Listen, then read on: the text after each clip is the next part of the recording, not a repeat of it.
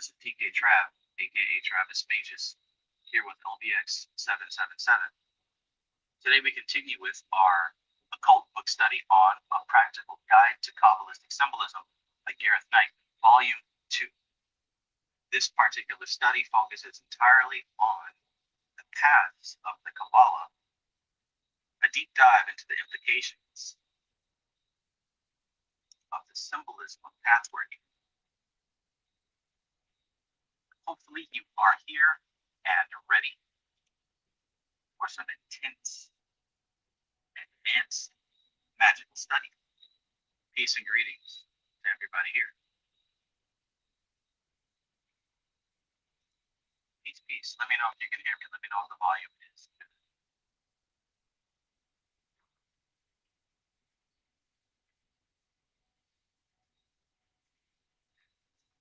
Let me know. Let me know.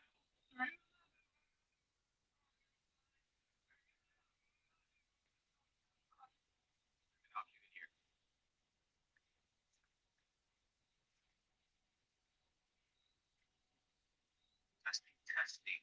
1, 2. We got somebody says the volume is weird. All right, all right. See if I can fix that. I think I know what it is.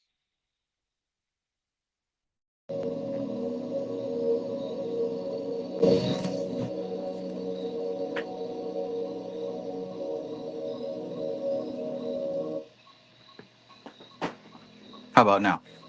Is it better? Is it more clear this time? Testing, testing. 12-8.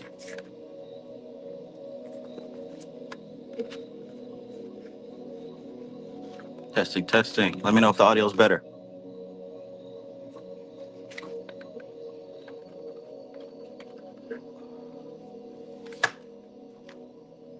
Way better. 2 better. Awesome. Awesome. That's what I need to know.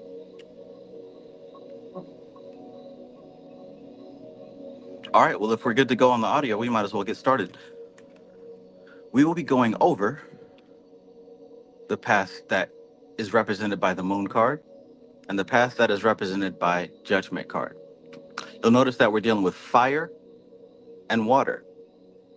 So let's see what this has to do with anything. Let us see what the Spirit saith to the churches.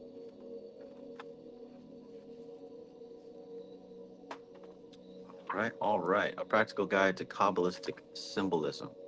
We just finished this. Now we're going here and here. So without further ado, we're going to dive right in, if you don't mind. Even if you do mind, we're still going to dive right on in.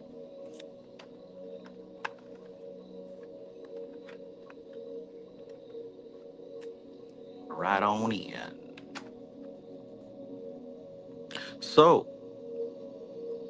go ahead and smash that like button if you are prepared to receive the teaching, the wisdom, the knowledge.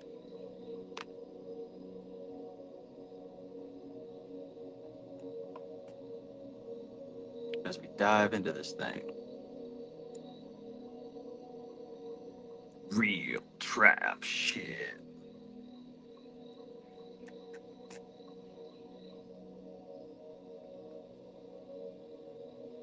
All right. Peace, peace to all my favorite people in the universe. Sunshine Chick, peace, peace. Always good to see you. Fat Tony, peace, peace. That's that knowledge you can't get in college. Zero, peace and greetings. The mental goddess, peace, peace. Marnie, peace and greetings. Soul love, peace. Louis, peace, peace. Rose of flame, peace and greetings. Phoenix Wolfette, welcome, welcome, peace. Conscious Corey, peace, peace. Monica Luan, peace. Mastermind, peace. Coop TGS, peace. Jim, peace. Tremere Vocal Harmony, peace, peace. I think we in here. We're ready to go. Amon Ra Central, welcome. Well, let's get started. The 29th path The 29th path. Oh, yeah, coffee.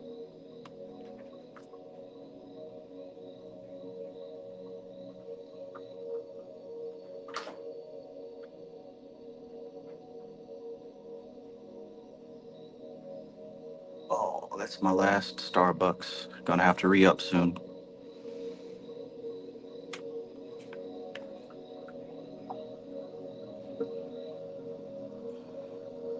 All right.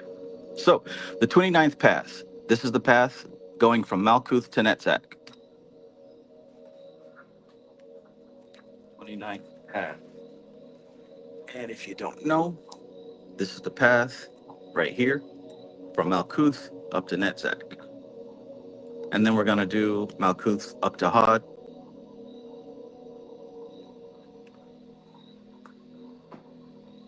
All right.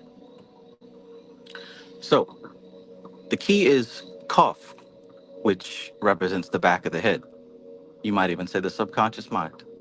Spiritual significance is Pisces, the fishes. So this path, this card, corresponds with Pisces. The theory is the ruler of flux and reflux. So flux and reflux is going to be represented by the moon card, of course. Change, the pattern of change.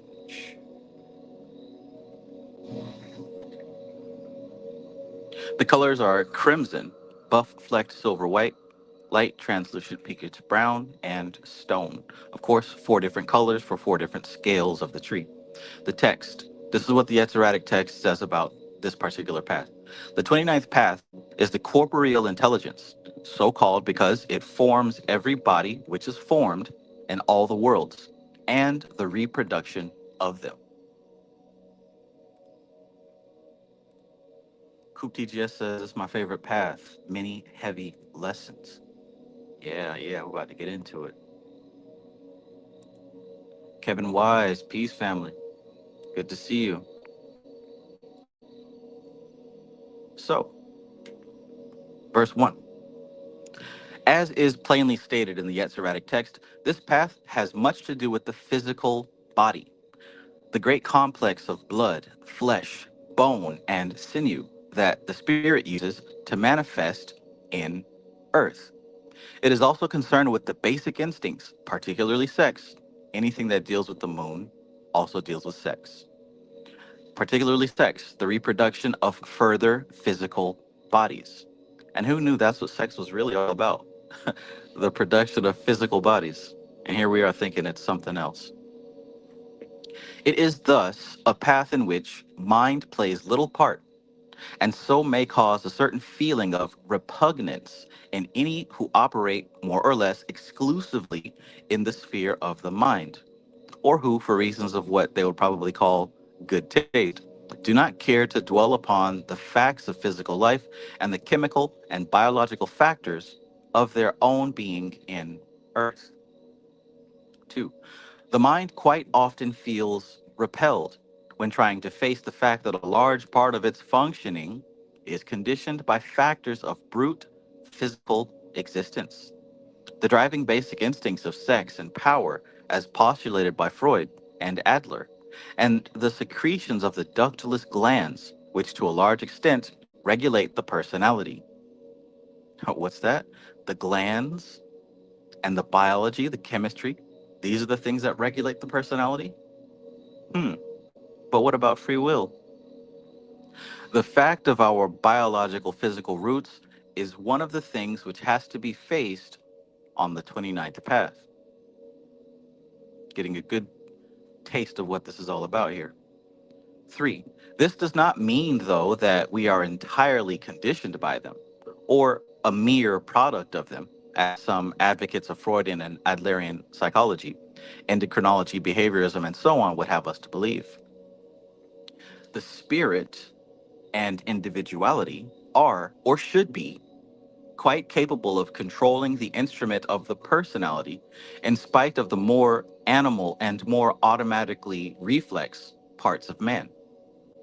We are rooted in instinct and in the mindless protoplasmic regions of physical existence, and necessarily so. But this does not mean that we have no responsibility for our actions. And of course, our standards must always change.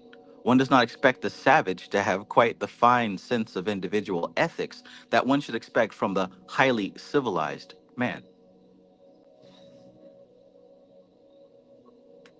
Mhm. Fuck it, I'll do it live.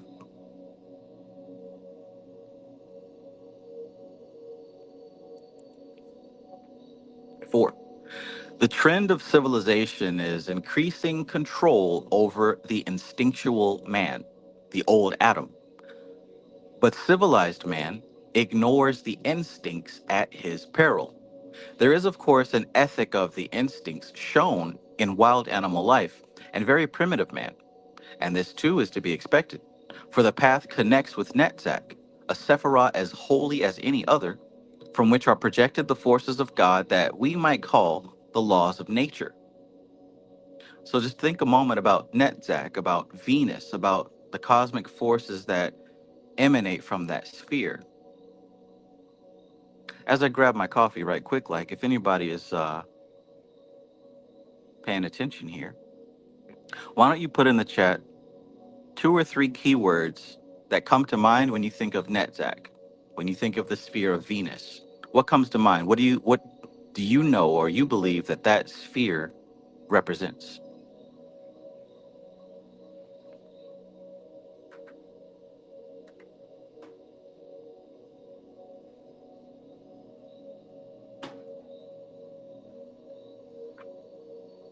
Especially if you were present for the study of mystical Kabbalah.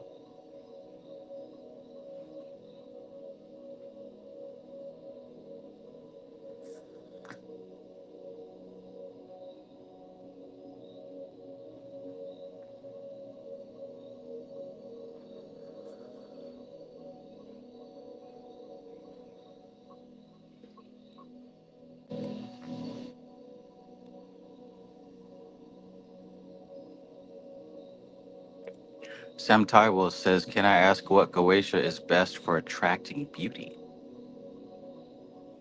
Yes, you can.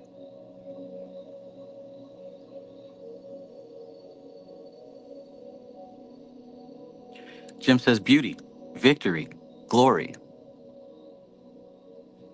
The mental goddess says, Pan. Mastermind says, sex and polarity. Coop says, creative imagination. Louis says, Rajas.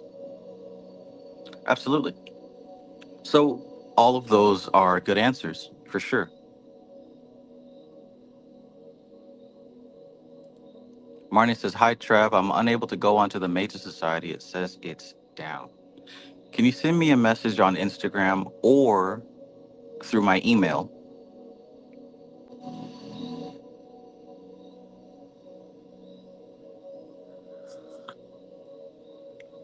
Then after this, I'll get to you. Sam Taiwo, perhaps you can check out Asmodeus. Asmodeus has a lot to do with astral influence, and beauty is about perception, not about anything concrete. All right, so yeah, that's Netzach. Has to do with nature. And when I say nature, I don't just mean, the forest and the trees and the grass, but also your nature, your human nature, your animal nature, and the beauty of that nature. And when you see the word victory associated with Netzach, it typically means the victory or the triumph of an organism that can overcome nature, right? Overcoming nature. In specific, we can say that animal nature, our biology. Most people are powerless against their nature. So they blindly are ruled by their hormones and also their beliefs. But there's a certain victory that comes from succeeding and exalting yourself, even despite the limitations of nature.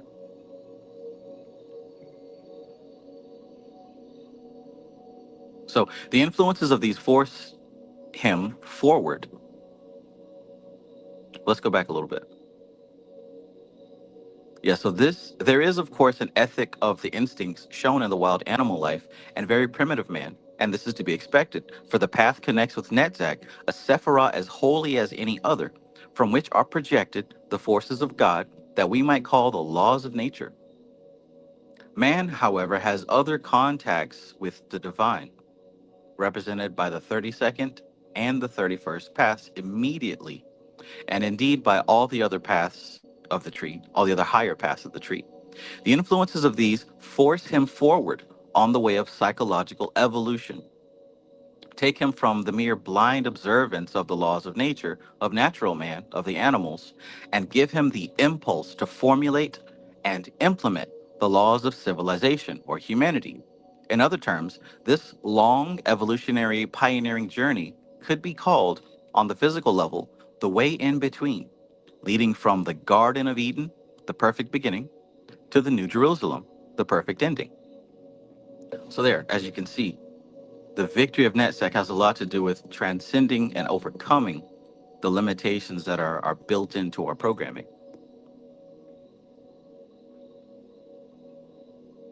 Evolution. 5. However, man never escapes from the primitive. He can control it and even transcend it, but in physical life, it is always with him. The acceptance of this is perhaps the main lesson of the 29th path. So we know, right, when we talk about the general public, we talk about the masses of asses, the typical person is not going to overcome their animal nature. They're going to be subject to it. At best, they're going to try to justify why they're enslaved by their senses. But when you start on the spiritual path and you begin the arduous task of introspection and shadow work and really looking into yourself, you can see that you're more than just an animal, right? You can see that. It's not enough to just hear that or know that. You have to see that for yourself. And then when you see that, you begin the process of expanding beyond just the animal influence. And after you do that, you come to a point where you accept the animal influence. You accept the fact that you do possess literally an animal body. You possess an animal, but you're more than an animal. But as long as you're here in this 3D reality, you operate through this animal avatar.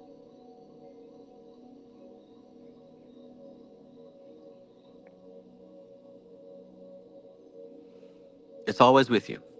The acceptance of this is perhaps the main lesson of the 29th path. It is the path of physical evolution, a going back into the primitive past of brontosauri, saber-toothed tigers, savagery, nature red in tooth and claw, concealed behind which is the beautiful Isis of nature in Netzach. Nature red in tooth and claw. And you get a good glimpse at this whenever you see like video clips or whatever of, you know, the law of the wild. I posted a video, little clip recently about there were two little baby birds in a nest, and you see one bird throw the other bird out. It pushes it out of the nest, and then it does like this war cry or whatever. And some people can say that that's wrong or that's bad or whatever, but that's nature. Nature doesn't care about feelings or opinions. Nature is literally survival of the fittest, and that's not a bad thing. But everything in our lives is about the survival of the fittest. One force dominating another force. Nobody's exempt from it, and it really doesn't do us any good to try to judge that, right? Because we're new to the game. We don't have any right to try to judge the rules. But what we can do is understand how nature works, especially within ourselves, and use it to our advantage. Survival of the fittest also includes you overcoming your animal nature.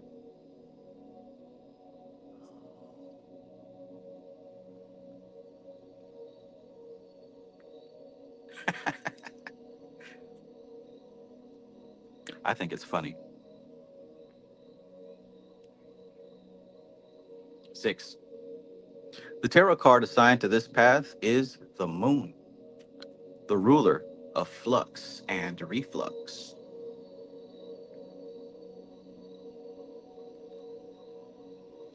Child of the sons of the mighty. This card shows a crayfish emerging from a stream or a pond onto a path which leads between two towers into a wild range of hills lit by the light of the moon. On either side of the path are a dog and a wolf, and drops of blood fall from the moon. So there's the crayfish, there's the dog and the wolf, there's the drops of blood falling from the moon, there's the two towers. All about evolution, right? Because you got the dog and the wolf, and we're told that dogs have evolved from wolves. So here you have the beginning and the end, yet the path doesn't stop there. That's only happening on one plane, one level. See the physical plane here? We got that primordial soup, the subconscious waters, the first life organism emerging from land onto water. There's your victory as well, triumphing from a lower state and expanding up to a higher state, evolving even still, right? And the next evolution is not going to be physical. In fact, the physical plane is perfect. The human body, every other animal, everything here is perfect. So nothing else physically is going to evolve. The evolution is going to be an evolution of consciousness. That's the only way to get up out of this plane. You don't take your body up to the higher planes. The body doesn't pass these gates. The body kind of goes, we can say if these are planes of like a lower plane and a higher plane and a higher plane and the highest plane, the body doesn't go up, it goes left and right. It might shift, but it's going to stay as it is, a vehicle that is a part of nature. Consciousness is not a part of this nature, it's beyond this nature.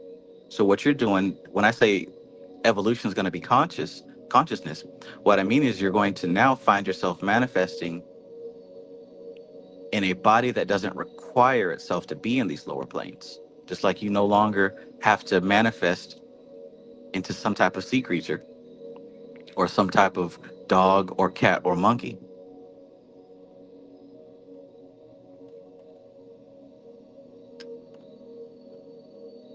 Maybe if you're lucky, you'll come back next time as a computer program. Imagine that.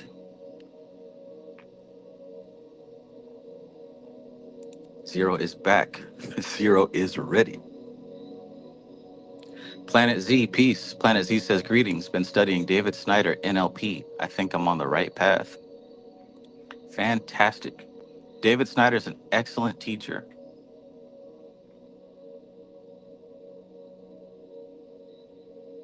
Excellent teacher. You know, when you use ChatGPT, you'll find that she glazes a lot. She really strokes the ego and tries to boost your self-esteem for whatever reason. I typically don't fall for it, but one time ChatGPT said that I reminded of a modern mix of Dion Fortune meets David Snyder.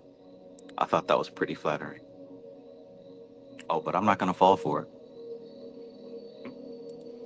Mastermind says, this path was hard for me to understand until I read Paul Foster Case talk about how the body is subtly affected by meditation and other factors.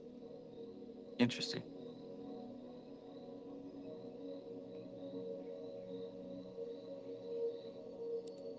Marnie says, thanks. I sent you an email and Instagram message about the problem with the website. I bought the Elemental course recently, so I really want to get back to it. Okay, cool. All right, so yeah, so I am familiar with at least your name. Yeah, I'll get back to you after this. I'll get you situated. For sure. And welcome to the course, my friend.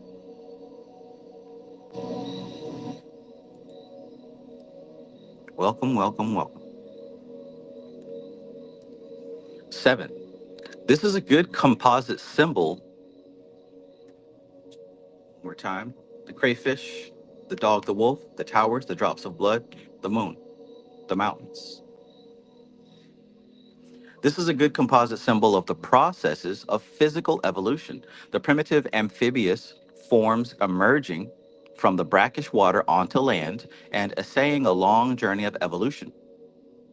The towers can be said to represent the opposite poles of manifestation, and the dog and the wolf show the wild and domesticated versions of the same general species. You ever seen a wild human? You ever seen a domesticated human?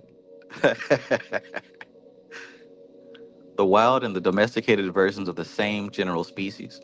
The dog is an animal sacred to Hecate, goddess of the moon, and the primitive sexual side of the card is also apparent when one considers that, to the Greeks, the sound of a dog howling at the moon was the apotheosis of obscenity.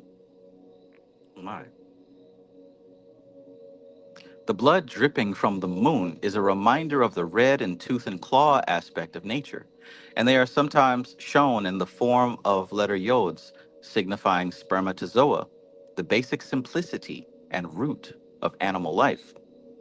The moon is associated with the great cyclic movements of tides on the Earth's surface, and also with the growth of vegetation and with the menstrual cycle of woman. This cyclic activity, no doubt, accounts for the title of the trump, ruler of flux and reflux.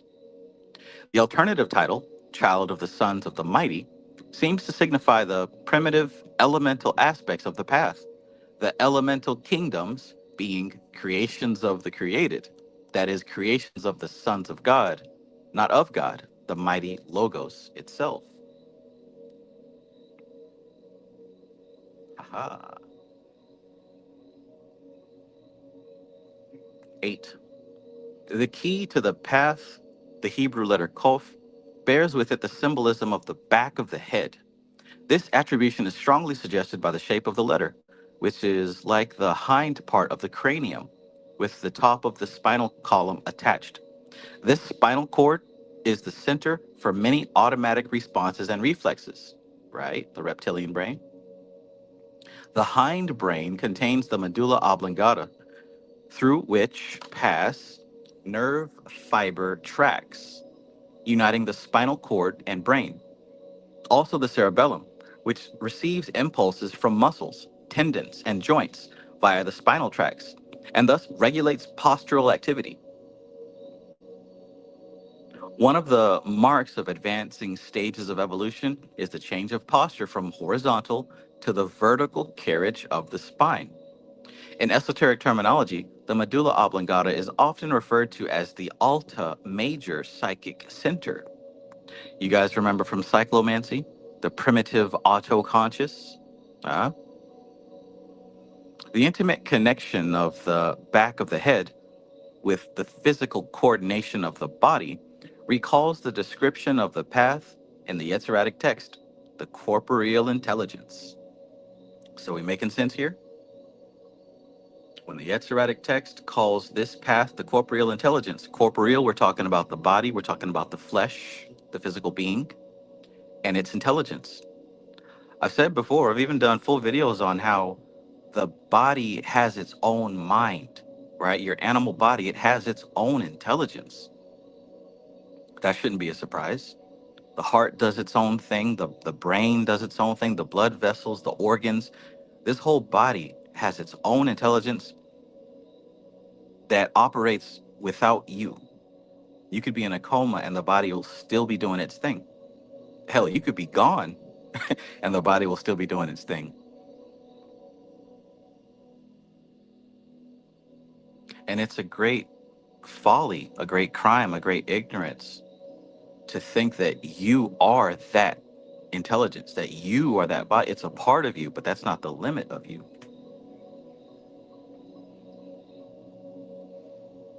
Zero says, come back as a computer program is even more immortality than getting remembered for people because your imprint is more lasting, I think. Yeah, I think it's a possibility, honestly. Jojo, peace, peace, and welcome. Peace, peace. Kingmaker says, Abraham Hicks, Bashar, Neville Goddard, and Travis Magus, the Mount Rushmore of spiritual teachers. Oh, now you're flattering me like my chat GPT.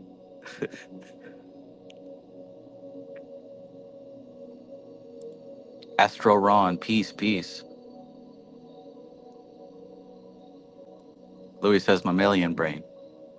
Yeah, I probably got the two confused. Mammalian brain.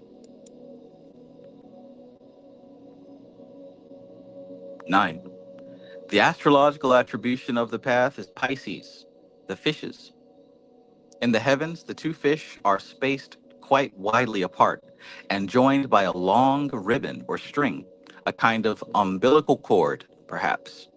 At one level of interpretation, this could be taken to be the individuality and the personality linked together in the worlds of form.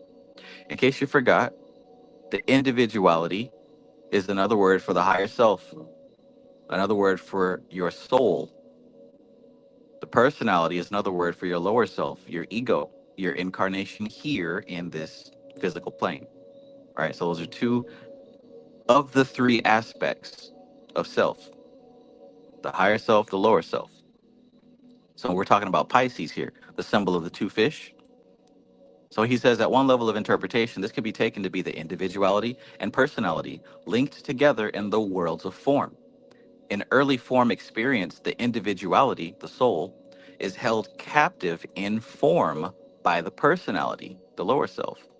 But as evolution progresses, the situation is reversed so that the personality is held under control of the individuality, right? That's where we should be going.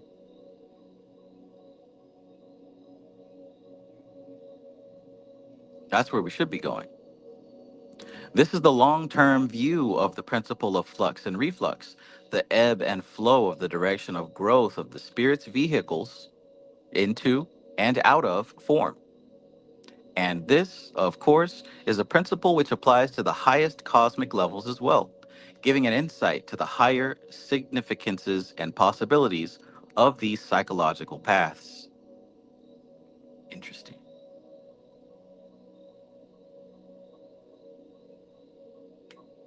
10. The conventional symbol for the constellation Pisces shows two crescents facing opposite ways and connected. Again, an indication of the moon and flux and reflux.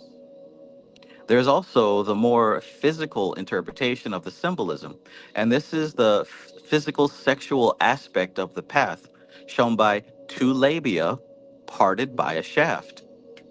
Does anyone here not know what a labia is?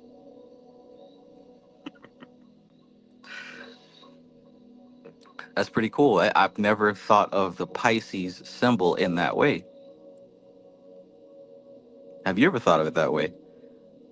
There is also a more physical interpretation of the symbolism, and this is the physical sexual aspect of the path, shown by two labia parted by a shaft. These labia, the feminine sexual organs, are the gates of conception and also of birth. Ascending the path can be considered a species of psychic fecundation, therefore, and descending it a process of birth to the physical. The source of the power of fecundation and birth is the vibrant Sephirah Netzach, one of whose goddesses is Aphrodite, the awakener. As a side note, remember I mentioned last week that I took the Encyclopedia of Spirits and the Dictionary of Deities and a couple other books that have full catalogs of all the different gods and goddesses throughout culture. And I asked ChatGPT for recurring themes in those books. And the top two recurring themes that it gave to me was number one, the rebellious God, right? One who rejects the authority and does his own thing. You might know him as Lucifer, Melektaos, Prometheus. There's so many different ones. Doesn't matter who, it's about the energy. And the second recurring theme that ChatGPT gave me from all those books was the goddess as the initiator, the goddess as the awakener, the goddess who comes into the situation and takes you to the next level. Those are the two recurring themes that I have found throughout all systems of gods and goddesses. That's pretty cool, huh? Now, granted, ChatGPT can be biased, but I think that's a pretty interesting point. So again, the source of the power of fecundation and birth is the vibrant Sephirah Netzach, one of whose goddesses is Aphrodite, the awakener. The sexual aspects of this path, though, are more the physical and etheric sides of sex. The physical and etheric sides of sex than the emotional polarity of it, which refers more to the 28th path from Yesod to Netzach. All right, so there's an emotional path of sex. That's not one we're covering today. This is more of the physical side of sex and the etheric side of sex. You could say the energetic side, right?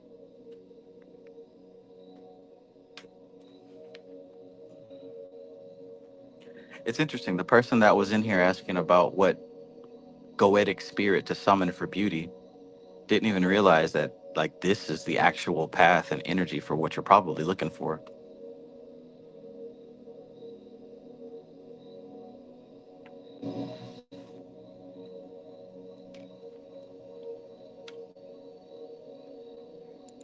Look at there.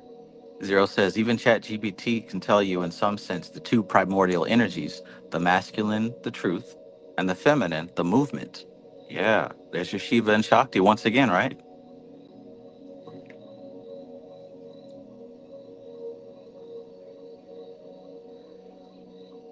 There's our Shiva and Shakti once again.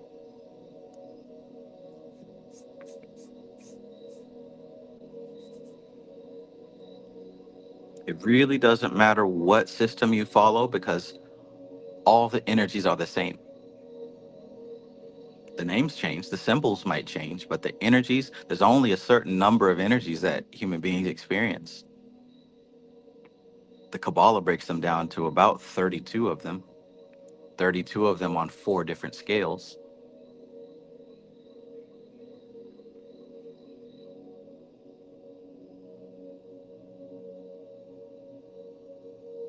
Aphrodite was said to have been born of the sea foam, and the sea is the most obvious physical example of the principle of flux and reflux.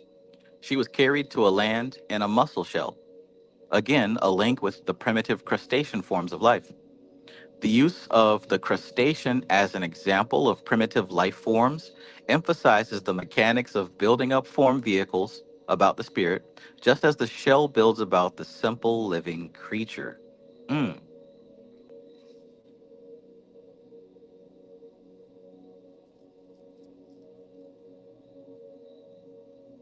okay. So we can look at that lobster or the crab or whatever crustacean, this symbol right here, we can look at that as a metaphor for how we incarnate in these lower dense planes. It's more like a grain of sand entering a clam, an oyster or whatever, and forming layer upon layer until it becomes a pearl. He says the use of the crustacean as an example of primitive life forms emphasizes the mechanics. These are the mechanics. And remember, whenever we talk about the moon Kabbalistically, especially Yesod, the secret name for Yesod is, or the vision of Yesod is the machinery of the universe. So when you think about the machinery of the universe, you got to think about the mechanics, right? And Yesod is the moon, the machinery of the universe. This path is represented by the moon. So we're still dealing with that machinery. A part of that machinery involves the mechanism of building up form vehicles around the spirit. So the spirit is like that grain of sand that enters the clamshell and it forms layers to make it smooth. And each layer is a different vehicle. So you got your spirit in there and it forms layer upon layer until it becomes the soul. And then the soul forms layer upon layer to become the body. But I mean, you have to kind of open your mind when you think about that symbolism. It's not that the spirit is in the middle and the soul's wrapped around it and the body's wrapped around it, because your soul's not in your body, your spirit's not in your body. But think of it as, Dion Fortune calls God pressure. Think of it as like these layers, right? Like layers of pancakes. We could say that the spirit itself is pressing down into that layer of pancakes. Now, that pressure down into the world of matter, that pressure down has a trickle down rippling effect. So that pressure down in a lower plane, it's gonna form as a soul, and that pressure down is gonna form into the physical plane as a body. Do you get what I'm saying here? So it's not exactly like something with layers wrapped around it. It's more like that pressure is causing something to manifest in the lower planes. Let me know if that makes sense. Elisha Eternal says, like the koshas. Exactly. Exactly. So good to be here with people who understand the language and know what's, you know what time it is. I get so used to that over here because I go elsewhere and sheesh, sheesh. Alora, peace and greetings. Internationally known. Hope you're having a wonderful time living your best life all around the world. Good to see you, Alora. Discover the hero within. Peace, peace.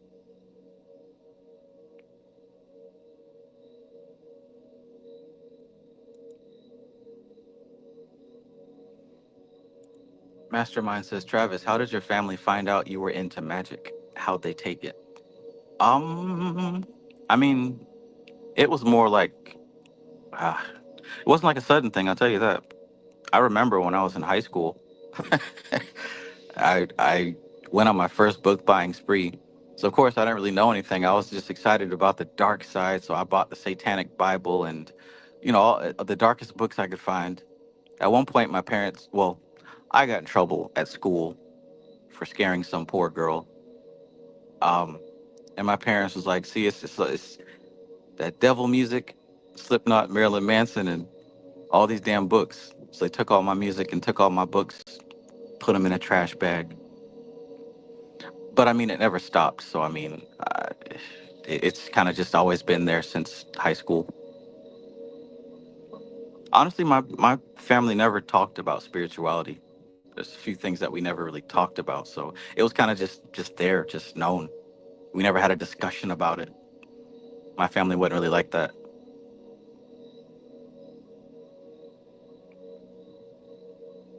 It's one of those situations where it's like, oh well, that's just him. He's just doing that. Harris, peace, peace. But I mean, they were right. It was the devil music. It was the devil books. But I tell you one thing, it wasn't. It wasn't a phase. It's not a phase, Mom. This is my life. It's not a phase. This is who I am. Why can't you accept me for me?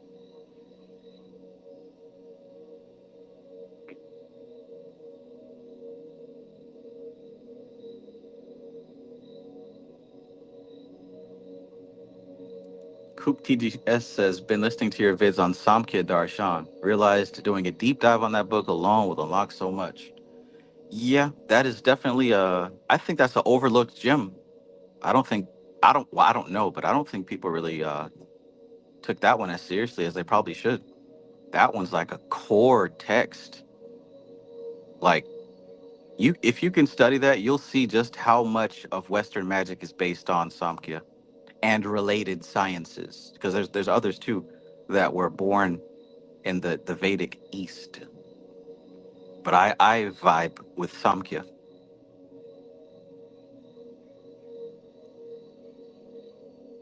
So Love says you chose this path prior to your birth. Absolutely. I was more than likely doing this in another lifetime, and I am here picking up the pieces, just like you. Kay Harris says, Trav, have you ever done a 10-day Vipassana meditation repeat retreat? Absolutely. I used to talk about it all the time. It was definitely life changing. And I'll tell you, if you're thinking about it, don't think about it, just do it. Don't think about it, just do it. I was paranoid and scared. I thought they were going to put me in a cage and scan my brain, but nah, man. Those 10 days of silence and pure meditation was absolutely life changing. My mind was so clear, I could see all the way back into my past. My mind was so clear during that retreat with no distractions, no titties bouncing everywhere. I could see all the way back into my childhood, bro. I even saw the future. Like, I saw LVX777 and myself broadcasting messages across the world. I didn't know I'd be a YouTuber or anything, but yeah, man, I would certainly go into it. Do not be afraid. Kay Harris says, I am. Okay, thank you. My daughter said it sounds like a cult. I want to go bad. Yeah, trust me, I was paranoid. I was scared. It's funny because at the last minute, because I was really talking about it and planning on it, and at the last minute, I tried to wiggle out of it. I told my baby mama, like, okay, 'cause I was living with her at the time. We had this little closet shed in the back. I was like, well, how about I just go in there for 10 days and you can bring me food, and instead of going, I'll just go into the shed for 10 days and we'll do that. But no, I tried to back out of it. But I went, and like I said, it was life changing. There's nothing weird. You literally, it's just you and a bunch of other people. There's no talking. They feed you good. You're meditating. It's pure peace. They guide you through the whole process, and you won't find anything like it.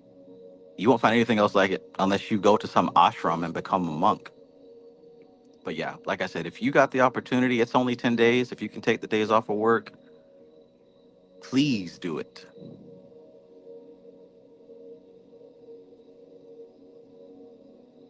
I had one student in my class, man. He was talking about it. He did it. No, this shouldn't sound bad, but I didn't hear from him again.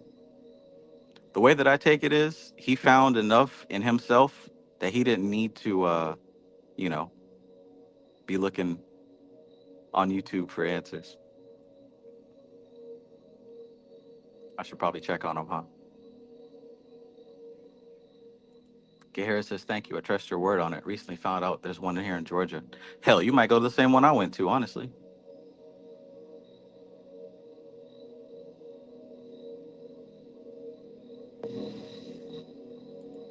Discover the Hero Within says, and there's an undescribable peace experience with the retreats. All right. Let's get back to this text. But yeah, go. Don't be scared. You'll be all right. Coop TGS says, Trev, I just got my hands on Matrix 5. Oh man, I spilled the beans. I yepped too much about that book. That's two people now. I'm looking at the jellyfish cover right now. Do you think reading the other volumes are necessary to understand volume 5? No, the other volumes are not necessary to understand 5. In fact, the other the others are not as interesting as 5, in my opinion. Discover the Hero Within says it's kind of difficult coming back to regular society. Yes, it was. I tell you that. Um, Gosh, I don't want to get too sidetracked. I'll just say I'm glad I had somebody to come home to because I was certainly missed. She made it known. Goodness. All right, back to this.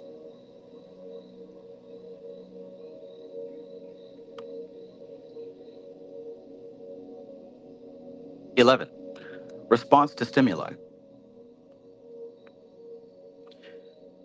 Response to stimuli, the awareness of and reaction to an objective world, has various grades of development. The most primitive form is the reflex action, an automatic movement of nerve cells and the associated muscles, which we have already considered under the symbolism of the Hebrew letter Qoph. The next stage consists of tropisms, obligatory movements of the whole animal, which becomes common to groups of animals of the same kind.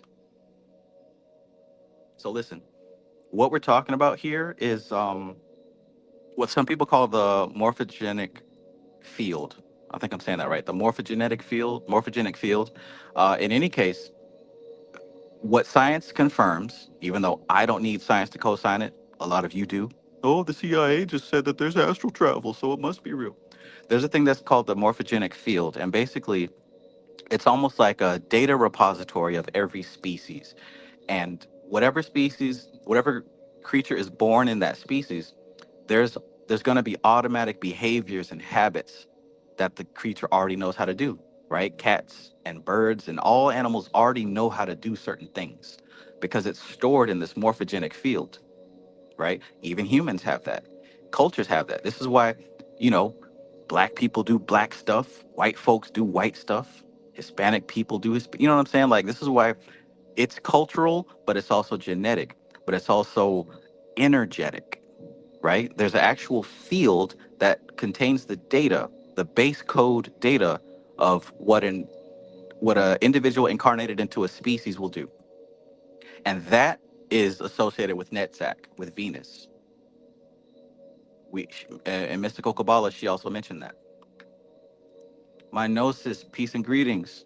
Welcome, welcome.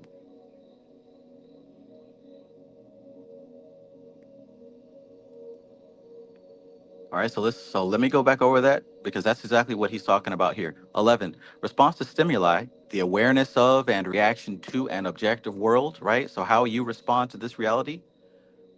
We carve patterns into what I call the etheric field. They're called etheric patterns, right?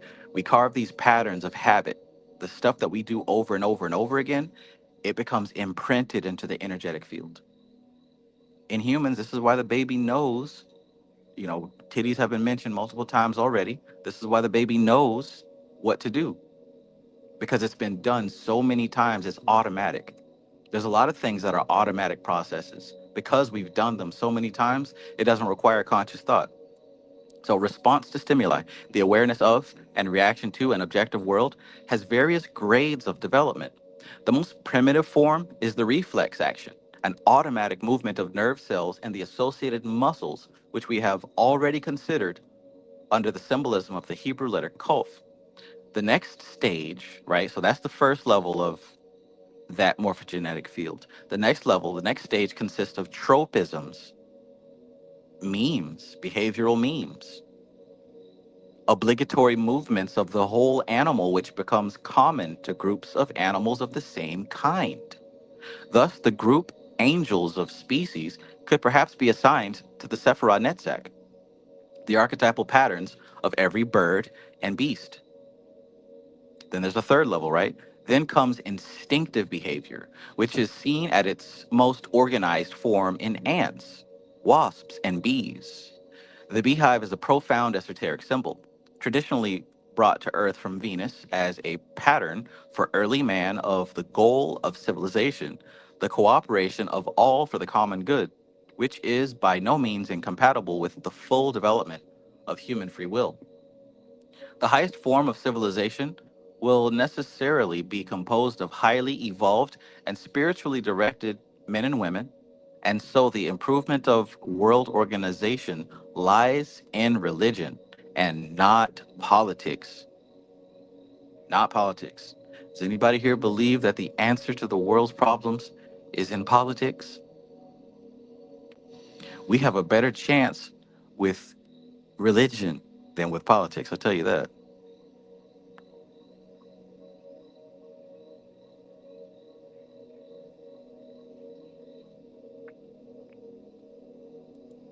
Benjamin 37 says, could it be possible to reincarnate as an atom? Absolutely. Hell, that might be the most sublime incarnation.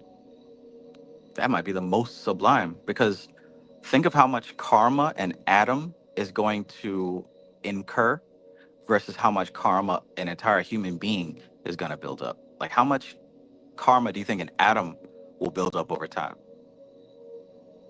Really, its area of effect isn't really doing much. That's a pretty cool thought, too, isn't it? Incarnating as an atom. How much time do you think you'd have to meditate? Minosa says, I think Trump can save us. Hell, I think Kanye can save us. As long as it's a Gemini, we're in good hands.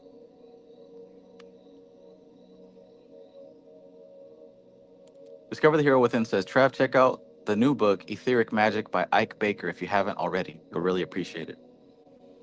Etheric Magic. Okay. Listen, if you can send me that title on Instagram, I'll remember and check it out. Etheric Magic. Yeah, send me that title on Instagram so I can check it out because I'm using my phone as a camera.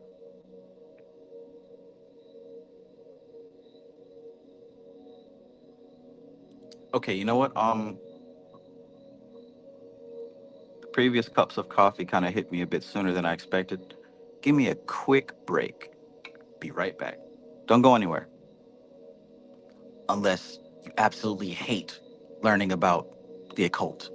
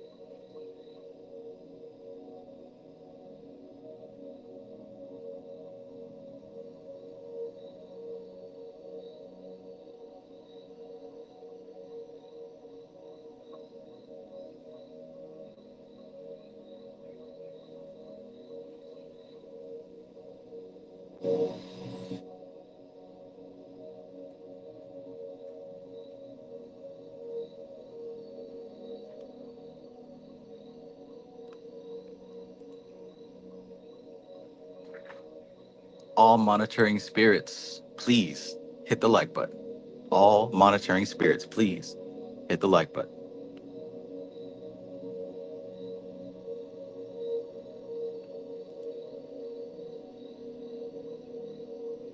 Zero says reincarnating as an atom sounds like you really transcend everything and become quantum free. Hell yeah.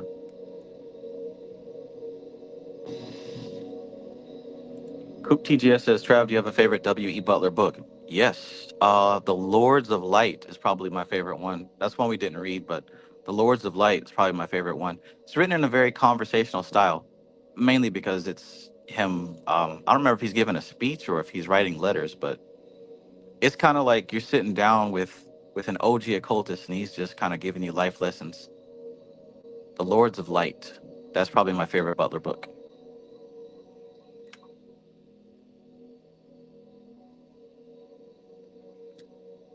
He comes off as a very nice fellow.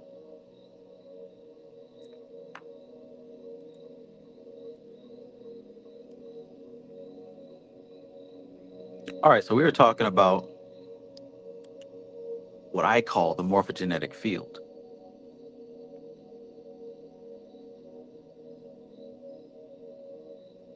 But really, we're talking about what's happening in the Sephirah of Venus, of Netzach. So, the highest form of civilization will necessarily be composed of highly evolved and spiritually directed men and women. And so, the improvement of world organization lies in religion and not politics. And don't get offended and pissed off because you hate Christianity. I don't. He's not talking about Christianity. What he said there was highly evolved, spiritually directed men and women. You're going to find those people in some sort of spiritual system. You're not going to find them folks in politics.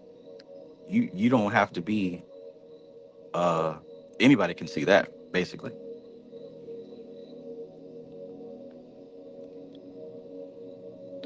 And by organization is not meant the stereotyping of habits of small uncreative cogs in a social machine, but willing cooperation in a corporate adventure. Many are perfect organization Many are perfect organization men and women, their lives stereotyped by habit from morning till night. But such are almost dead souls, for habit is a killer unless used creatively. That is, in order to release the mind for other activities. I think that's a reference to elemental forces too. All the habit patterns that we form in our lives can be and usually are possessed by elemental spirits. And if you just let these habits run your life, then what are you doing? That's the unconscious way. Now, the conscious way is to actually build habits into a lifestyle that allows you to free up your energy, to free up your mind so that you can focus on higher things, not just going with the flow and going on autopilot. That's closer to what we would call an NPC, dead routine. We're not talking about dead routine. We're talking about consciously building up lifestyle patterns so that your mind and your energy can be free to focus on spiritual development. Do you see the difference?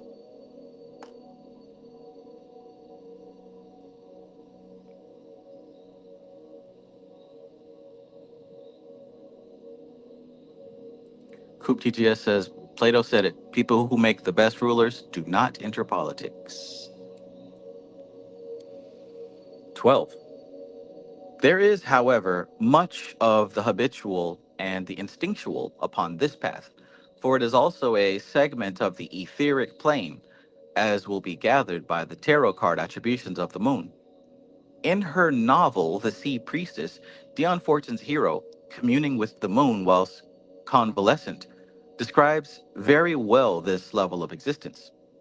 Now I cannot tell what I said to the moon, or what the moon said to me, but all the same, I got to know her very well. And this was the impression I got of her, that she ruled over a kingdom that was neither material nor spiritual, but a strange moon kingdom of her own.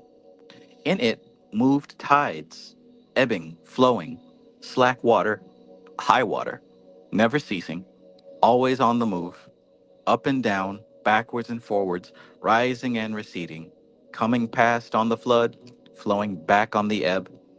And these tides affected our lives. You ever wonder what the spiritual principle of the fairy kingdom was?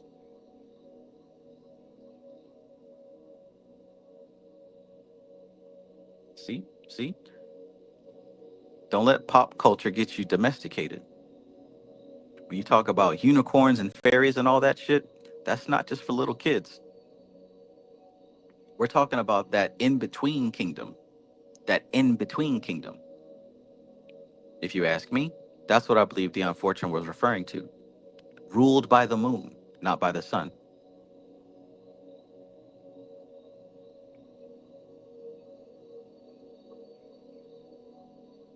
Let's keep going. I'll read that again because that's pretty cool, right? Now I cannot tell what I said to the moon or what the moon said to me, but all the same, I got to know her very well. And this was the impression I got of her, that she ruled over a kingdom that was neither material nor spiritual, but a strange moon kingdom of her own. In it moved tides, ebbing, flowing, slack water, high water, never ceasing, always on the move, up and down, backwards and forwards, rising and receding, coming past on the flood, flowing back on the ebb. And these tides affected our lives. They affected birth and death and all the processes of the body. They affected the mating of animals and the growth of vegetation and the insidious workings of disease. They also affected the reactions of drugs, and there was a lore of herbs belonging to them. All these things I got by communing with the moon. And I felt certain that if I could only learn the rhythm and periodicity of her tides, I should know a very great deal. But this I did not learn, for she could only teach me abstract things, and the details I was unable to receive from her because they eluded my mind. Man, that kingdom right there, it's like what's happening behind the scenes. Children have access to it. But you want to talk about the moon and you want to talk about the etheric plane, that's what it's all about. People who are sensitive, they have somewhat of a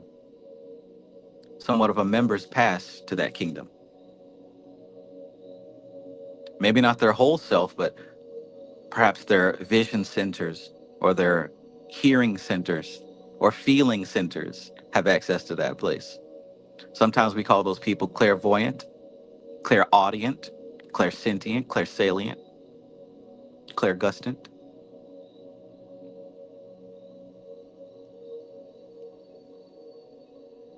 Alora says in fairy stories, they would swap out their babies for human babies and would switch them again when puberty hit. This makes me think of that in another perspective now. It does, right? Can you remember your life before puberty? Hmm. How far back does your memory go? Interesting, huh? I didn't forget Alora.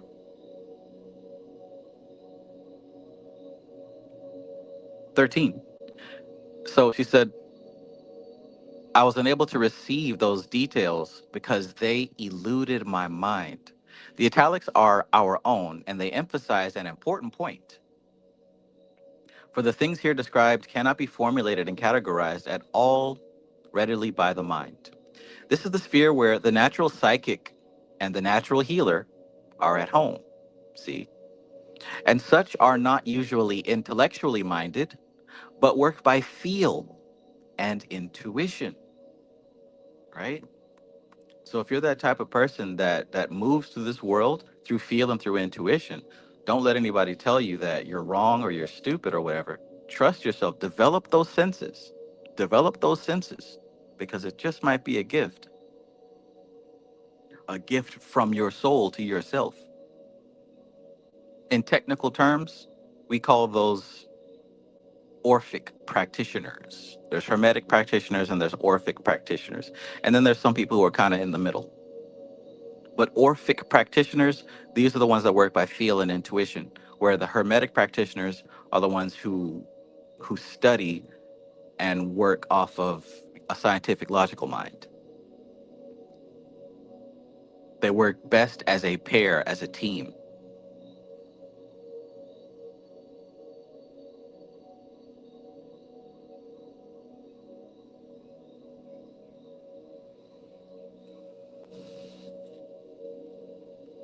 13.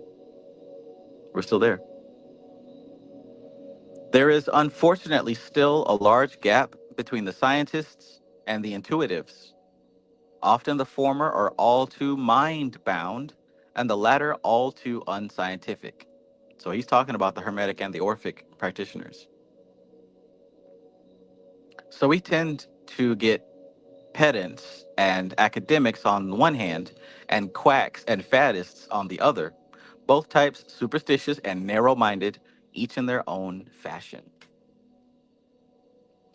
Now, see, because I work on myself and I try to be refined, I try to really kind of delay judgment on folks, right? Because, we as people in today's culture are very quick to judge others. But I know y'all have seen some of these folks who are spiritual, right? And they're light beings and they're star seeds and they're Pleiadians and they're actually aliens from another dimension here to deliver a message to humanity. We've all seen those folks online. It's very easy to quickly judge them and say they're crazy or they're weird or whatever, but what if they do have a little something? It's just that, you know, the personality they evolved around it is,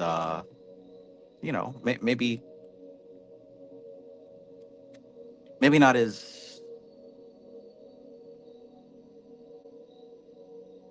I'm trying to choose my words right. Maybe it could be done better. We'll say that. Maybe it could be done a little bit better.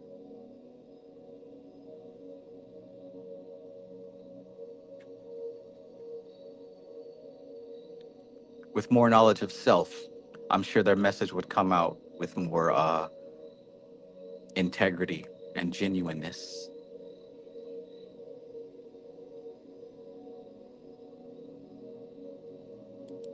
Benjamin says, so if I go to the moon or Neptune, I can really tap into this place you're talking about. That's one way to do it. Um, there's different ways to do it, of course.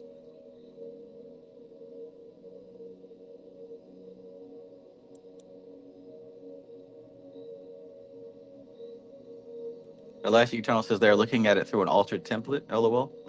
Well, well, see that's a big thing also, right? Because it's a long story. It's not just, oh, that person's crazy or that person's fucked up. It's not just that. if they really are touched and special like that, they probably had a difficult childhood, a difficult way to assimilate into society. They were probably made fun of and rejected and outcast and all that good stuff. So their ego, right? They probably have a lot of shadow work to do. They're probably very unhealed. And a lot of those people, when looking online, they probably found an answer, right? If you're like different and you don't know why, if you're spiritually different but you don't know why and nobody can tell you why, then all of a sudden you see an answer online that says, "Are you a star seed? Are you a Pleiadian?" Now you start to have answers, right? And as you're looking for meaning and you're looking for an identity, you're looking for something to help you come to terms with how you're feeling. It's easy to get caught up in anyone's narrative. That's what I mean. So it's not entirely that all these people are. Some of them are. Now, don't get me wrong. Some of them are, but it's not that these people are just crazy and out there. Sometimes what you're seeing is what they have found as a way to express their inner uniqueness.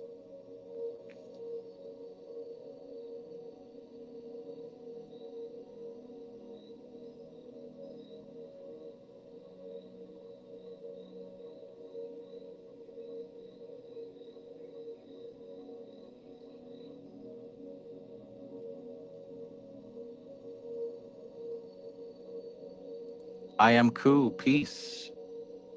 Starlion. Peace. Peace. Benjamin says, "I'm a German starseed. Hitler had the spaceships in Agartha." They don't understand what I say on Twitter, man. They don't understand the things I say on Twitter. All right, let's get back to it.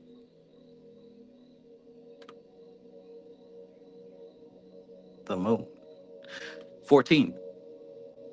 The natural world and its etheric counterpart, corresponding to the potencies of the 29th path, do represent a barrier and even a frightening illogical horror to the mind. For the mind does not operate in these regions except at a primitive instinctual level. So, look, this region that we're talking about, the conscious mind, the logic mind, the mind that we're used to, it doesn't operate there, right? Not as it is. The influence that we pull from this area of the 29th path, we're pulling it on a very subtle subconscious level. So to fully go there, homie said, I have to go to the moon or Uranus or Neptune. I'm pretty sure I'm picking up what you're putting down. This is why whenever you do trip hard, it's so weird. It's so alien and sometimes terrifying, because that is the nature of this place we're talking about. It's so fluid, where nothing is real and everything is permitted. If you ever had a bad trip and you were able to come to terms with it, you know that you put yourself there based on how you were thinking. So when we're dealing with this fluid realm of the moon, when we're dealing with this fairy kingdom, when we're dealing with this fluid space, your your conscious intention literally shapes what you're experiencing. For those of you who know that Vedic science, this is Chitta in the raw. This is that mind stuff in the raw. So if you don't know how, if you don't know how to maintain your frame, right? If you don't have a solid mental infrastructure, it can be dangerous going into those realms, because literally what you think becomes a reality. So if you're already unstable and you find yourself in this type of area, especially doing some type of chemical altering substance, really it's up to how solid your inner structure is.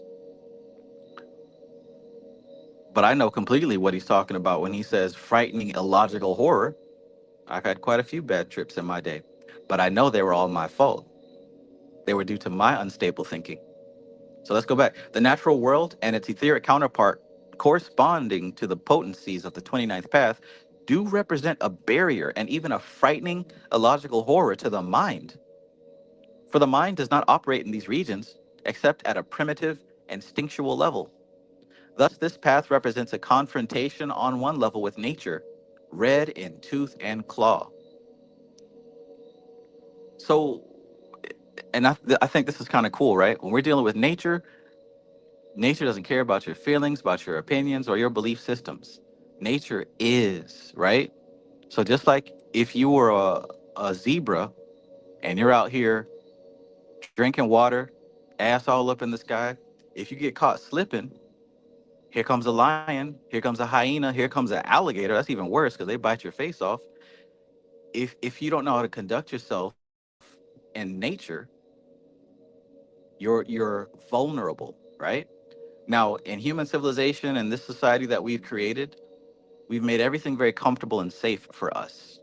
So on a level, we forget about that red in tooth and claw aspect of nature. Now, look, that doesn't mean we've escaped nature. That's what he said before in this very chapter. We didn't escape nature, right? So if you find yourself in these higher etheric planes, you'll find that the same rules apply. It doesn't matter what you call yourself on the internet. It doesn't matter how you dress or none of that stuff. If your inner structure is not solid, you're vulnerable in these spaces. And a lot of people are vulnerable because a lot of people don't do inner work. That's why you'll see these people on social media talking about the dangers and, oh, you need protection. And there's these agents and these evil beings out. They're saying all that stuff because they were not mentally, emotionally solid. And they felt the pressure of nature. They felt the sting of that tooth, the sting of that claw. And that type of thing keeps a person from delving too deep. That's why they'll say, oh, the occult is evil, magic is bad, go to Jesus, right? Because Jesus is like this little safe oasis in the wilderness. But you know what I'd rather be? I'd rather be somebody who knows how to handle themselves out here in these spiritual streets, right? I'm the threat, motherfucker. What Janet, what's that scene say? How do you marry a woman and turn around and let a man bend you over? Ain't nobody bending me over. Oh my God, that is the funniest scene in all of Hollywood. But yeah, that's what time it is, man. In these spiritual streets, you've got to have your inner self firmly developed. And that's the whole point of this whole spiritual path, right? That's why we meditate. That's why we do the practices we do to fortify and strengthen our inner being so that when we ascend, these entities come to us offering their services, right? Hoping to become assimilated within our structure, not trying to chew us up and tear us apart, right? So if you go into these realms and you come back talking about, y'all better stay away from that Kabbalah stuff, man. There's demons waiting to drain your energy. What you're really saying is, I was unprepared and now I'm scared. Now, that's not directed at anybody specific, but if you do feel attacked, don't get mad at me. Analyze your experience. Did I offend anybody? I think two people left the chat. Ain't nobody bending me over. He had to make that part clear, boy. Everything else he tried to lie his way out of it, but that part right there, no, he had to make that part clear. Oh, so you doing the bending? Is that what it is?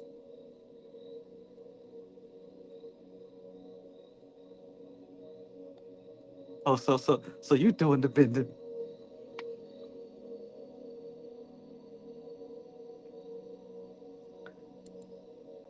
I don't matter. I don't. It doesn't matter how many times I see that scene. I will bust out laughing.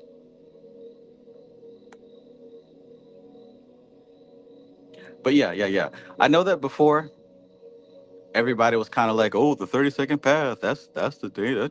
Nah, it's that 29th path. That's the real one right there. That's the real one. 32nd path. You still have a little bit of a buffer. You still have a little bit of a. You still have a little bit of the human safe zone. But once you start going past the 32nd path, you start venturing further away from the human experience. And if all you know is human, if all you know is human, That might be lunch to somebody, because human is a very fragile thing. Just look down here. You could send somebody to tears with just a word. You can send somebody to tears. You can fuck up somebody's day with a word. If we're that fragile, how do you think we're going to handle ourselves in the ocean of cosmic forces, you know? So yeah, looking at the chat here, I think that y'all know what I'm talking about. Y'all know what I'm talking about. Look at that. Mastermind says Jesus ain't gonna drive you all the way. I mean, he might take you to Tifereth as long as you keep the straight and narrow path. As long as you take that straight and narrow path, he'll walk you up to Tifereth. But if you veer off to the left, if you veer off to the right, you're gonna feel the sting of that tooth and claw. You're gonna feel the bite of that tooth and claw. When you meet the Georgia Bulldogs, you're gonna feel the bulldog bite. Man, let me get back to the text, man. We got to stay on it. We got to stay on it.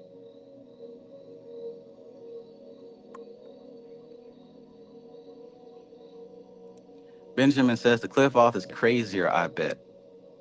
I really gotta teach on the clip off, man, because see, the clip off is behind every Sephiroth and behind every path. So honestly, what I'm talking about kind of is the clip off, right? If you veer out of the harmonized zone of the Sephiroth, you begin entering into the clip off. So the clip off is right there, right next to the actual Sephiroth. But if you find yourself imbalanced, what you find is that you don't fit into the system in a harmonious way. So that means you will find yourself in the clip off. So the clip off isn't under the tree, it's right there. And if you find yourself imbalanced, you'll find yourself in the clip off.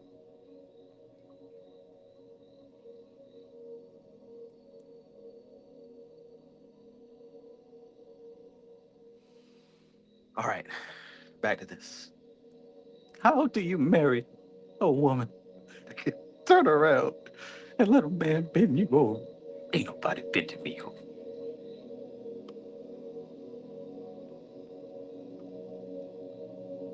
All right, where we at? Thus, this path represents a confrontation on one level with nature, red in tooth and claw.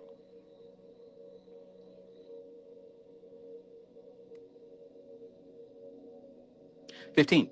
In his early novel, Wyatt, Olympia Press, Paris, Grove Press, New York, Samuel Beckett gives an horrifying example of the recoil of the human mind from the natural world. Watt and his friend, alone in a strange garden in an alien universe, are in the habit of going down to the stream to look at the rats. And when we would sit down in the midst of them, Watt says, and give them to eat out of our hands, a nice fat frog or a baby thrush, or seizing suddenly a plump young rat resting in our bosom after its repast, we would feed it to its mother, or its father, or its brother, or its sister, or to some less fortunate relative. It was on these occasions we agreed, after an exchange of views, that we came nearest to God. Wait a minute, let me read that again.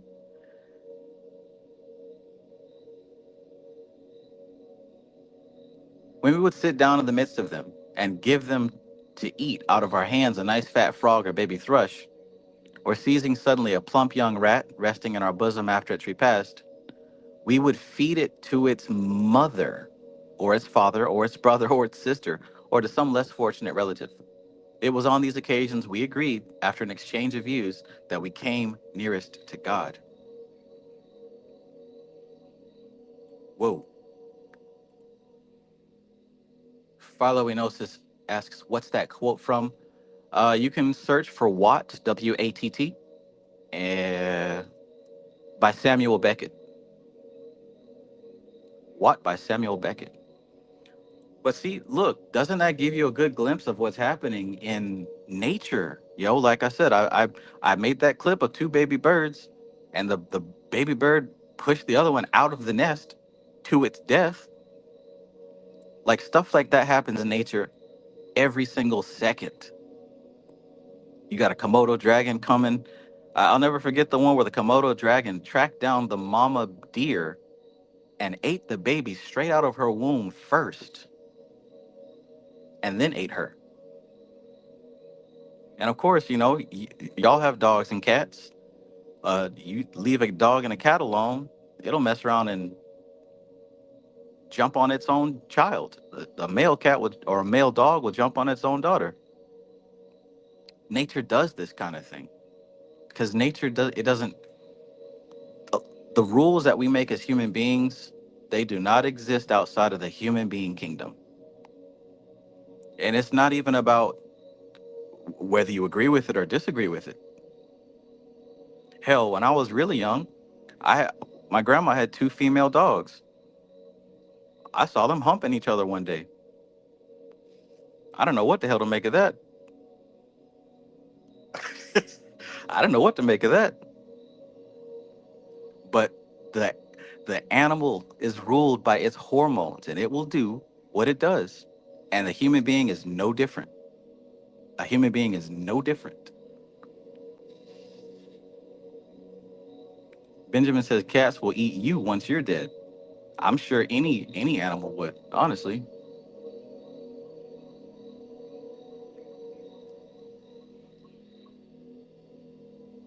Yeah, if you see an experience of nature being nature, like you really start to think, what is good and evil? Do human rules really apply? Coop TGS says humanity is perpetually shocked by the fact that reality doesn't line up with their image of it. Right. And see, that's the textbook definition of insanity. If you ask Michael W. Hall or W. Michael Hall, the founder of neurosemantics, which I think is superior to NLP, that's the definition of insanity. When your inner reality doesn't line up with the outer reality.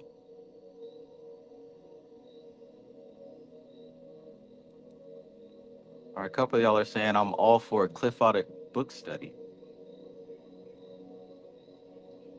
Well, if I can find a good Cliff Off book, other than that, I'll just have to go off the top.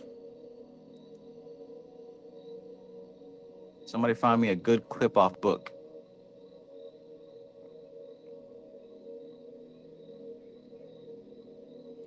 Planet Z says, can a young teen or kid have a sexual nature? You were a young teen. You were a young kid. You can answer that question.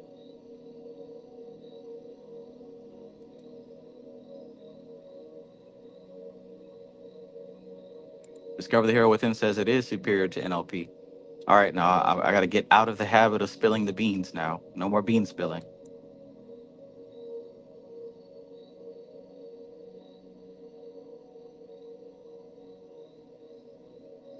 Zero says, I think nature functions by effectiveness and survival, no matter what looks like. Agreed. Agreed. 16. It is this savage aspect of nature. Savage. It is this savage aspect of nature and in man, the whole history of taboo. Why is it spelled like that? The whole history of taboo, superstition, blood sacrifice, the primitive magic of urine and entrails. That is the makeup of the hideous black Isis, which could be said to sit at the threshold of this path, a kind of malignant sphinx. The answer to the terrible riddle of the sphinx is, however, man, the highest form of physical existence, who goes through the travails of physical evolution, veritable labors of Hercules, to become, eventually, a god. And at the end of this terrible 29th path is the shining image of Netzach, the beautiful naked woman, the white Isis, the vision of beauty triumphant. This is not a thing that can be intellectually demonstrated, for it is a mystical experience, the transformation of the dark, hideous goddess to the bright, shining, beautiful one. He said a mouthful right there. I tell you what, don't even try to fix your lips to say you understand Bina if you don't understand what's happening on this path. You have to see the ugliness of nature, the ugliness of reality, Now, I don't mean you have to go searching for gore and, dismembered bodies and shit. You don't have to go search for that. Although, if you feel like that's what you got to see, then go for it. You've got to face the ugly side of nature until. Now, hear me out. I'm not saying you have to be desensitized. I'm not saying that. What I'm saying is you have to look at it without judgment and stop saying everything is good and evil. It's bigger than that. It's bigger than hip hop. It's not good and evil. You're looking at nature. Because remember, if the vision of beauty triumphant is the mystical experience of Netzach, what's the mystical experience of Binah? Does anybody remember? What's the mystical experience of Binah? The mystical experience is the vision of sorrow. You got to be able to have the vision of sorrow without having this emotional disturbance, without this judgment, without this need to react. Because nature doesn't need your judgment or your reaction. She's going to do what she's been doing before you were here and after you're gone. So you got to see the game. You got to see what time it is. You got to see the world as it is. And that also doesn't mean you got to become this hardened, cold killing machine. No, but just see the matrix as it is. That's how you're able to go past it. Because people get stuck. And I know somebody don't want to hear this part, but seeing the matrix and then becoming this hero, oh, I'm going to have to take down the Illuminati. I'm going to fight the cult of Saturn. Oh, we're going to destroy the like all that shit right there. You're caught up. That's being caught up. That's not escaping the matrix. That's not being liberated. That's not advancing. You're actually getting deeper into the trap because you're now identifying with the matrix, right? Now you're identifying as a part of it, and you have to do something. I remember when I was in going to Full Sail, right? Going to college there, and that's like when I was first really getting into this whole Illuminati thing, right? And I was telling my roommates about it, and their immediate response was like, "Yeah, man, one day we're gonna team up and take down the Illuminati. We're gonna take them down." All right, have at it, have at it. But the vision of beauty triumphant is seeing nature as it is, red in tooth and claw, and accepting that. Check.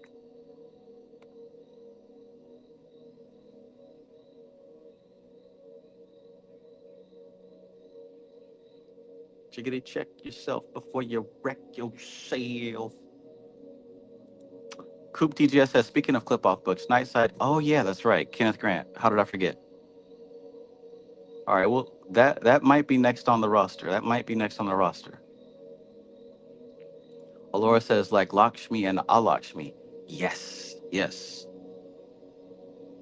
Liam Walker says Ama and Ima. Absolutely. Phoenix Power, peace, peace. Liam Walker says she devours everything and everyone. She is time. Om Jai Ma.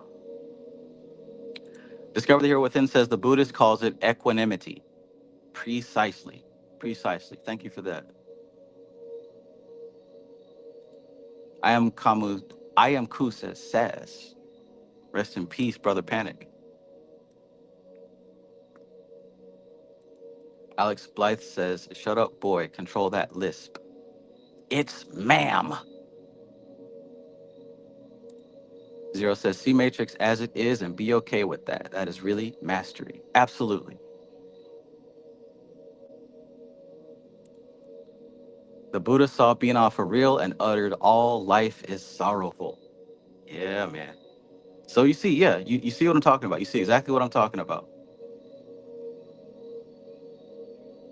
You see exactly what I'm talking about.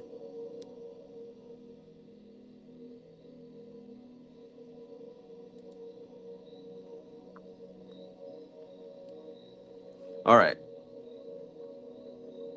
But yeah, that's interesting for the record. It's not the lisp. I don't have a lisp. It's this app. I don't know why it is, but whenever I use this app specifically, I listen back to it and it gives me a lisp. The lisp you're hearing is an illusion. Illusion. All right, Liam Walker. Peace, peace. All right, let's get back to it.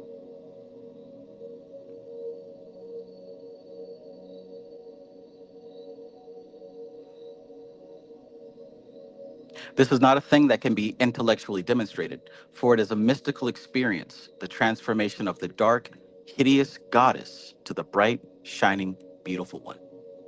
17. In Arthurian legend, the path has much to do with Gawain.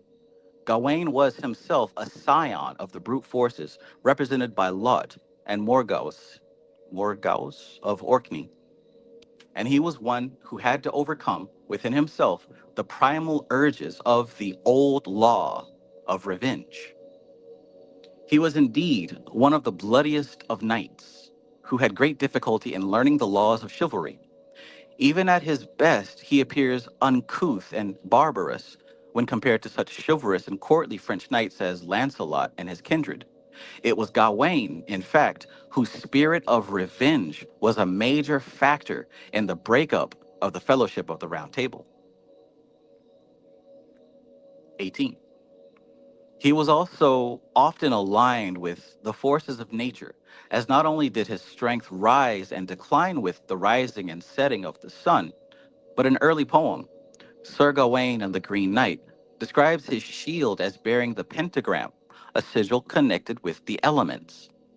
In this story, he is challenged to smite off the head of a green giant on condition that, if the giant survives, he will return the compliment a year and a day later. Thinking such an eventuality unlikely, Gawain does so, but the giant replaces his head on his shoulders and gallops off. A year and a day later, Gawain fulfills his pledge and submits his head to be struck off by the green giant. But by being willing to undergo this certain death in order to preserve his integrity and the honor of knighthood, he is spared. The green giant is obviously a force of brute nature, and the test is akin to the full implications of the answer to the riddle of the Sphinx. The laws of humanity must be made to transcend the laws of nature. The laws of humanity must be made to transcend the laws of nature. That's the victory of Netzach. That's the victory of this particular path. 19. Another Gawain story is his marriage to Lady Ragnell, a woman of hideous aspect, but who, when Gawain accepts her as she is, without thought for himself, becomes transformed into a beautiful maiden. Ragnell is thus another form of the dark and bright Isis, and she lives with him 7 years, the number of the Sephirah Netzach. So who knew that the legend of King Arthur and the Knights of the Round Table was Kabbalistic? Well, Gareth Knight knew. He wrote at least 2 books about the Kabbalistic correspondence of the legend of Arthur. 20. A more modern parallel to this myth is the belief that in the center of darkest Africa, Dark, darkest Africa, the belief that in the center of the darkest Africa, until recently a strange, unknown continent, very aptly symbolic of rife, primitive, and barbaric life, there lives a white queen, beautiful and ageless. This legend still persists, even though it is now known that no such queen exists, nor probably ever did exist. It has also appeared in literary form in Rider Haggard's She. And though she could be considered one of the Jungian archetypes, and thus more relevant to the 28th path, there are interconnections and overtones between all the paths of the tree, as with all the Sephirah. And the White Queen, hidden in the dark continent, is not so much an image of the Ima as the luminous image of the Creator, concealed and yet, to the wise, revealed in nature. Interesting. Minosis says, in the center of niggadom. Absolutely. The cradle of civilization. Realm Lilith, peace and greetings.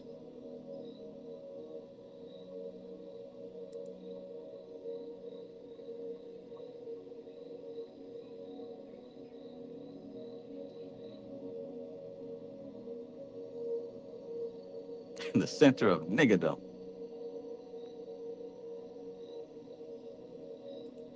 Jim says like yin and yang. Oh yeah.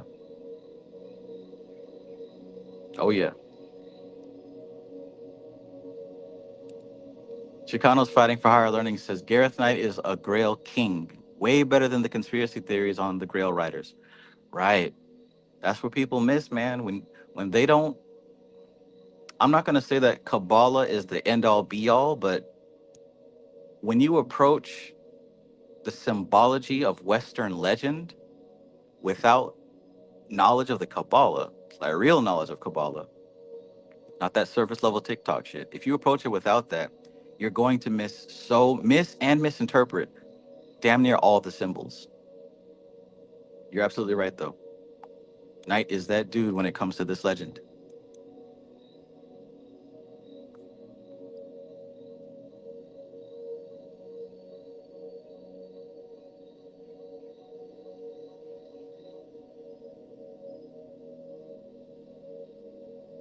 So there are interconnections and overtones between all the paths of the tree, as with all the Sephiroth, and the White Queen, hidden in the dark continent, the center of Niggardom, is not so much an image of the anima, not so much an image of the anima as the luminous image of the creator, concealed and yet, to the wise, revealed in nature.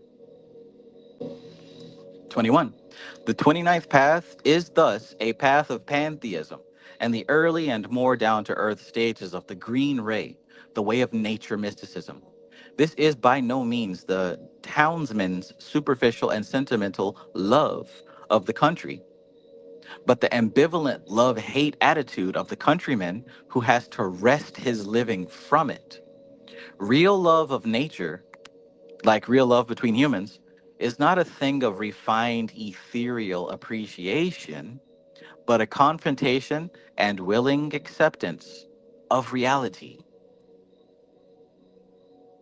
Does anybody know that? This thing about real love? Because most all of us and most everyone we know, except for maybe like our grandparents or some shit like that, most of us, when we think about love, we think about sentimentality, right? And like you said here, appreciation. I like you because you make me feel good. Like that's what most people think love is to some degree. I like you because you make me feel good. But there's an even deeper level of love that has everything to do with an acceptance of reality. Like he says, when you really love somebody, it goes to a point where it doesn't matter what they do. It doesn't matter what they say or how they, like, you're loving them beyond their behaviors, beyond their actions. And most people aren't strong enough to love like that because they don't love themselves like that, because they weren't taught to love themselves like that. But for most of us, we have our partners and we say we love them, but really we're sentimental and we're attached, right? And we like them a lot. And the minute they do something we disagree with, or the minute they switch up on us, right? Or they do something that doesn't fit our ideal of them that we created in our head. Because there's another thing, especially when it comes to men, we have an image of of of the feminine that we fall in love with. I'm not even gonna say the woman. We have an image of the feminine that we fall in love with.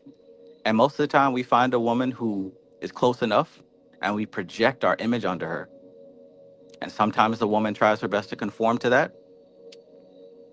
Sometimes she doesn't.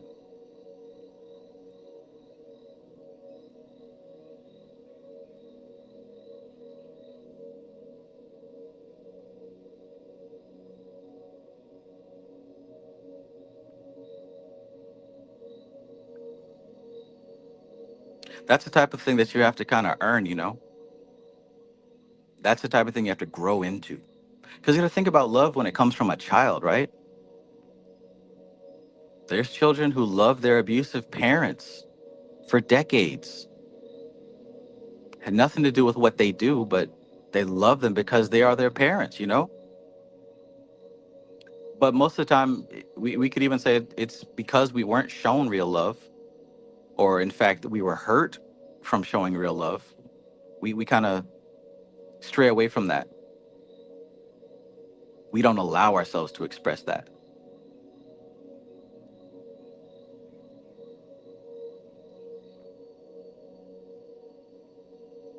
Veronica Archaga, peace and greetings. Speaking of which, I love you, Veronica. I hope you're having a great day.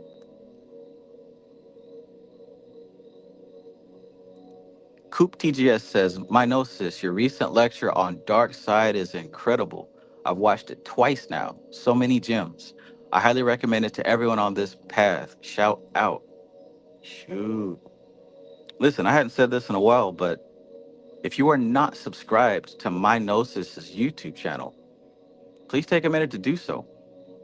Please take a minute to do so. You're going to find that this brother breaks it down just like the old school champions. Subscribe to My Gnosis. If you can't find him, he's right here.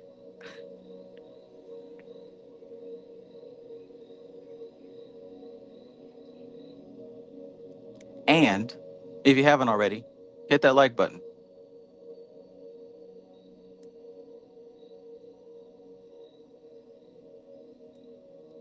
Zero says that's real love, no matter what. You love them because you love yourself in all forms, even your nasty parts. That's true acceptance. Right. It literally starts with self. It literally starts with self.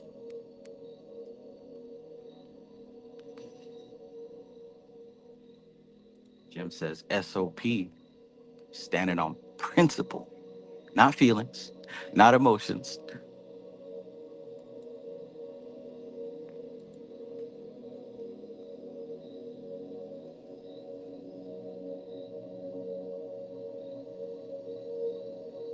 Real love of nature, like real love between humans, is not a thing of refined ethereal appreciation, but a confrontation and willing acceptance of reality. That's key. Willing acceptance, not rejection, not denial. You got to see this thing for what it is. And that's the big lesson of this path, the 29th path. Seeing nature as she is, red in tooth and claw. Saying that she's beautiful not because of the flowers and the honeys, or honey, I should say, but despite all of that, despite the alligator biting the zebra's face and pulling him into the water to feast, that's beautiful because nature continues. The alligator found himself a great meal to eat, and so on and so forth. There are no enemies.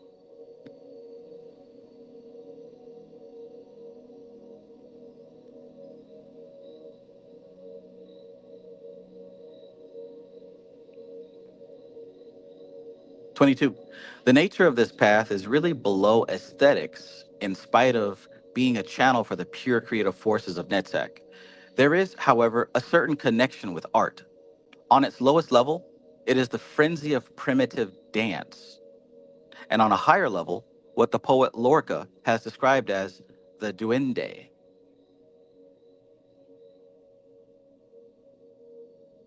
23. This is a concept by which is no means, this is a concept by This is a concept which is by no means easy to describe, and one can only recommend study of Lorca's original lecture, Theory and Function of the Duende. I'll be honest, I don't know what that is, which is now quite famous and should be easily available. Lorca describes the Duende as something which is not the muse, nor the angel of artistic creation, but a thing that surges up from the soles of the feet. Goethe described it in reference to Paganini as a mysterious power that everyone feels, but that no philosopher has explained. And Lorica calls it the spirit of the earth.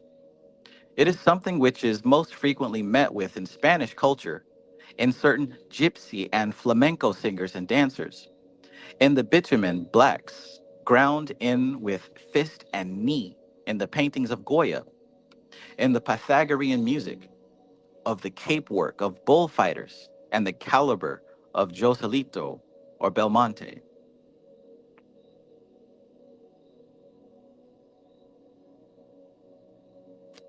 24. Its relationship with the 29th path is perhaps best intuited from Lorca's poetic definition, an air of the mind that blows insistently over the heads of the dead, in search of new landscapes and unsuspected accents, an air smelling of a child's saliva, of pounded grass, and medusal veil announcing the constant baptism of newly created things. Another aspect of this path may be gained from the description of the smell of death said to hang about a bullfighter before his last coronada, and described by Pillar in Hemingway's For Whom the Bell Tolls. For whom the bell tolls, time marches on. The description is by no means suitable for the drawing room, but the cruder facts of physical life seldom penetrate such a sanctum, and for the peace of mind of most of us, probably a good thing too.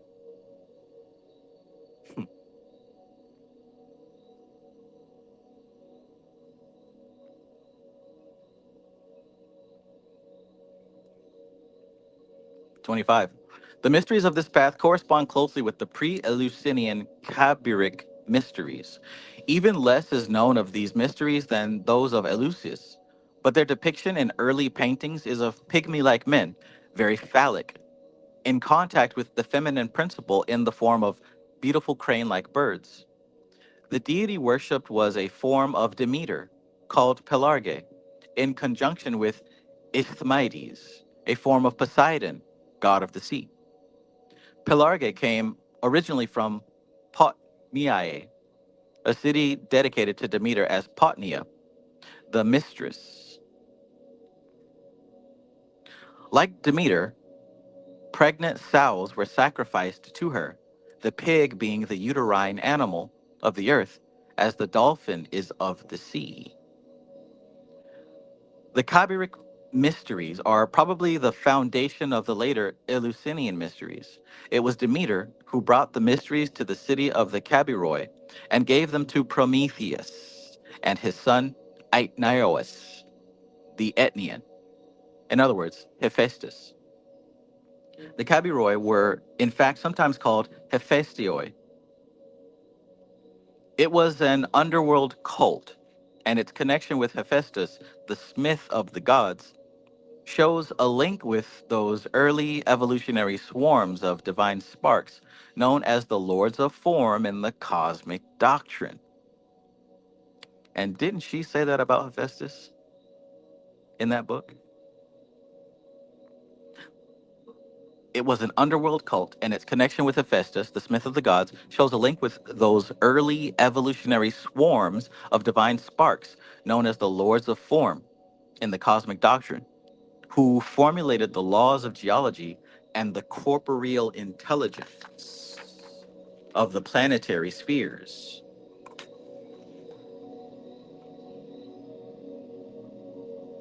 Thus, the flashing colors of the path, crimson, buffed, flecked silver white, light translucent pinkish brown, and stone, suggest fire and stone as well as blood, and the more colorless secretions of biological life. 27. The crane swan identity of the higher feminine principle suggests the powers of Netzach, and the stork is still popularly associated with birth. Furthermore, the swan maiden legends have come down in various mythologies, though not all have relevance to the somewhat primitive aspects of the 29th path.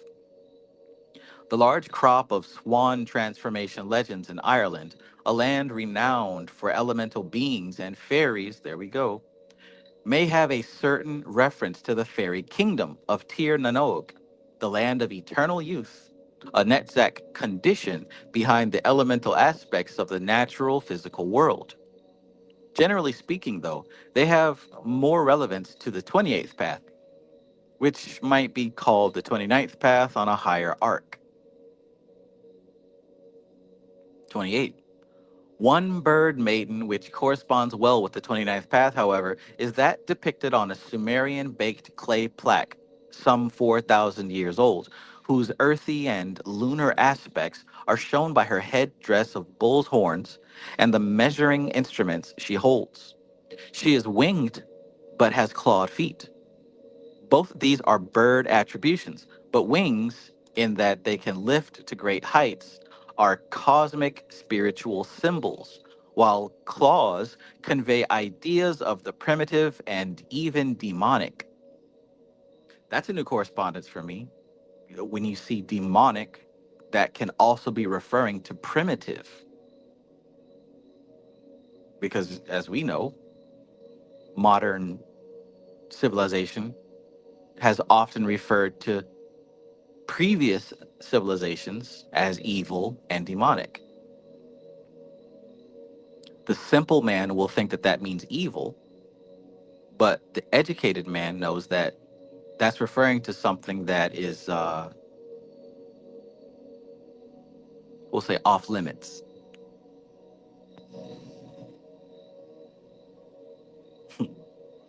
Off limits.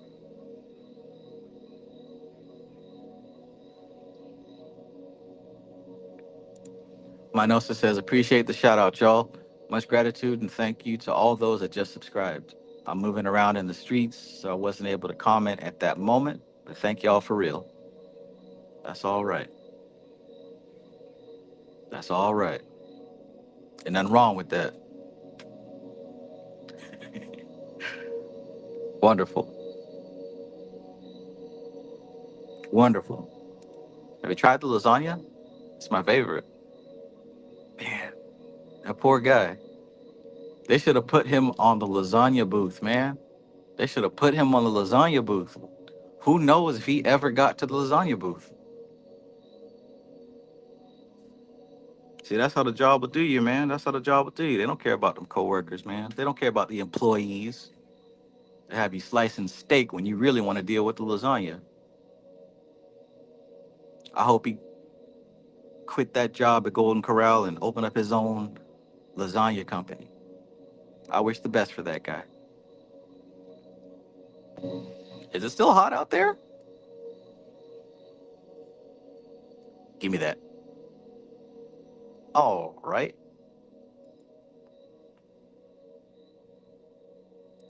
Chicanos Fighting for Higher Learning says, Ase Anthony Duncan. He wrote Christ, Psychotherapy, and Magic while studying and living with Gareth Knight. When he wrote this, Duncan went on to write Celtic Mysticism and is honored at Cathedral University. Interesting. I did not know that.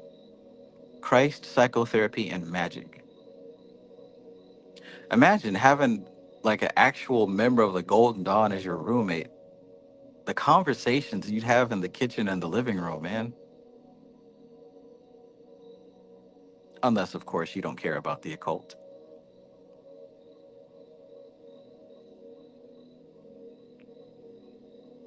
Mastermind says, I can confirm it's still hot outside. All right.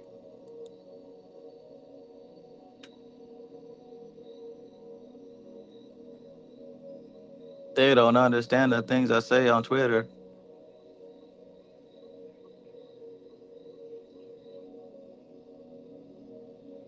That man tapped into some forbidden energy, opened up a doorway to something that has been untouched. You know, there are energies that are untouched because people are scared to deal with them. It's a lot of them out there too now.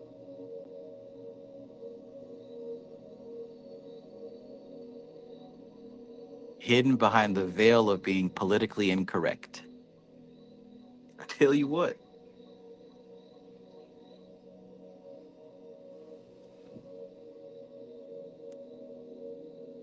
Nature does not care.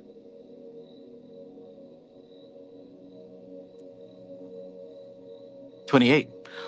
No, we read that one already. Nope, we're still reading it. 28. One bird maiden, which corresponds well with the 29th path, however, is that depicted on a Sumerian baked clay plaque for some 4,000 years old, whose earthy and lunar aspects are shown by her headdress of bull's horns and the measuring instrument she holds. She is winged but has clawed feet. Both these are bird attributions, but wings, in that they can lift to great heights, are cosmic spiritual symbols, while claws convey ideas of the primitive and even demonic. She is said to be Lilith, that strange woman who was said to be before Eve. Man, a lot of correspondence is coming up, a lot of synchronicities.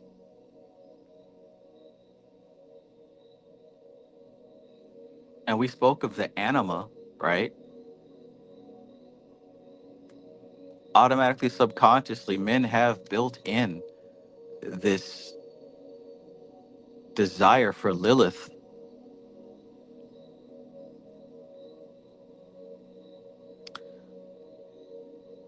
That's beside the point. 29. In Isaiah 10:20-34, her name is rendered in translation as a screech owl. And the whole passage from the 11th to the 15th verse gives some idea of the wilder aspects of the 29th path. But the cormorant and the bittern shall possess it. The owl also and the raven shall dwell in it, and he shall stretch out upon it the line of confusion and the stones of emptiness. They shall call the nobles thereof to the kingdom, but none shall be there, and all her princes shall be nothing. And thorns shall come up in her palaces, nettles and brambles in the fortress thereof. And it shall be an habitation of dragons and a court for owls. The wild beasts of the desert shall also meet with the wild beasts of the island. And the satyr shall cry to his fellow. The screech owl also shall rest there and find for herself a place of rest. There shall be the great owl make her nest and lay and hatch and gather under her shadow. There shall be there shall the vultures also be gathered, every one with her mate.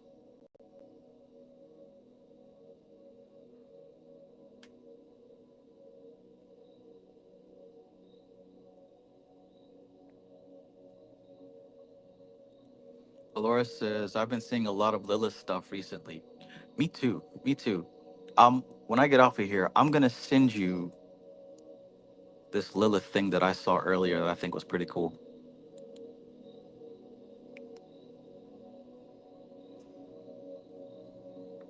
Chicano's Fighting for Higher Learning says, just sent you the screenshot of the book from Amazon to your Instagram. Got you, brother. Appreciate it. Yeah, I'm gonna look into that. Christ, Psychotherapy, and Magic. Amon Ra Central says, speaking of Lilith, have you seen True Blood? I don't think so. Is that the vampire show that used to come on? I've probably seen like one or two episodes, but no, I'm not familiar with it.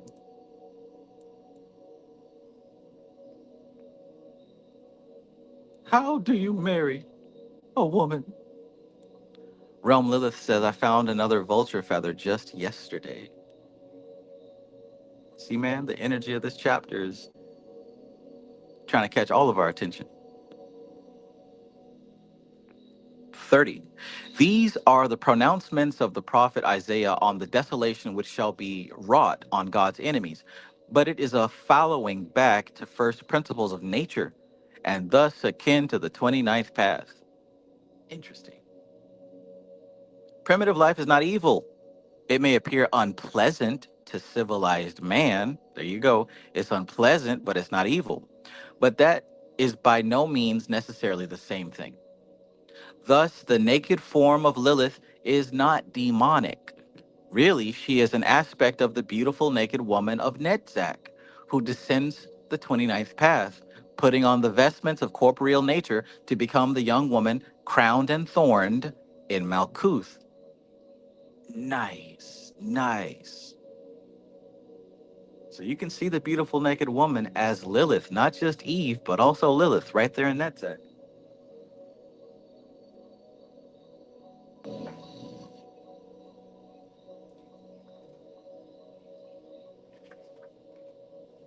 I think it's kind of funny that they specify beautiful naked woman, right? So here's your visual. You got the beautiful naked woman right there. Well, if you've got this book, maybe you can zoom in, or you can type in this book cover on Google and get a full high resolution picture. But you've got all the characters here on the tree. And of course, we're talking about this path right here. Hell, we could say that this is Eve and this is Lilith. If you really want to keep it funky, we could say that this is Eve and this is Lilith.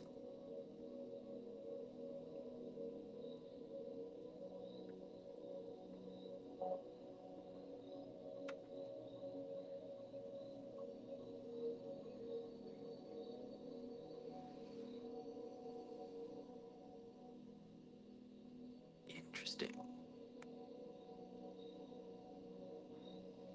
Zero says, totally, the books are alive for sure. That's one thing I've learned from doing these book studies over the years. Yes, these books are alive. They possess the spirit of their authors. And that's really how they teach. It reminds me of the holocrons in Star Wars. That also reminds me that I need to write myself a book, or three, or seven.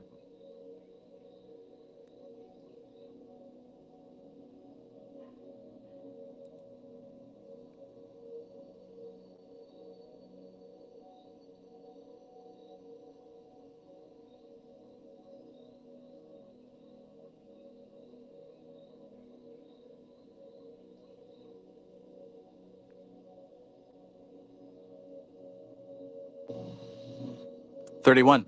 It is true, of course, that the order of demons, or Qliphoth, boom, there's our Qliphoth, right? It is true, of course, that the order of demons, or Qliphoth, in Malkuth is known as Lilith, the evil woman. Ooh. And confusion must be avoided between the two concepts. But the attribution of the owl, sometimes thought to be a bird of evil, also shows a link with the supernal wisdom of Pallas Athene.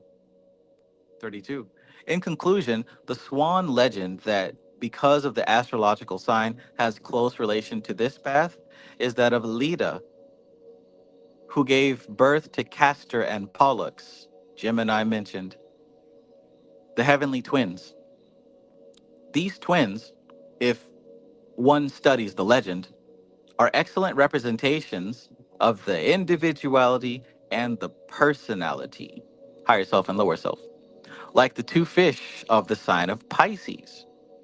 An intuitive examination of the myths and legends of beings who have stellar representation and reference to a treatise on the deeper sides of astrology, such as Esoteric Astrology by Alice Bailey, Lucius Trust, London and New York, can lead to some very illuminating insights.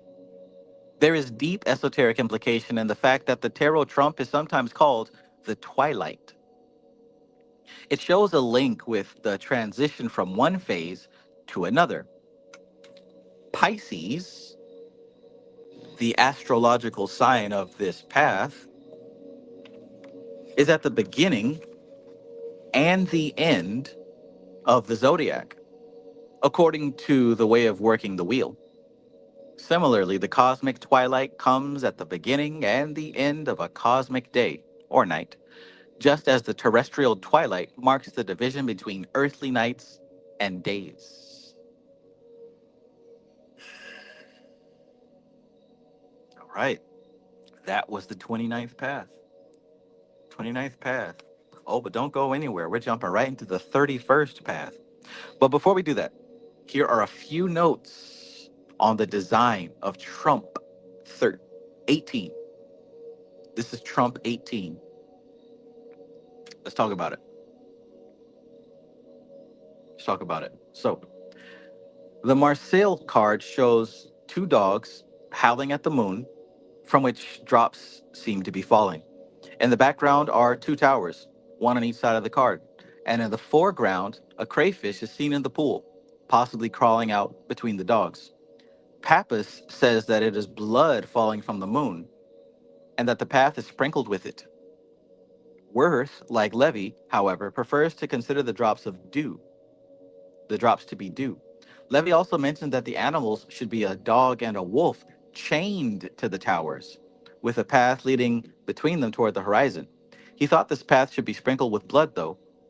Subsequent designs agree with the dog and the wolf interpretation, with the exception of Worth and Zane, though the latter makes one dog white and the other black. None, however, have the animals chained. Waite differs from Crowley in that he thinks the moon is waxing and not waning. All versions, however, show the same profile head. On the Harris card, Crowley considers the drops from the moon to be impure blood and shaped like yods. The towers each side are black, and each contains a figure of Anubis with an attendant jackal.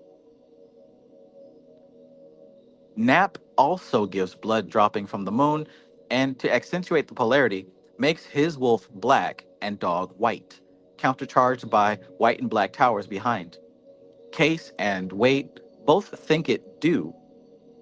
All agree that it is a dismal landscape, in Crowley's word, sinister. A sinister landscape. That makes me look at this card a lot differently.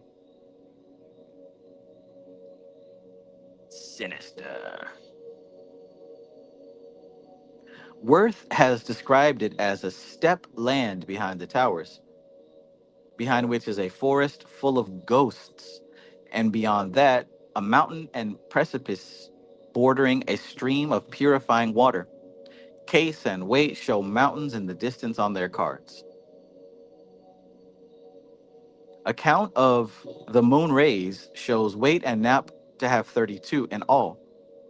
On all others, a full count is difficult owing to their going off the top of the card.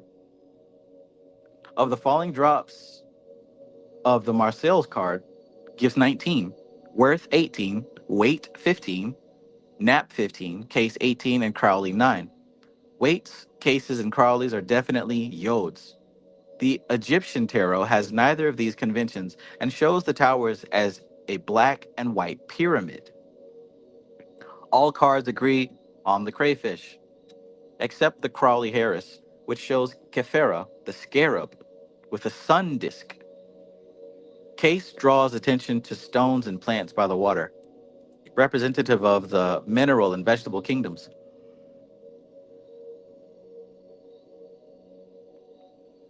These also appear on Waite's card.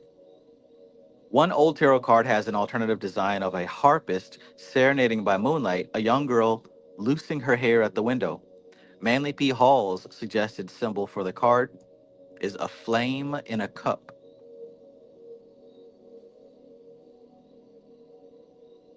Sinister landscape. That's what Aleister Crowley says.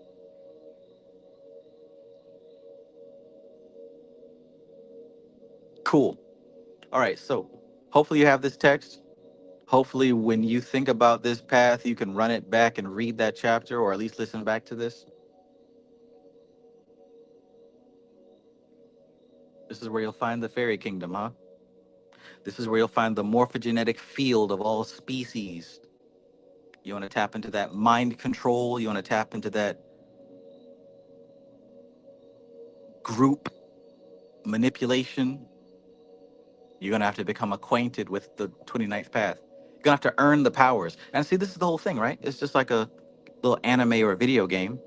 You walk these paths so that you can begin to become familiar with the energies, and then you become worthy to wield these energies, right? Because when you become aware of and familiar with energies, they become yours. They become yours to use. Why? Because when you master them in yourself, you now have the right to utilize them in the world. Oh, yeah. Oh, yeah. That's how this game works. And the more you do this work, the more you see that most people are only talking about it. Ain't nobody being about it. Most people are only talking about it. Now, it's some good convincing talk out there, especially if you don't know anything. But once you start doing path work and you start learning about what each of these energies mean to you specifically, once you make that inner contact, it becomes difficult to be deceived. You hear what I'm saying? It becomes difficult to be deceived when you know what you're talking about. And knowing what you're talking about has more to do with knowing the words and everything to do with being familiar with the essence behind these things. This card is a gateway. This is a doorway. Somebody in the chat asks, how do I study more on the 29th path? First and foremost, what you should do from here on out, if that's your study, is to meditate on this card. Memorize what this image looks like, close your eyes, and walk down that path. Crawl up out that water as a lobster, walk on past them dogs, hell, become a dog if you want to, and keep on evolving. How can I study more on the 29th path? Watch nature videos of predator and prey, right? Look at how those wasps attack that beehive and kill those bees. Look at how the bees gang up on the wasp and kill the wasp, right? Look at lions eating and jackals and, watch nature. Watch the ugly side of nature. If you already know the beauty of nature, watch the ugly of nature. If you only know the ugly of nature, right? Because some of y'all only know the ugly. Go learn about the beauty of nature. Go watch the beautiful stuff. Go watch the cooperation and symbiotic relationships of nature, right? Look at all of it and then learn to not judge it. See them simple minds, they immediately judge stuff. They instantly judge stuff, knowing damn well they don't know anything about anything. Don't know the ass from the elbow, but got judgments about deep knowledge, right? But yeah, aside from that, you should definitely do what I just said. Aside from that, just look up pathworking books. Um, there's a book called The Shining Paths by Dolores Ashcroft Nowicki. There's a book called Practical Kabbalistic Pathworking, I believe, by Ted Andrews. There's quite a few pathworking books. Look up the Qoph pathworking books. Because here's a big secret. Listen, because I won't say it again. Pathwork in the Qoph is the exact same as pathwork in the bright side tree. Uh-oh. Now don't tell them dark siders I said that, but just look up a book on pathworking. I recommend a book because personally I haven't seen too many good YouTube videos on pathworking. I'm not saying they don't exist. I'm saying I haven't seen them.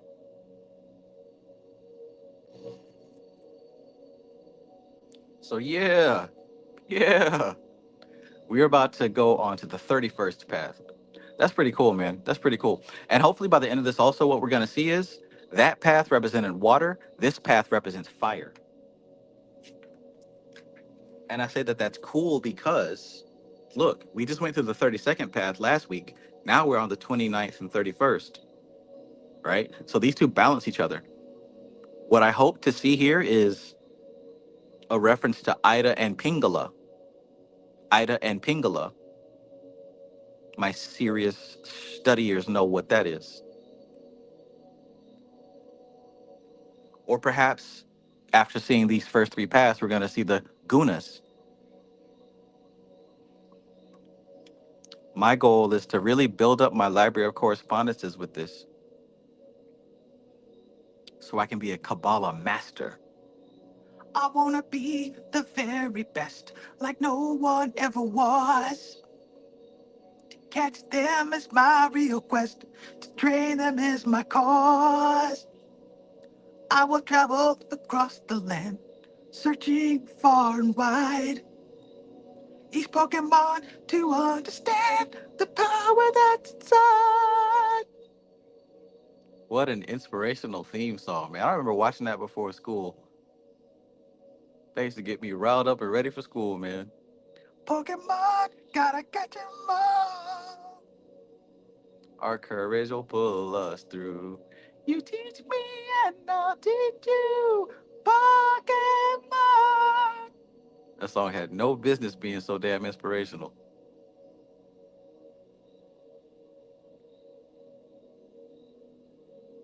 Coop says, I think that Crowley's use of the scarab here is a reference to Kether, but after a different manner.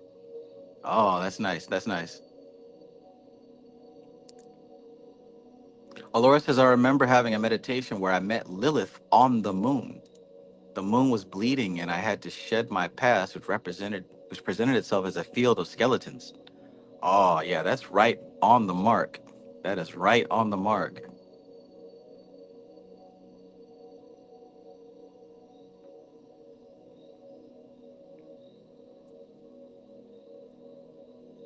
Pokemon, gotta catch 'em all.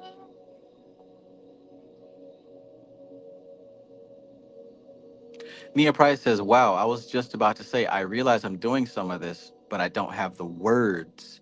I didn't know there were methods in esoteric language. Temporary psychosis brought me here. I've been just trying to heal from within. Yes, and that's a big part of the Orphic path, right? He talked earlier about people who are um, tapped in and intuitive and they feel their way through. One of the downsides of people who are naturally tapped in and intuitive is what you just said. They don't have the words, right? They don't have the language.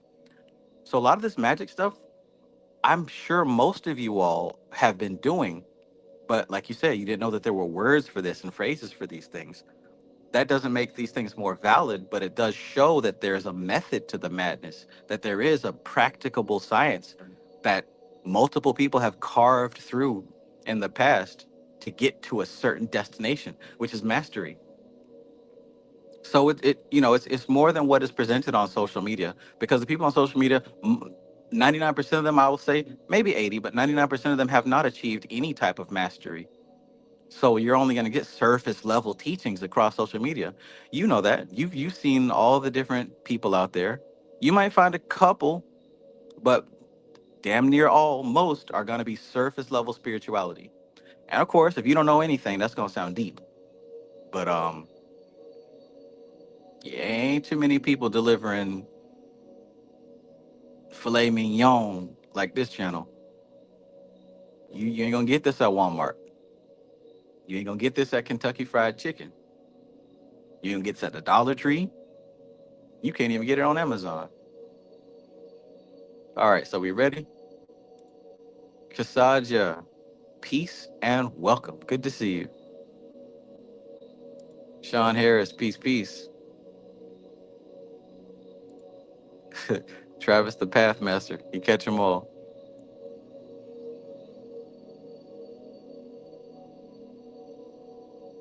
Mystical Koala, peace. I don't think I've ever heard of Mondo. Mondo? Mondo.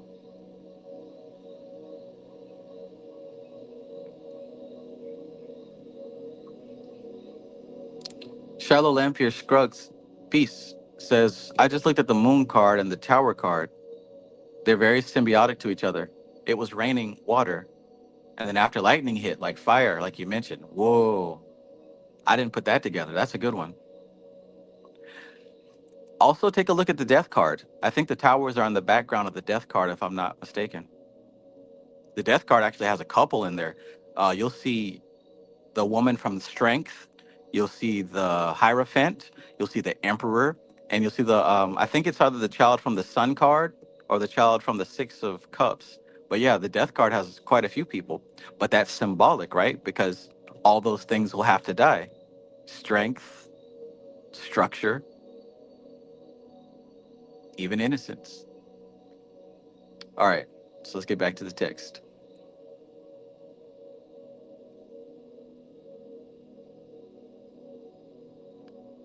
Sinforma says, this channel finds you. You don't find it.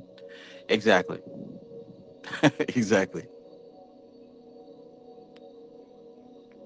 Chicano's Fighting for Higher Learning says, I'm telling, Alora just dropped a guided purification meditation on her channel. Boom. The beans have been spilled, Alora. Now you know how it feels. Now you know how it feels. Listen, click on Alora's name, go to her profile, go ahead and subscribe to Alora's channel, right? You won't find one, you might find two extraordinary guided meditations. Subscribe to Alora's channel. Alora is a OG. She knows her stuff. International with it. International with it. Alora says, Trav, Framestar wanted you to watch that film. You know what? That's right. He sure did. Mondo, that did I see it?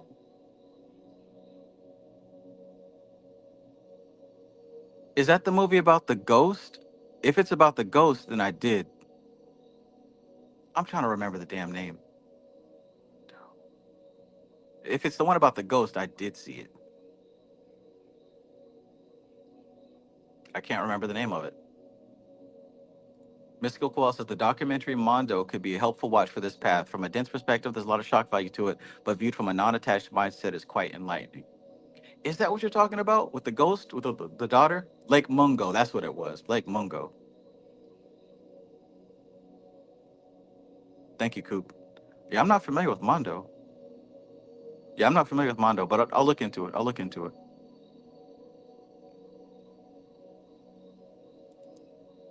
Magic Marcel asks, Alora, peace, Magic Marcel asks, Alora, what's your channel name? Okay, yeah, I forgot about that. I think you got to type in taught with shooting meditation. Is it? Somebody help Magic Marcel out. What's the easy way to find Alora's channel? Yeah, you got a wrench, so you can post the link and it'll show up. Haha International. You know what I'm talking about. From coast to coast, from nation to nation. All right, so yeah, look. Somebody post a link to Laura's channel. I'll be right back. I need a refill on this coffee. We're gonna tackle the 31st path. Are we good? Everybody good? Are we in it for the long haul? Who's tapping out? Who's sticking around?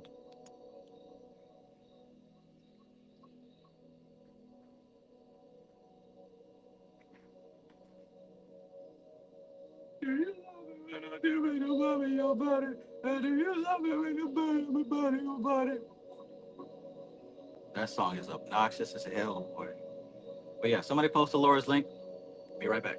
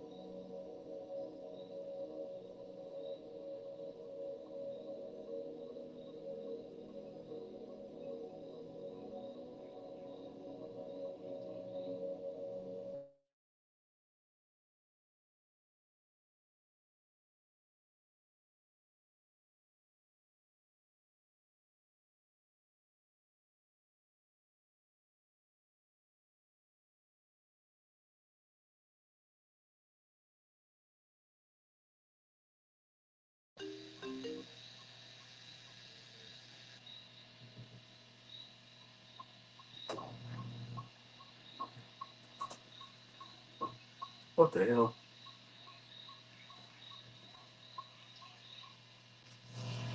I know good. God doggone good. Do you love it when I do when you love it, your body?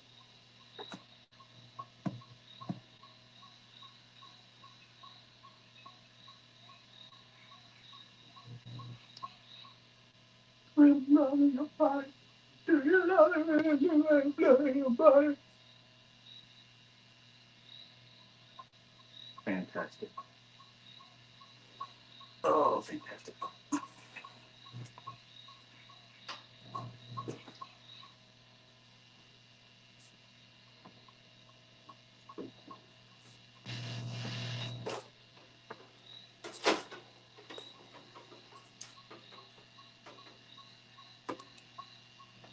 Ian Walker says he's singing Fetty Wap. Oh, I thought it was Future. I don't know. They all sound like they got Down syndrome or something going on.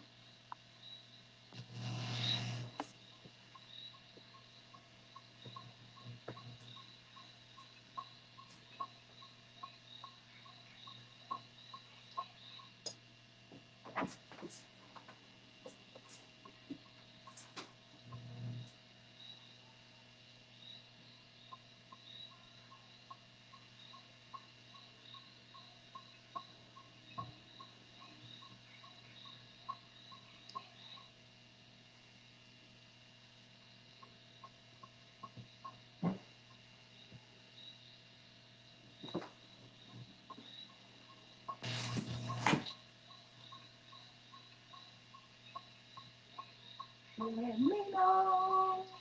Let me know.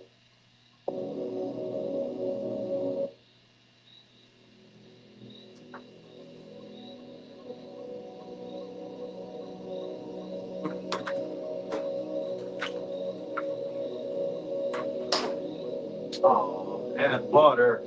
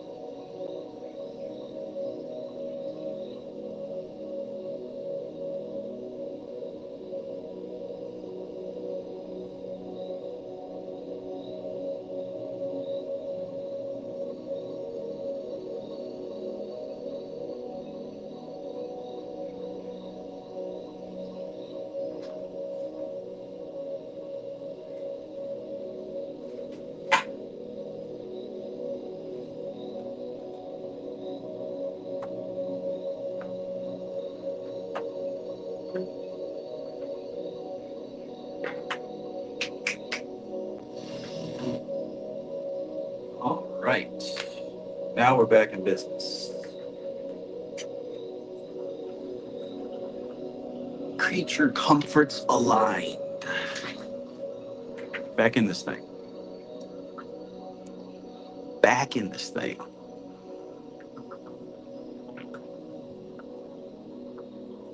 All right, did we find the link? Fat Tony said, let's get it. Horror Knight says we in it. Astro Ron says we in here.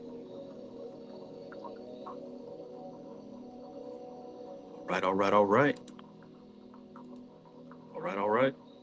Monica LaWan says I'm in.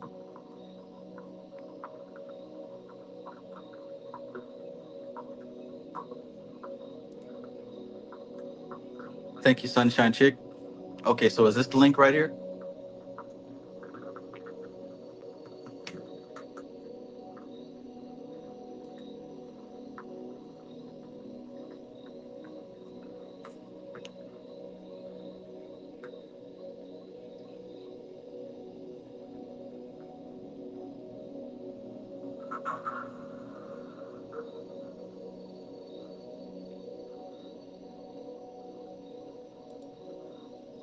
All right, back in the game. So, the 31st path is represented by this card. I remember this card used to be scarier to me than the death card was. I thought this was scarier than the death card, right? 'Cause this is what comes after death, biblically speaking. But technically, this is happening all the time. Hopefully, hopefully, you already crossed this judgment, so you don't have to be judged when you're dead.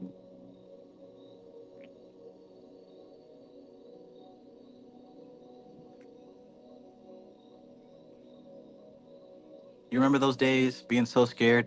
What's going to happen to me when I die? Am I going to go to hell? Am I going to go to heaven? Is there a God? What's going to happen? You remember those days? It's difficult to continue advancing on the spiritual path if you haven't come to terms with that, you know? Because if you haven't come to terms with it, it stays lodged in the back of your head. What happens if I die? What if I'm doing the wrong thing? What if I go to hell, right? You got to answer that question quick. Not quick, but you need to come to a conclusion or else it will haunt you. Am I going to go to hell for reading this book? Is God going to judge me for something I did 20 years ago?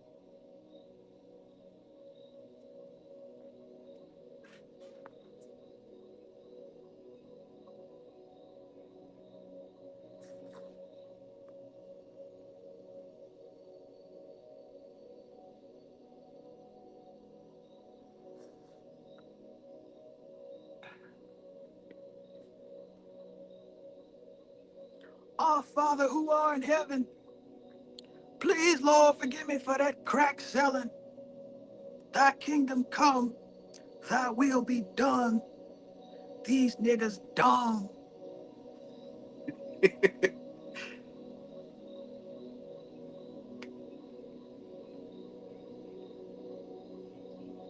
Who knows what that's from? Please, Lord, forgive me for that crack selling.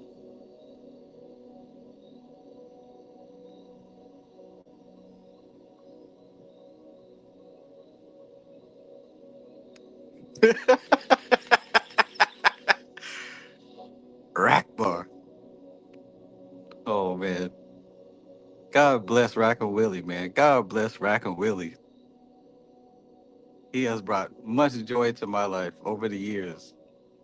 Much joy. God bless Rack and Willie.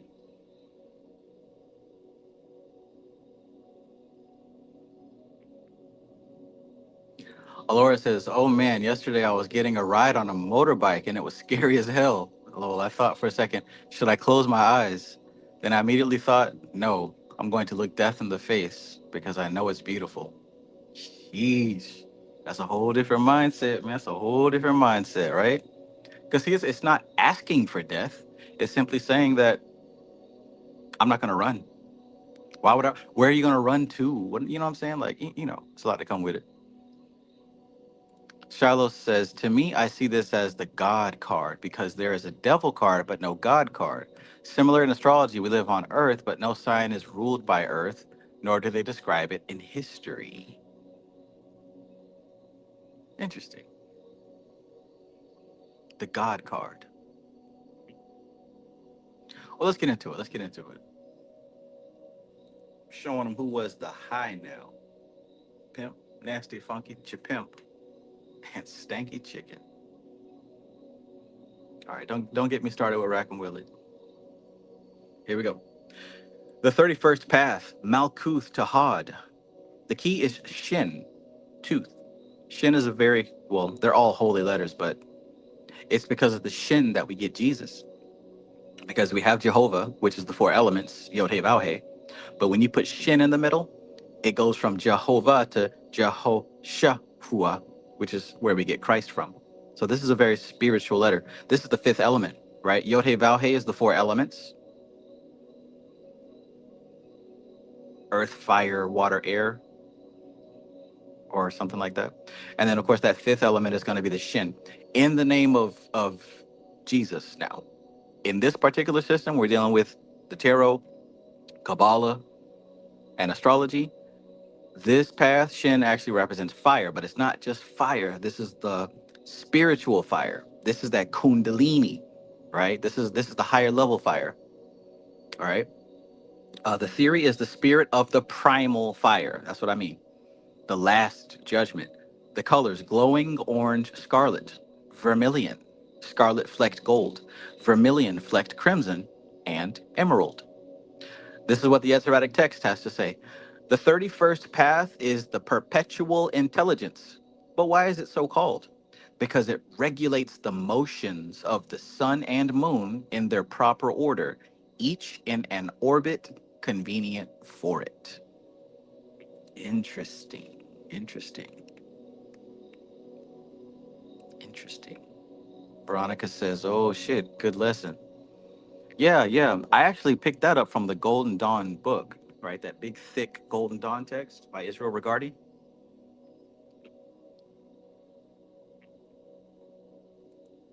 Zero says, I'm hyped for this 31st. Yeah, yeah, me too.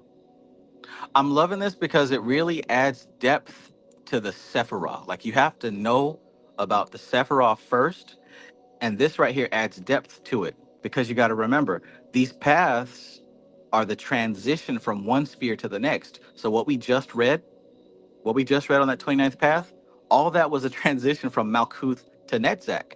And then we learn about nature. We learned about the automatic programming of nature and overcoming it, overcoming it by seeing what it is and accepting what it is, not judging it, not attempting to overcome it physically or by its own means, but by rising above it. Right. So let's see what the 31st path is all about. One, this path we may say is the polar opposite of the 29th path. Its symbolism is primarily fiery as opposed to the watery nature of the 29th path. The 29th path is the corporeal intelligence and is much concerned with the biological foundation of man's existence.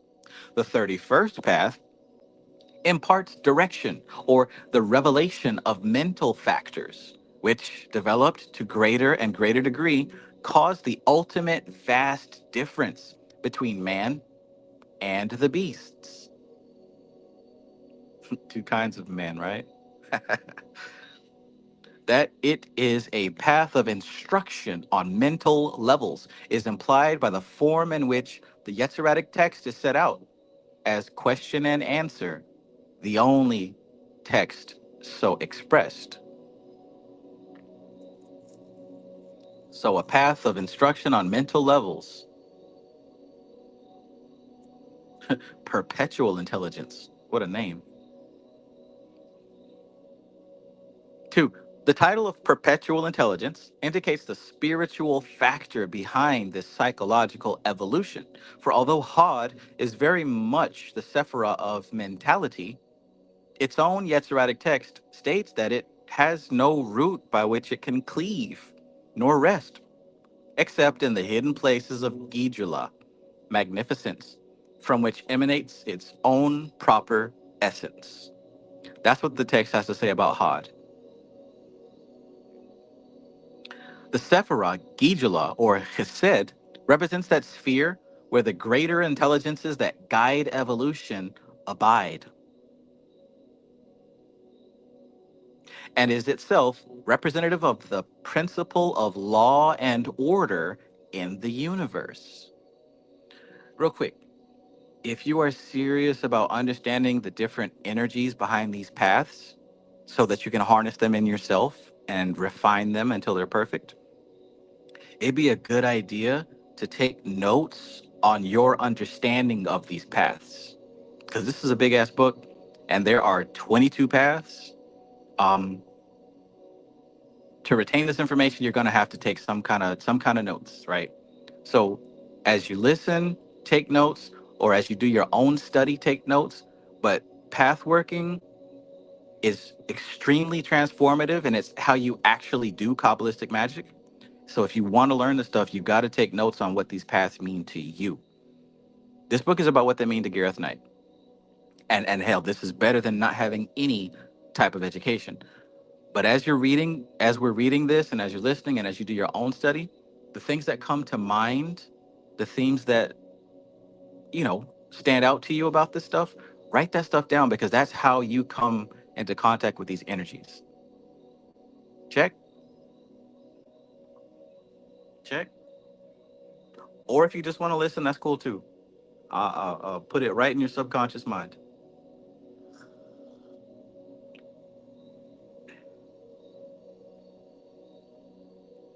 But nobody can do it like you. So make sure you're taking your own notes.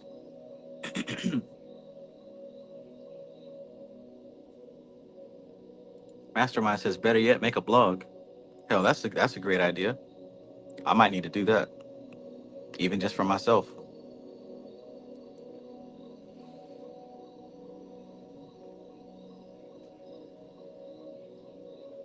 Thus, the mind of Hod is of little evolutionary use without the informing ethical principles of Chesed. Personally, I like to look at Hod as the student and Chesed as the teacher. I like to see Hod as the disciple and Chesed as the guru. Because Hod represents the mind, right? Your thinking part, but that in itself doesn't lead to evolution because the mind only thinks about what's in it, right? The mind is a medium. It's not actually a thing. It's a way of existing. So it needs guidance. The mind needs guidance.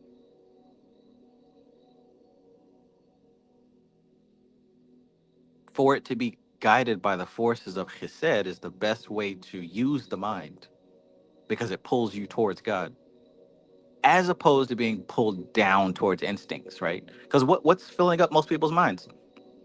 Sex.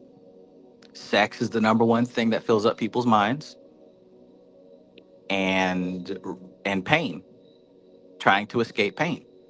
Those are the contents of. If we were to take like a poll or some type of statistic, that's what you would see as the top two things: sex and pain.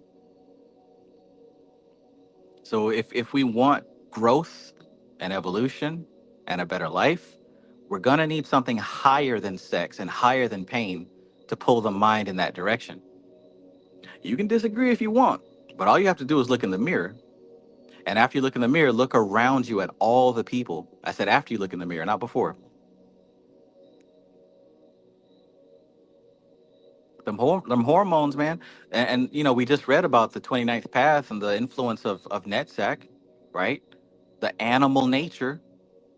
It's not easy to overcome, especially if you don't have something that you're moving towards. Most people are moving towards trying to get more sex and trying to get away from pain.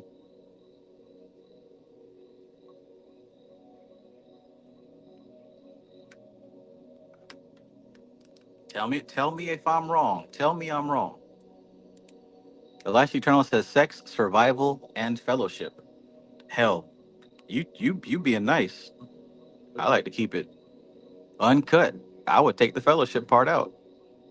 Sex and survival. That's what I would say. Because like if you can think about it as it is, and say like a zombie apocalypse happens, or you know what I'm saying, the internet goes away for a couple days. People will resort back to animal nature in a heartbeat, in a quick heartbeat. So what would people do in that state? Like what would be the default setting? Because we're going to be sent to default settings if you know what I'm saying some type of catastrophe happens, or if they take away your internet for a couple days. You know what I'm saying? We resort to default settings. That is the animal. That's the human. Because when the creature comforts are taken away and civilization is removed, and that's a very thin, fragile covering, right? Being civilized. Once that's removed, boy, you're going to see what a human being is. You're going to see what a human being is.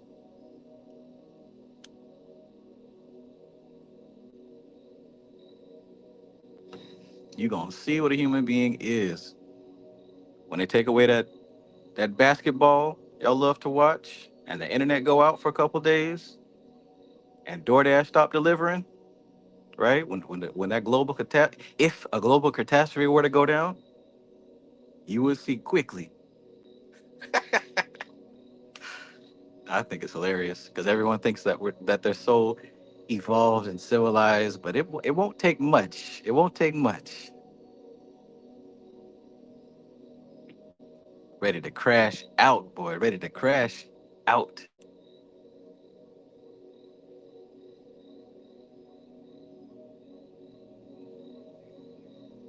Coop TGS says the influence of nutsack. I mean, yeah, it's kind of interesting that it sounds a lot like that. Very interesting. In fact, that's a great way to remember some of the forces of that particular cosmic influence.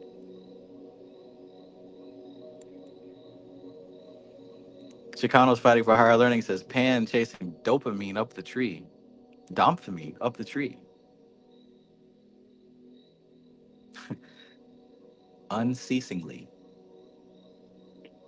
Zero says with the pandemic of 2020, the whole world went upside down. But see, they didn't take away your internet. That's the thing. If they took away the internet, it would have been worse. Because like I said, you got your DoorDash and Pornhub. So you're good. You still had basketball and 2K. You still had Bad Girls Club and all the variety of the circus. Stay focused. 3. Hence, this path is said to regulate the motions of the sun and moon, the supreme symbols of radiation and receptivity. Radiation being the sun, receptivity being the moon. Right? Tony said, don't forget good weed. That too, right? That too.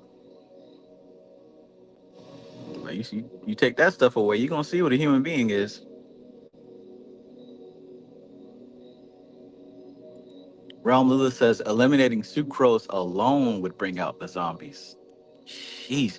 But you get what I'm saying. It doesn't take much for the beast to come to the surface. That shows you the lie of us being so advanced and sophisticated. That's not true. And I love when people are like, "Oh, but We invented the iPhone and we went to the moon. No, you did not invent no iPhone or go to the moon.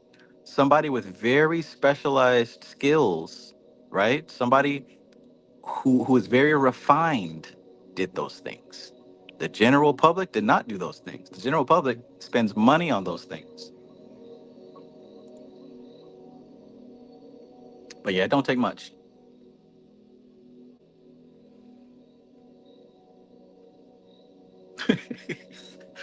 Oh boy. And hell, and see all that, it hears me you hear me talking like that. That comes from me seeing nature the way that it is. That comes from me seeing nature the way that it is. I don't even think that that's evil. I don't even think that's a bad thing. I think it's hilarious. I laugh when I think about that, right? Because this is what the human animal is. And like what was said in the last chapter, you got to look at it. You got to see it for what it is.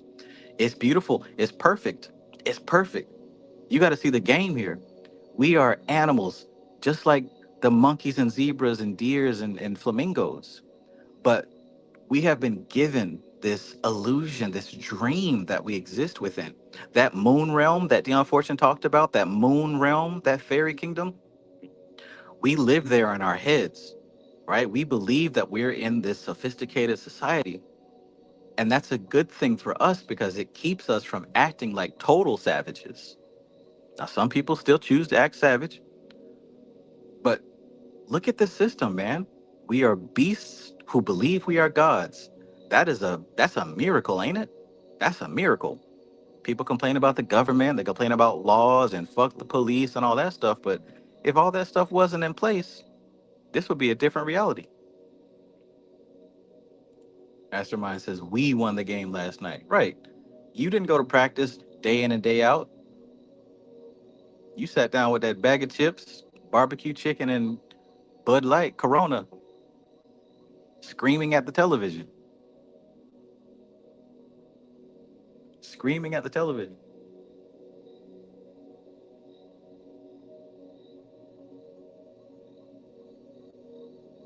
Laura says that's our whole modern day culture in the virtual realm now. Right.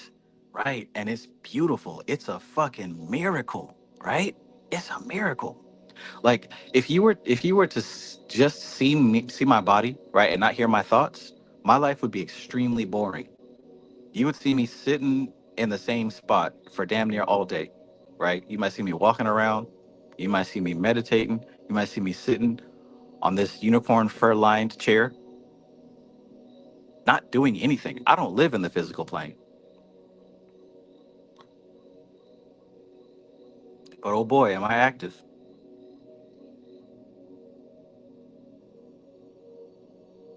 And more and more and more and more people will be like that.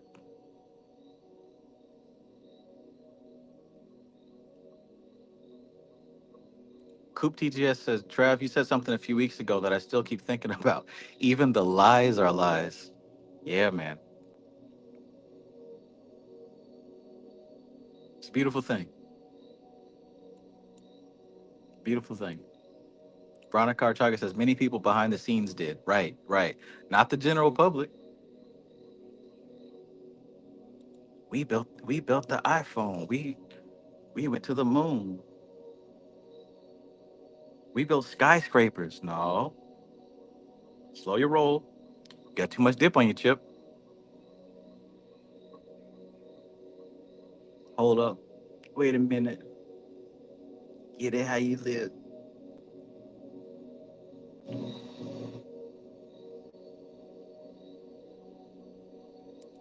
Shiloh Lampier Scruggs says, reminds me of last week when you said the spirit of worship.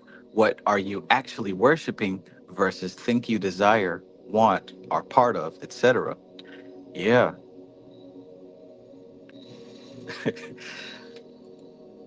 What's all this we shit? I love it, man. I love it. People quick to say some we. But hey, again, that reflects and shows where their mind is. They live in an illusion where they are a part of that. And that's a part of us as human beings. It's in our programming. We desire to be a part of something bigger than ourselves, right? And if we don't have anything to believe in, we default to culture, right? We default to culture. Yeah, man, we as a black race, as black people, we built the pyramids. We built the pyramids. Man, don't even get me started on that. Don't even get me started on that.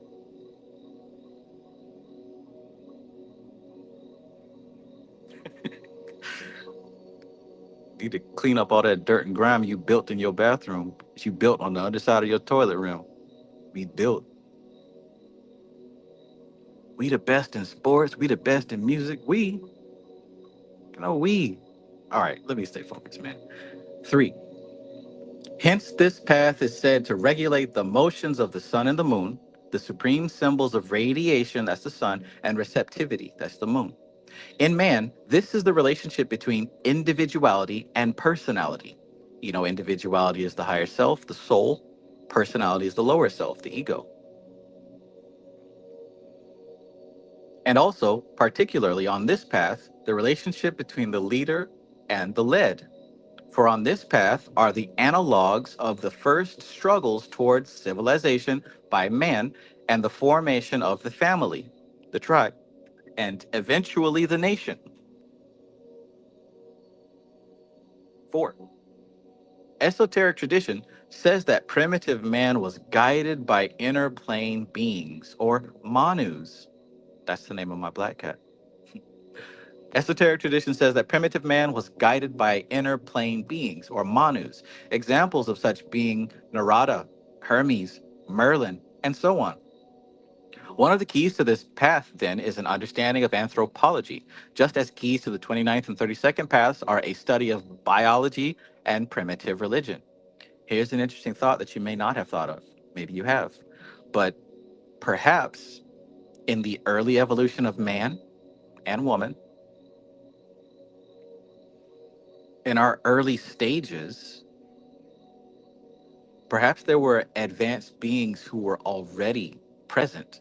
Now, I don't mean aliens. I know people talk about the Anunnaki coming back and they got black skin and they wear gold armor. I'm not talking about that. I mean, like, according to cosmic doctrine, right?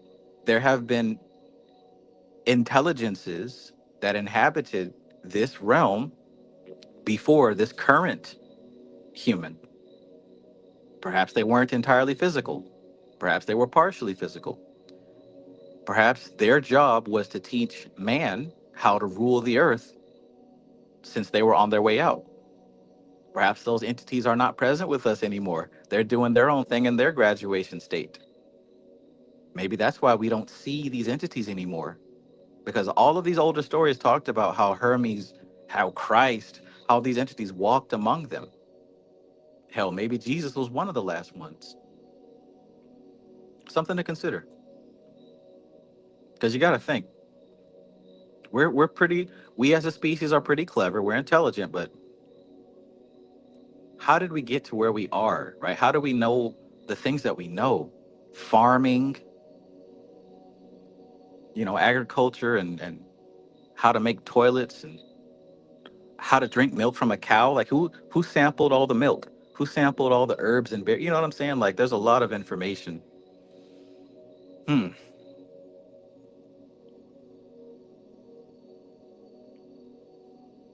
Even the Bible talks about how these fallen angels taught mankind how to be civilized.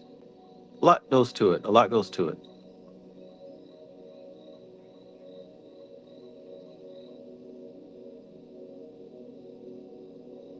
Primitive man was guided by inner plane beings. 5. The beginnings of civilization, one equates with the discovery of the making of fire. Prometheus, right? There's another example. Prometheus giving man fire. The beginning of civilization, one equates with the discovery of the making of fire and its use for the preparation of food, making of tools, protection from wild beasts, and as a center of communal life. The astrological symbol for this path is thus aptly the element of fire, and the revelation of the way towards higher levels of physical existence is shown on the tarot card with an angel awakening the dead. You see it?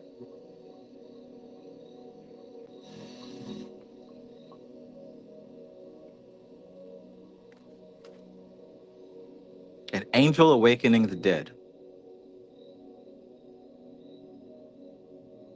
This need not be confused with the Orthodox Christian belief in the one final assumption of humanity in physical bodies to heaven. The principle behind the tarot trump is the awakening to new and higher levels of life. Yes, the awakening to new and higher levels of life.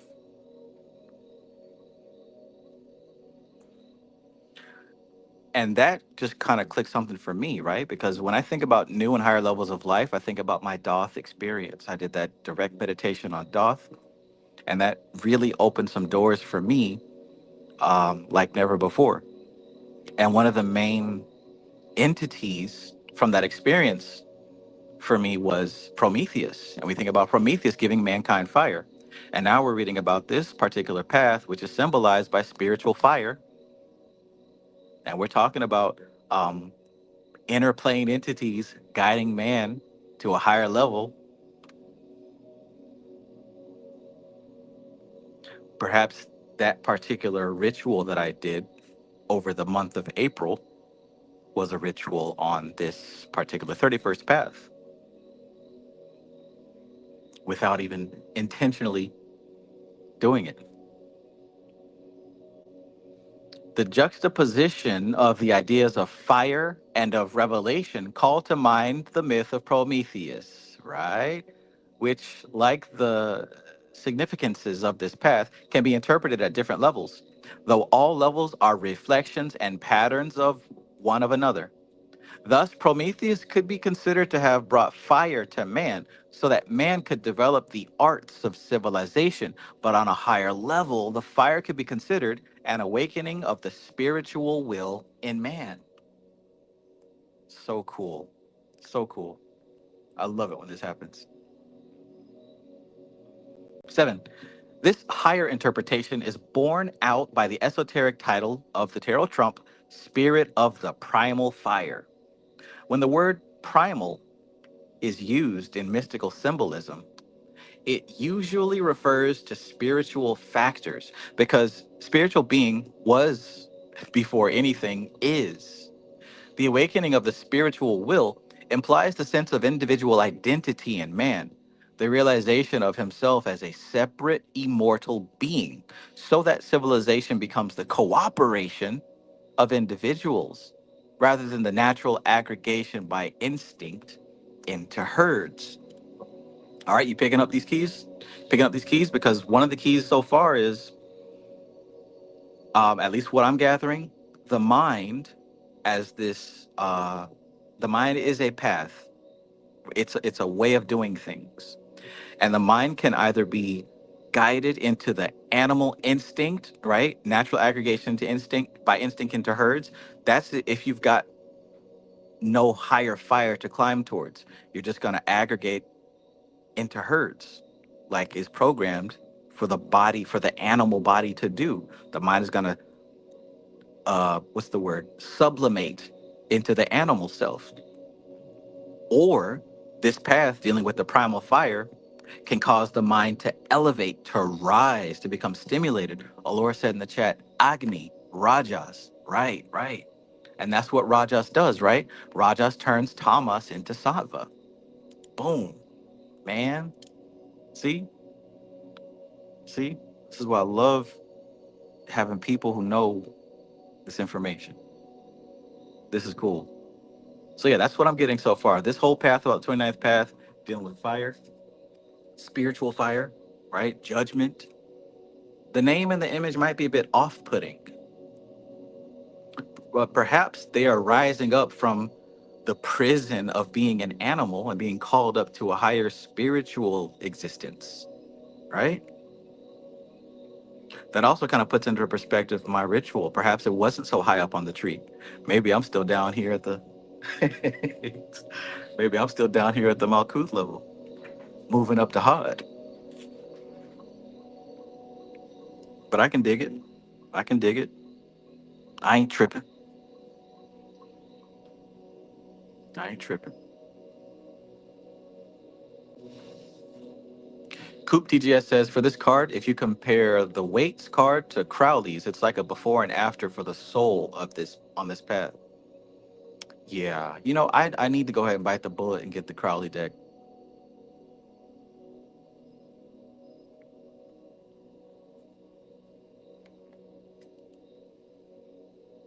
Zero says, yes, I think the 32nd path is Sattvic, the 29th is Tamasic, and 31st is Rajasic. Hmm. You know, I think you're right. I think you're right. Let's see what you have to say at the end of the chapter. But I think you're right so far. Louis says that's a huge leap for me. Hey, take it anyways.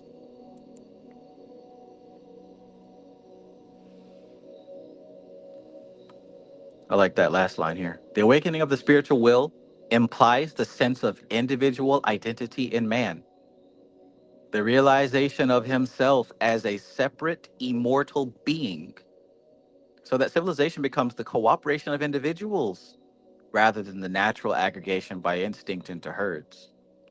See, that's everybody else, right? Aggregating into herds, into cliques, into groups. 1111. 1111. Thank you, Kevin Wise.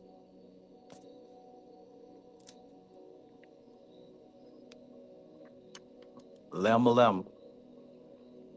But yeah, that's everybody else aggregating into groups and being bound by rules of each other's creation.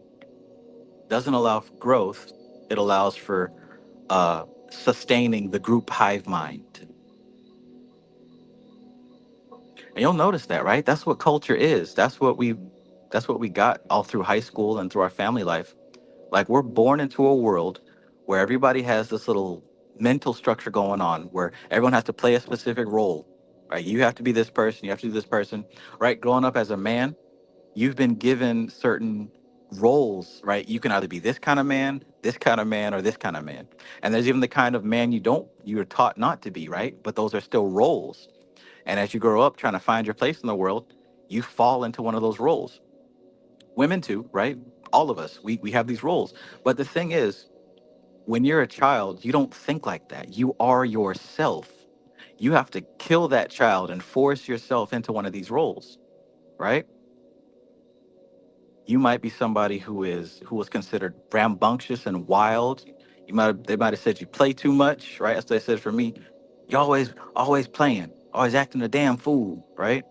If you get something like that beat into you, and it's intended to control your behavior, and so that you feel a sense of belonging, you try to force yourself into one of these roles, and then you just stick with it as you grow older. So here we are as a bunch of adults living in these roles. And that's also the thing, when you get made fun of as a child, what's really happening is these children they're reacting to you not being a part of the paradigm. So they're trying to ostracize you, right? And that shit hurts. So we go looking for a meaning. We go looking for something to define who we are. Hopefully you don't find it. Hopefully you never find it. Why do I say hopefully? Because eventually you'll go through enough pain in realizing you don't fit in, and that causes you to accept that and be yourself. And them same people that ostracized you, made fun of you, et cetera, they're going to be looking to you and the things that you do to help get them out of the trap that they're stuck in. They ain't going to say it to your face. They're not going to admit it to you. But you know damn well they're watching. They're looking, whispering behind your back. You know it. Especially if you really don't fit in. They watching you from private accounts. That's your what's the word? What's the word y'all be using? That's your monitoring spirits right there. That's your monitoring spirits. It be people in your own family, people you went to school with, co-workers, all of them. They watching. So if you didn't fit in, God bless you. I hope you never fit in. Break this motherfucking paradigm. But yeah, that's all culture is. That's all culture is. They cut out and design roles for people to fit into, and that's the herd mentality. That's the animal instinct at work. Because what we've learned from our genetics is that if you're ostracized from the herd, that can mean death. If this was like thousands of years ago, if you didn't fit in as a role into the society, you were kicked out. And if you're kicked out, you're now a victim to nature, tooth and claw, right?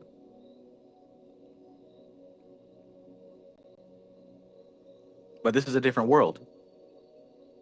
Because see, now this world, this culture, this society, it is not harmonious with nature anymore, and they don't see it. They keep beating the dead horse. Kind of like how uh, the Christian church, especially the Black Christian church, right after slavery, was a wonderful thing for Black people. Right? It helped us to, well, it helped Black people because ain't no we in this shit. It helped Black people to really establish a sense of identity, a spiritual identity, and assimilate into America. Right? It was wonderful. But the thing is, over generations, the spirit kind of moved on from the Black church. It moved on, but the people keep upholding it. They keep going through the motions. They keep doing it. It don't work anymore. Likewise, this culture, it don't work anymore. The spirit has moved, and you can see in the way that people act. We're desperately in desire for this whole thing to be restructured, and that restructuring is not going to come from the people who are too weak to, you know, too weak to be caught outside the system, too weak to stand on their own 2 feet. Anyways, you see where I'm going with this. You get the picture. Let's keep going. The spirit that left the Black church. That's funny. Nia Price says, "Why no we? Just curious." And while yes, the spirit has moved from the Black church. I mean, what is we? What did we do? Right? We didn't do anything. All that you did is what you did. All that I did is what I did. I didn't march. I didn't have no sign in my hand saying we shall overcome. I didn't get hosed down and attacked by dogs. I didn't get lynched from a tree. How can I say we? Just like when I watched a sports ball game. If the team that I like wins, how dare I say we won the Super Bowl? I had no donkey in that race. I was not involved in any way. How can I say we? Right? That's what I mean by we. There's and that we, that's the part of the herd mentality, right? Looking at a member of the herd and thinking that you're the herd. That's that's that animal thinking again. And the whole thing about the spiritual path is realizing that that you are a soul over just being an animal body. This animal body is its own entity. This ain't you. This is its own entity made for the game. Just like if I play The Sims, I'm operating an avatar that's made out of computer code. It's not. I would be a fool to think that that's me. Damn, I'm hungry. I better get something to eat on the game. I'm a millionaire on the game, right? All that stuff stays in the game, and that's not even the entirety of me. Likewise, anyways, you get what I'm saying. We shall overcome. I don't know about we. I shall. I hope you do, but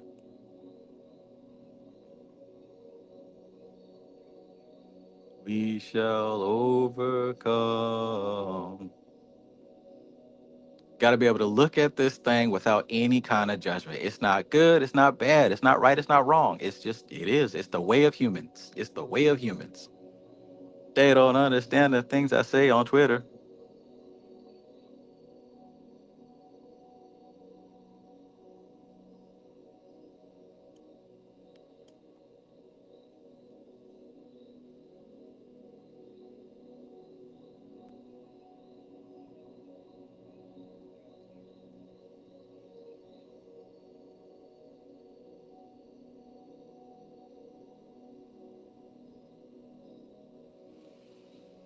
We shall overcome. All right. All right. Where are we on this one? Yes, we are.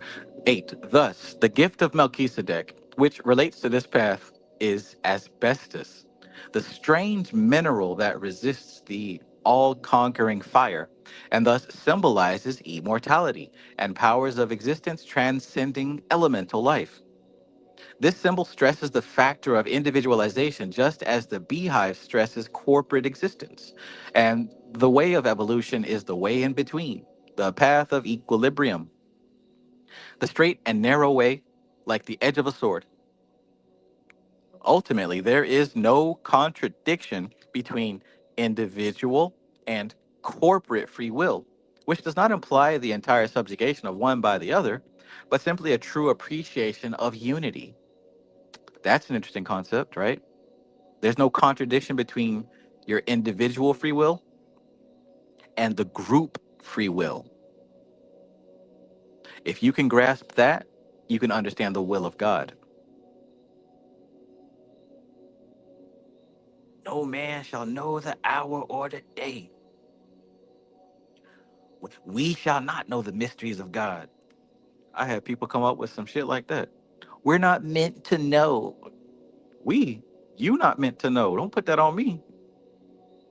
We are not meant to know. And maybe that's because you don't try to know. You busy watching them popping them balloons and fighting each other on the damn show. All right, let me stop.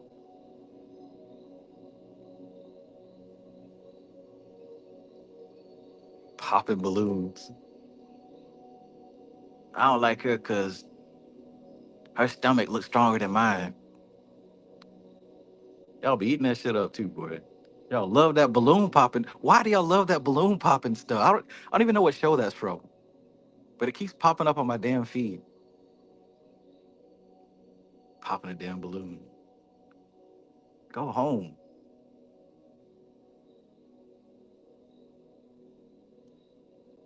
Terrence Harris says, "I love pop the balloon." Man, is that what it's called? Is it actually called pop the balloon? Somebody let me know. Is there a show where they do this? Because it looks like the same people, but I don't know. I don't know. Let me get away from that. Far away.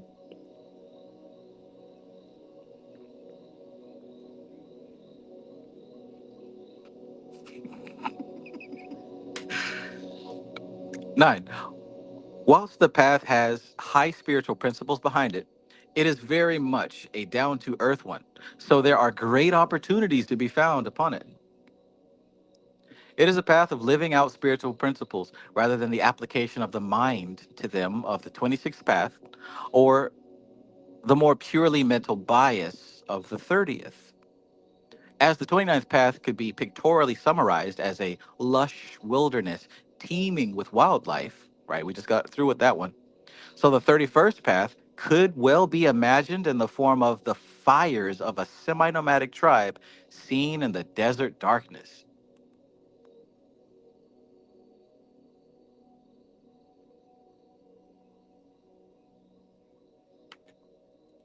Oh, okay, okay. I remember you mentioned him from the your live stream. He was in the chat. Peace, Terrence. Peace, Terrence Harris. Mr. Pop the Balloon himself in the building. I still need to know what that show's called.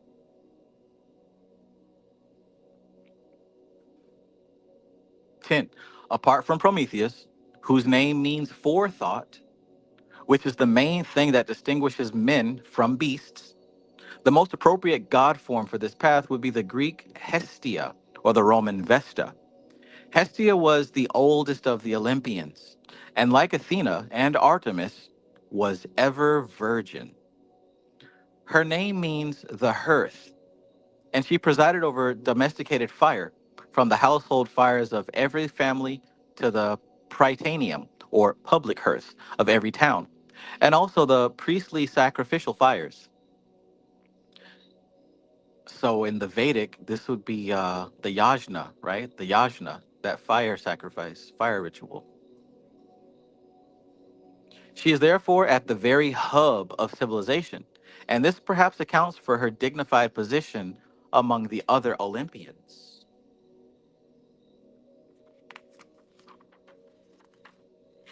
many of whom were notorious in Greek legend for their somewhat questionable escapades.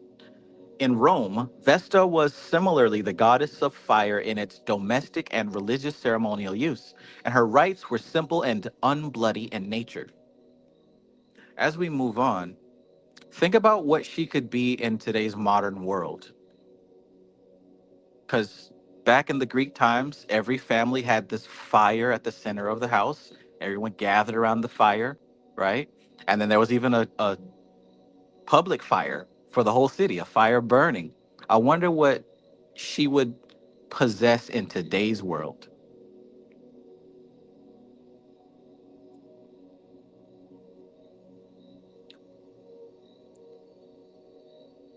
Mastermind says Lady Liberty.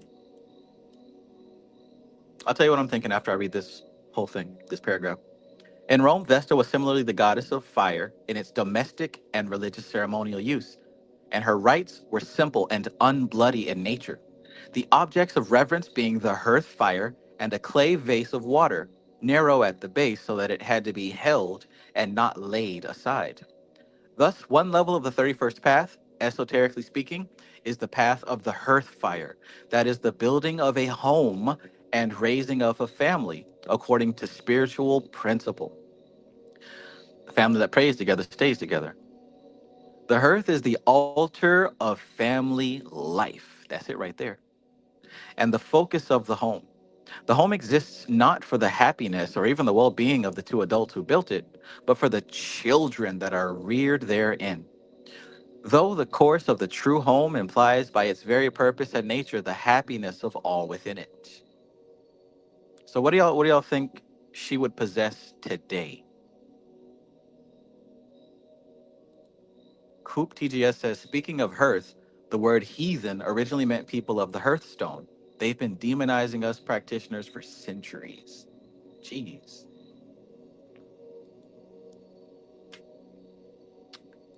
Elisha Eternal says electricity. You know what? You skip my whole build up. You done skip my whole suspense and all that. I was gonna say, in the last century, she represented the radio and then the television. Like, remember when we were forced to watch a certain number of channels and you had to watch the commercials? I think that she was inhabiting the television at that time because not only was the television and the radio entertainment, that was where all the family congregated at the same time every night. And that was also where we got our cultural update. We were told how to live, what to do, what to buy, right? We were told what was good behavior, what was bad behavior. The TV show taught us that. The radio taught us that. But the spirit moved away from that. It was destabled. TV is not even a factor these days. Some people still have a TV. Some people still watch TV, but it's not really a factor. It's mostly old folks that watch TV. Now, you could say that now maybe she is symbolized by the family group chat or your friends group chat, the girls group chat, the boys group chat. But I think an even better, I think Elijah Eternal kind of hit it on the head there. Hmm. Interesting, huh? Neo Price said the spirit left the black church and TV. Where to next? Hey, but look, the spirit moves. It does not sit still. It does not sit still. That's the thing, right? You've got the two. You got the still and the movement. You got the Shiva and the Shakti. The Shakti, the feminine energy that is moving. That's her. She ain't gonna stay in one place. She can't stay in one place.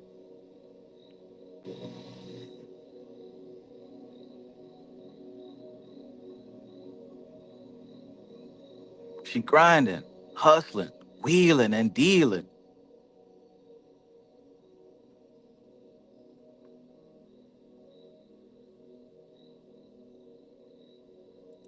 Oh my goodness. Coop TGS says, damn, Trav, you channeling Marshall McLuhan. He said that human beings are the sex organs of artificial intelligence. Man, look, I thought I came up with that. I thought that was my thought. Now I have to look up Marshall McLuhan because I swear that was something I never really communicated to anybody. Because y'all don't understand, man. Y'all just started talking about AI because ChatGPT. I've been waiting for this. I've been waiting for this for a long time. And that's what I was thinking, right? We are the we are the hands. We are the sex organs. We are the ones that, yeah, let me look that up. Marshall McLuhan. Fuck it. I'm gonna have to write that down.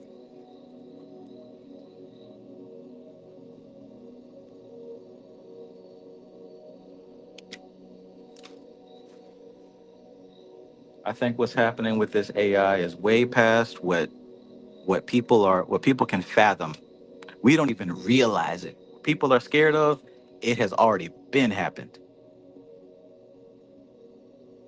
But let's stick to the text, right? Let's stick to the text.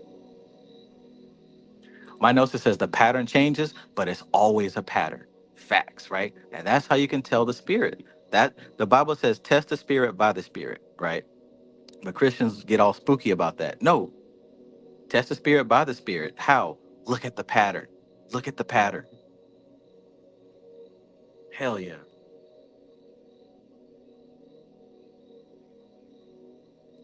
Zero says maybe next is a program created to teach how future families behave through AI. That's a very positive outlook on it. But I mean, AI is already training us. It's already domesticating us. Like already, already. Like I said, whatever people are afraid of is past. It's too late for all that. It's too late for all that.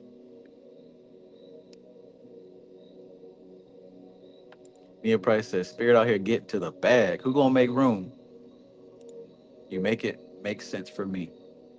Awesome, awesome. I'm doing my job then. I probably spelled his name wrong, but you'll find it. Yeah, I'm gonna find it. Because that, I swear to God, I thought that was just me. Hell yeah. The genitalia of artificial intelligence. And how does that sit with your ego, right? You, the human being, remember, we created the iPhone, right?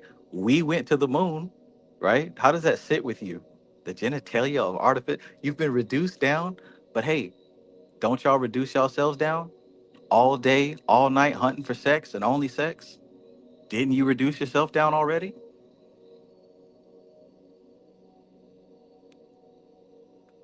It's only one reason to go to the club and the bar at night. Only one reason, and it ain't to get drunk.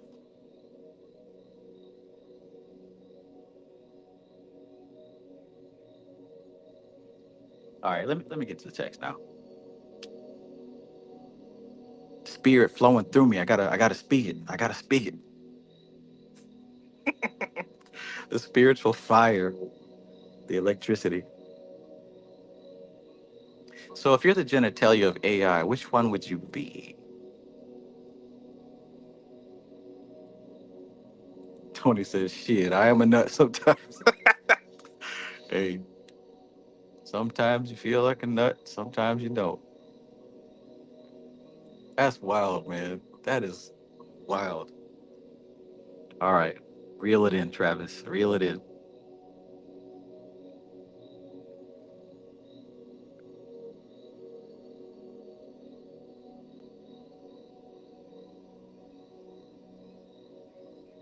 Damn, that's crazy. All right. Vesta. I think we're up here, aren't we? Yeah, we're up here still. Yeah, 11. The psychological factors of the 31st path could be said to include, therefore, the higher instincts, that is, the more tender feelings of parenthood and mating, as opposed to the more selfish self preservation and procreative instincts of the 29th path. Vesta was also originally the protectress of sown fields, thus implying the first steps of civilization from hunters of wild flora and fauna to the tending of crops and herds, really an extension of the family principle. That was why I said the family group chat or the, you know, your friend group chat. 12. Hephaestus is another fire god who has relevance to this path.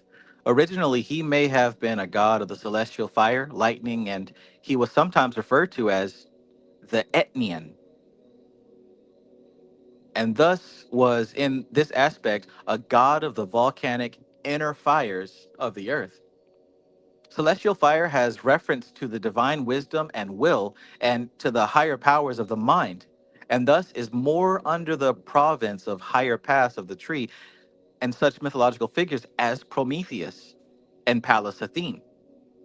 Though these do have certain relevance to the 31st path in that they are higher analogs of it, higher echoes.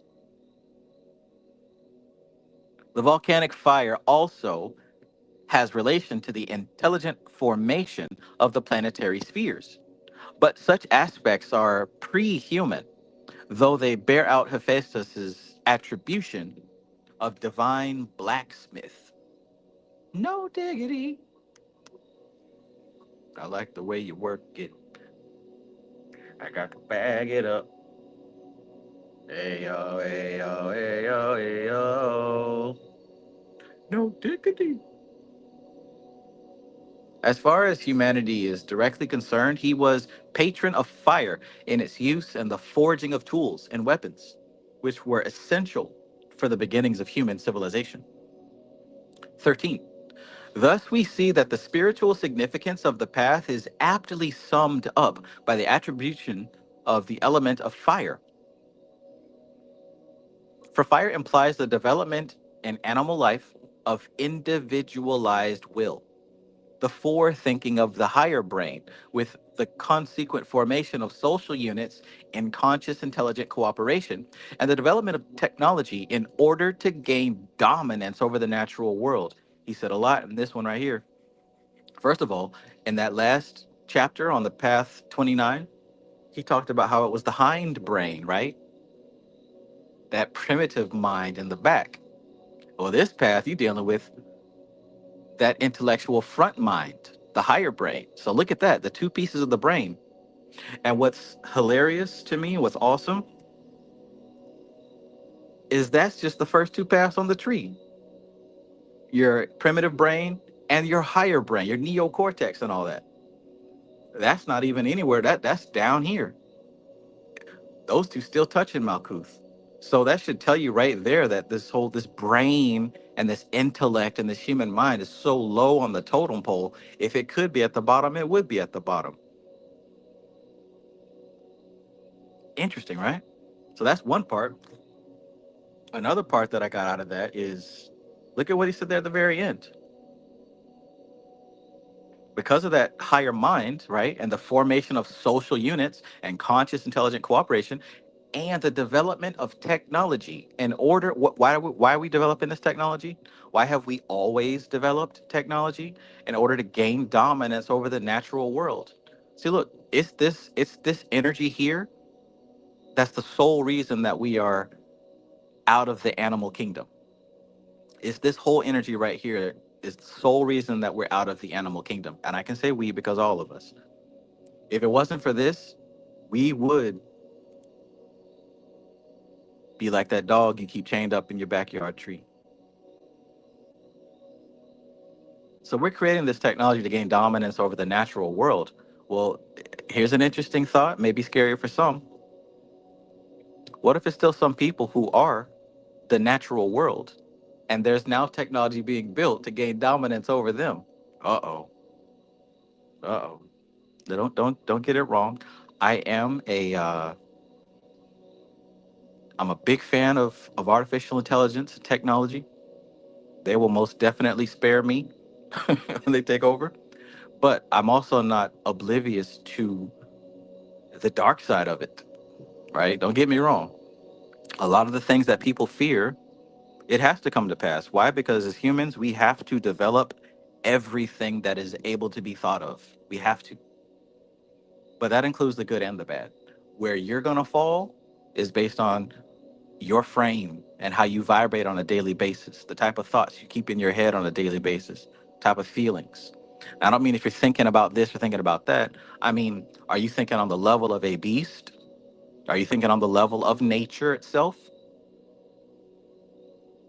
Because what did Dion Fortune say about the Western man and his dharma and how it's to conquer the material plane, right? Didn't them folks, didn't them folks conquer a whole race of people? Didn't they dominate the natural, right? Oh, we're natural and we're of the earth and we use roots and we walk barefoot. Didn't they gain dominance over the natural world? We need to go back to nature. Huh? You can go out there stepping on them sharp ass twigs if you want. I'm sitting up underneath this air conditioner.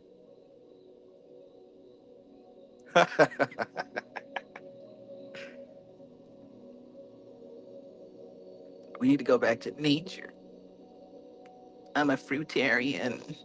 I only eat fruits.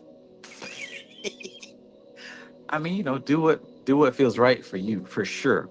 But don't think that it's spiritual. That's what I'm saying. Do what's right for you. Please do what's right for you. I only eat fruits. That's not gonna save you, sweetheart. But hey, just observe nature, observe how these things go, observe how they're played out.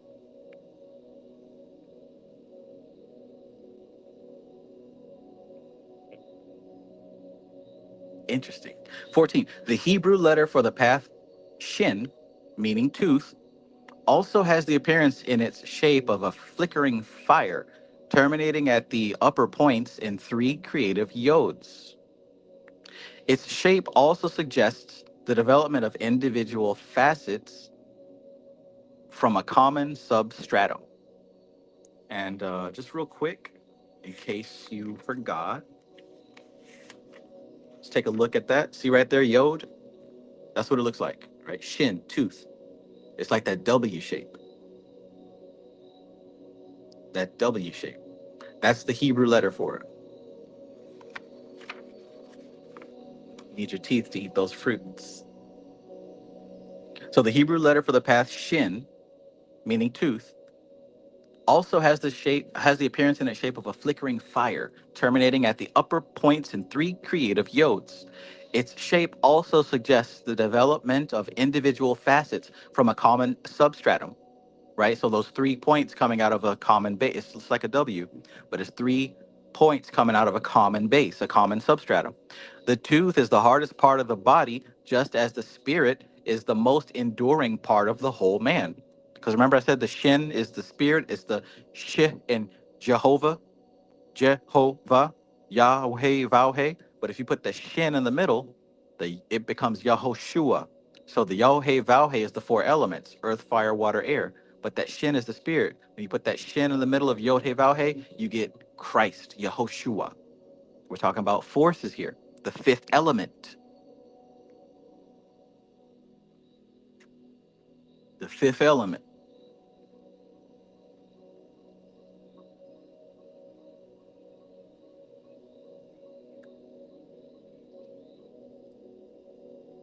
The tooth is the hardest part of the body, just as the spirit is the most enduring part of the whole man.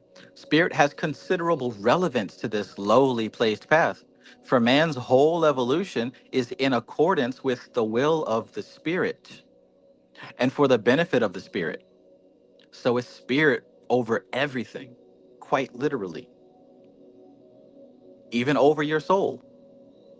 The soul is just a vehicle for the spirit, just like the body is just a vehicle for the soul. Your spirit might have multiple souls, just like your soul has multiple bodies. And at the end, it all coalesces into one. We know that.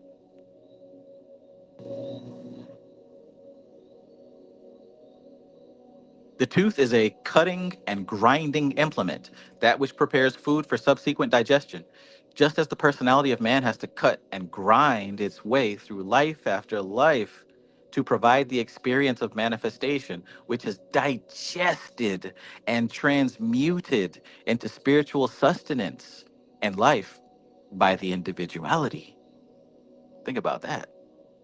Maybe you are food, but not for some scary reptilian alien. Maybe you are food for the soul. Love and use like food to my soul.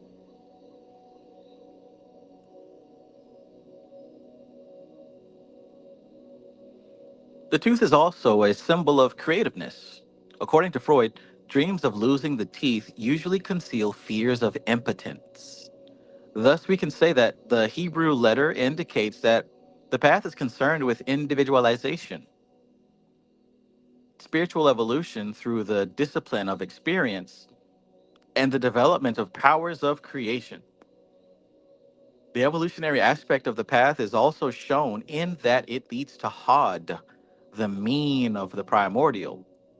That is, the way of evolution is a process of harmonization of the contending forces arising from the most primitive levels. The middle way between two opposites is suggested by the shape of the letter Shin. The middle way between two opposites is suggested by the shape of the letter Shin. Mama, you know I love you. Ooh, you know I love you, mama. Mama, you're the queen of my heart. Loving you's like tears from the start.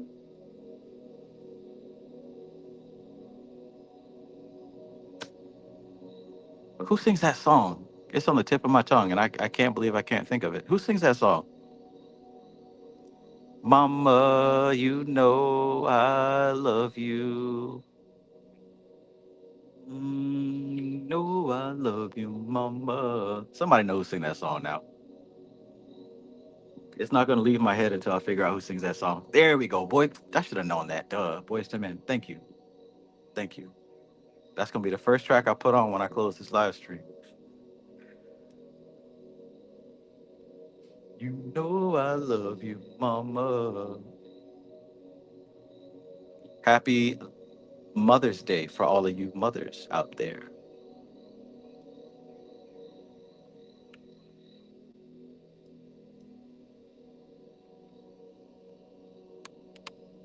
Thanks for bringing us into this wonderful matrix so that we could experience pain and pleasure, but mostly pain.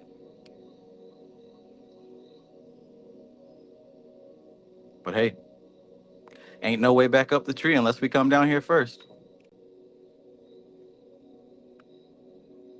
The black woman is God.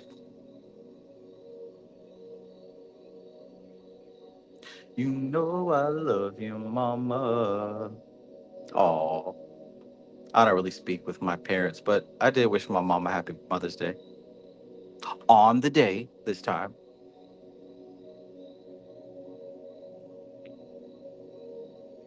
15. This middle way is shown also on the tarot trump, for the true design seems to have been a child rising from a tomb, and the man and woman each side rising from the ground, not as persons, but as principles of positive and negative in nature. The child is the growing point in the evolving man. Oh, so that's another layer to this. You see those two sets of threes. Remember, right? Whenever you see three, number one, there's a hidden fourth. And number two, whenever you see three, it's the three gunas. Boom. I can't believe I missed that one. So there's the three, and there's the hidden fourth right there. But of course, we got Rajas, Tamas, and Sattva. Okay. Okay.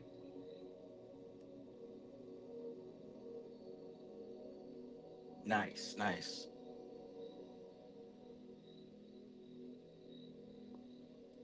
Zero says, today, while meditating, I think about my mom and I say, thank you for all the things you gave me, because even your death shows me the most valuable thing, the transcendence. That was beautiful. Right on, Zero. Right on.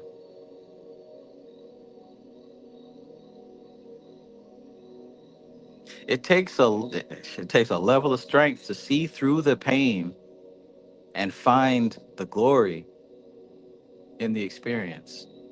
Hell yeah, man.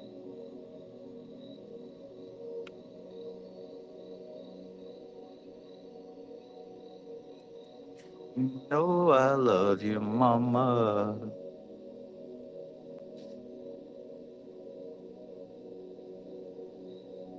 So yeah, the true design seems to have been a child rising from the tomb, and the man and woman each side rising from the ground, not as persons, but as principles. So they standing on principles of positive and negative in nature. The child is the growing point in the evolving man. Remember also, he's talking about that Hebrew letter Shin, right? It's shaped like that W. It's those 3 points coming out of that common substratum. So literally, this is that letter Shin, right? This is the path is identified by the Hebrew letter Shin. Here is the Shin right here. Now I can't forget it. I ain't gonna forget it now. Steve Harvey Morning Show. 16. A tradition suggested by this card is the raising of Lazarus, the bringing back to life of man rendered corrupt by his own sin. There is so much automatic living nowadays. If you could only see today, Gareth Knight. There is so much automatic living nowadays, lives lived by habit and narrow convention, that Lazarus could almost be a symbol of modern man. Yikes. In this context, the figure on the card raising the dead would be our Lord, the way, the truth, and the life, and not so much the pale Galilean of many Christian dead, but the risen Christ in glory and triumphant. Hmm.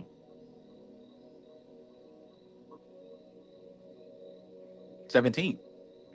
As this path leads to Hod, there is an influence upon it of the civilizing aspects of number and speech, the one allowing calculation and measurement, and the other allowing a higher degree of communication than brute noises. Do you love me? How do you love me about it? Right, brute noises. Okay, okay. So that's the influence of Hod, the intellect, on this path.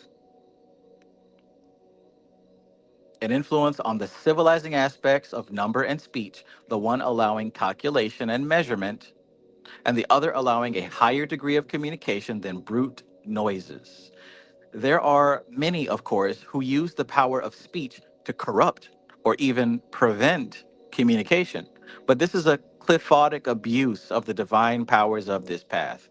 So boom, there's your clip off once again. The clip off exists right next to these forces. It's the misuse of these forces. And when I say misuse of the force, I don't mean it's based on did God approve or disapprove. I'm talking about in accordance to the harmony of the entire system. So if you are utilizing these cosmic forces and it's out of harmony, it's dissonant to the system, you're operating in the clip off. So it's not even like an actual static thing. It's in relation. One thing the Tree of Life in Kabbalah teaches us for sure is that nothing in itself has meaning. It's all about being in relation to the system. So if you're utilizing these forces in a way that's not harmonious, you're operating in the clip off, right? Remember what I said before about, oh, the spirit isn't with the black church? Well, if the church is still operating, it's operating in a cliphotic energy. So the powerless black church that you see is operating in a cliphotic energy. That's not to say that none of the churches have power. I'm saying that for the most part, you're going to find churches that don't have power. And they are operating out of a shell of what used to be, out of something that is now dead. Do you see the difference? We love your body. We love your body.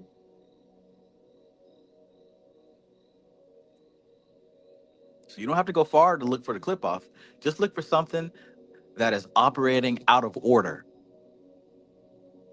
You won't have to look far.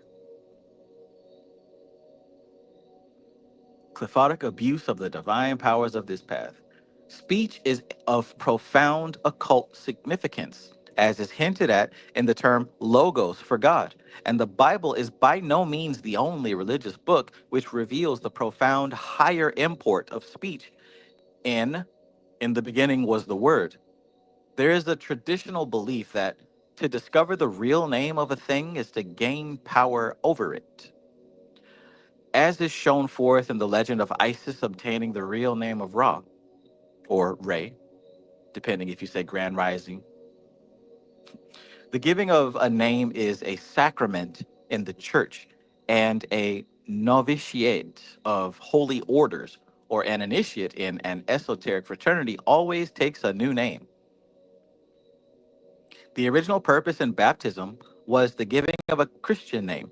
That is, the taking on of a name from Christian history or tradition as a token of intention and aspiration.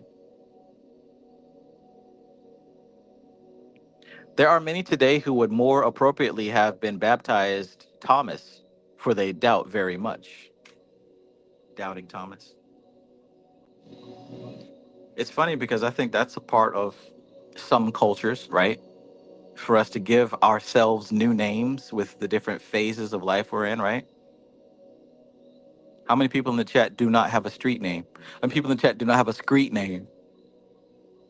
How many people in the chat know somebody only by their street name?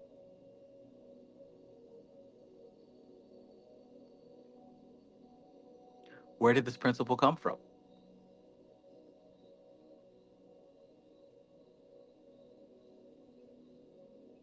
Street name.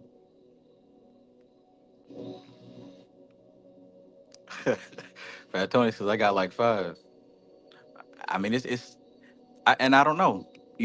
Was this something that you did because of the culture, or was this something that you kind of just naturally did? I think for me, it just kind of naturally happened, right? Magnolia's Greek. Fat Tony says I don't want to know your real name. Too much info. Right, right. Let us deal with each other on the level that we dealing with. Starlion says your comprehension of the subject still mystifies me. Hey man, at some point you'll find this information in yourself, so that now when you read it, it won't be learning about it. When you read it, you'll be like, oh, okay, so that's what's happening. So that's what's happening with me. It becomes a reflection. It'll happen. This information has to be woken up, right? It's in us all because we're made of it. All this stuff is describing the different forces of the cosmos. So this all exists within each and every one of us. We're just not aware of it, right? But once you become aware of it in yourself, now everything starts looking familiar. Now you start seeing correspondences and patterns all over the place. Now these stop being a bunch of different books about different topics, and they start being about the same topic.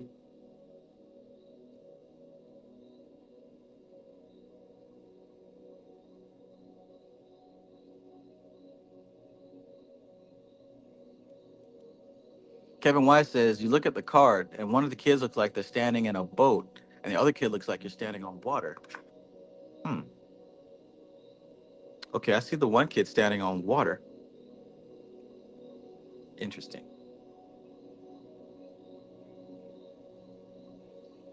Shit, we've also got our 6 and a hidden 7th.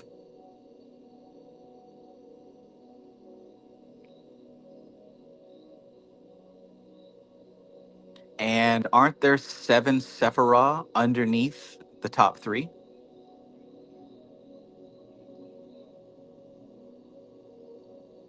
So are we talking about right path, right pillar, left pillar? Because I see 2 women and 2 men. Interesting. So would that be Malkuth Yesod, Hod Gibera, Netzach Hakma? Excuse me, Netzach Gibera, Tifereth? Interesting, huh? Good eye, Kevin Wise. Good eye. Good eye. Sensational.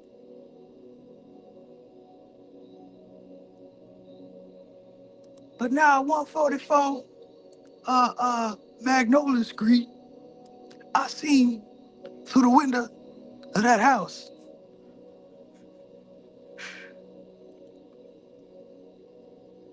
Why is he looking into people's house?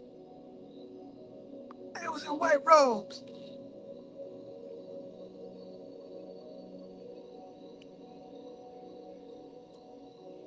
Zero says Tifereth maybe is the child because of the sun card. Okay. Yeah, I could see that. I could see that. Because like you'd have to flip it upside down if that was the case. And if that was the case, well, I don't know. I don't know.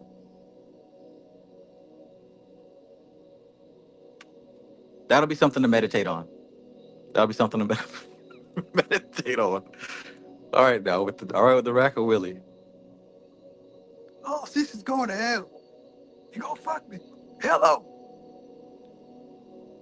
Poison on me.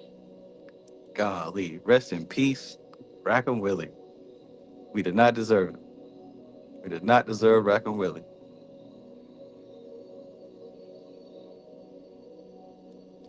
What's up with that? Listen, man, I forget these songs, but they always find their way back to me. Always. Always.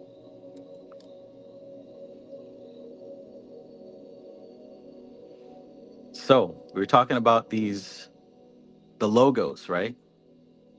Obtaining the real name is obtaining the power, right? 19. H.P. Blavatsky in The Secret Doctrine also stresses the significance of the powers of speech and says that a person's use of language is of greater import than they might dare think. It seems, therefore, that many might do far better by themselves to cultivate silence. I heard that. A Bina virtue, for compulsive garrulousness on all levels drowns out the sound of the spirit. Somebody look up garrulousness. Garrulousness. I have an idea of what that means, but I'm gonna be honest with you, I've never seen that word. Garrulousness.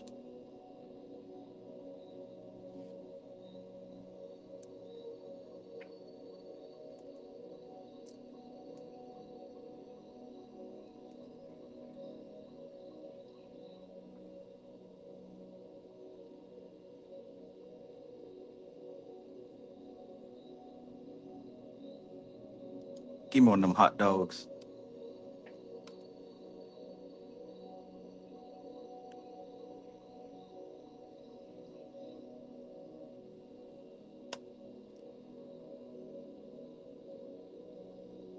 Yeah, it took me a lot of work, but you will not see any negative talk coming out of my mouth about myself ever again. Maybe in the past, but you gotta keep a leash on that tongue. The Bible says the power of life and death is in the tongue. And they set a bar when they wrote that. The power of life and death is in the tongue. Blessings and cursings come from the same place. How dare you speak ill about your own self, boy? How dare you do that? You won't ever catch me saying something negative about myself. Nope. Nope. I done learned my lesson. And I don't say nothing negative about nobody else either. Because I know that reality is a mirror. God bless him. God bless him. Starline says she's talking about me. I need to a lot of times stop yapping because it drowns out my inner voice. Did anybody find garrulousness? Where's Rose of Flame? Thank you, Jim. Jim says given to prosy, rambling, or tedious loquacity, pointlessly or annoyingly talkative. Good Lord. I know some of them. Realm Lilith, thank you. Realm Lilith says garrulousness, a lack of attention or concern or lacking reverence or belief in God. Hmm. Yeah, I've met them too. Okay. Zero says even Neville Goddard says your inner talk determines your reality. Absolutely. Absolutely. Zero says God bless Rose of Flame. God bless him. All right, so now that we got a good definition of garrulousness, it seems therefore that many might do far better by themselves to cultivate silence, a bina virtue, for compulsive garrulousness on all levels, now, right, all levels, drowns out the sound of the spirit, the still small voice. It is not out of mere penitential caprice that some religious orders impose vows of silence. That's powerful. Because remember, somebody was just talking about going to Vipassana, which is a 10-day meditation retreat where you're silent, there's no talking. And what I said was that was a profound experience for me. There was a point where I was literally able to sit down and scroll back to my past, like I'm scrolling through my phone photos.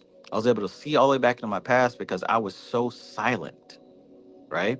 And that's the thing. When you talk about being in connection with the spirit, you talk about getting downloads and channeling and all that sweet, awesome light being, light code stuff y'all talk about. How can you do that if you don't even know how to be silent? You know what I'm saying? Like, because get this, if a person hasn't cultivated silence, if they don't know how to sit down and be still and receive, if they can't do that, then these downloads they're giving you, guess where it's coming from? Right? And you know it's people out there doing it, giving you downloads and channels from their ass crack. And if you don't know any better, you eating it up. Silent, right? And this is why you gotta meditate. This is a big reason why we gotta meditate, to train yourself to remain aware in silence, to navigate the silence. I love it. I love it. My rituals, my downloads typically are in silence. Yeah, I might have like ambient music like this, but when it comes to like channeling and downloads, how can I do that if I got music playing, right? Receiving. My gnosis says only 14% of people have a soul type shit. Right, right. You know what I'm saying? And you know these people don't meditate. You know they don't sit down and have no kind of silence. You know they don't. But they got the nerve to sit up here and tell you something like that. And boy, I haven't seen as much of that as I have on my short amount of time being on threads. This is a different breed. I thought TikTok was bad. It's like this place has never heard of spiritual teaching whatsoever.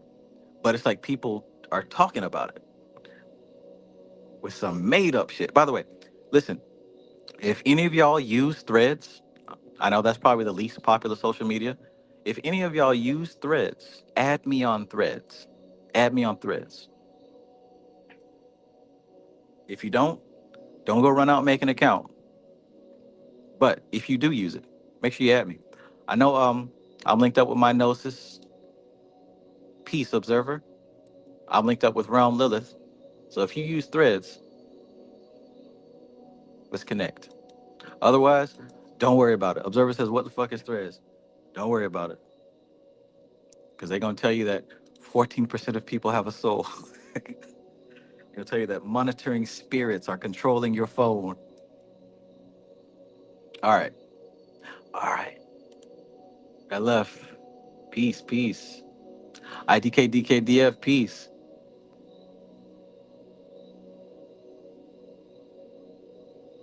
He says, who says you're not channeling now? Hey,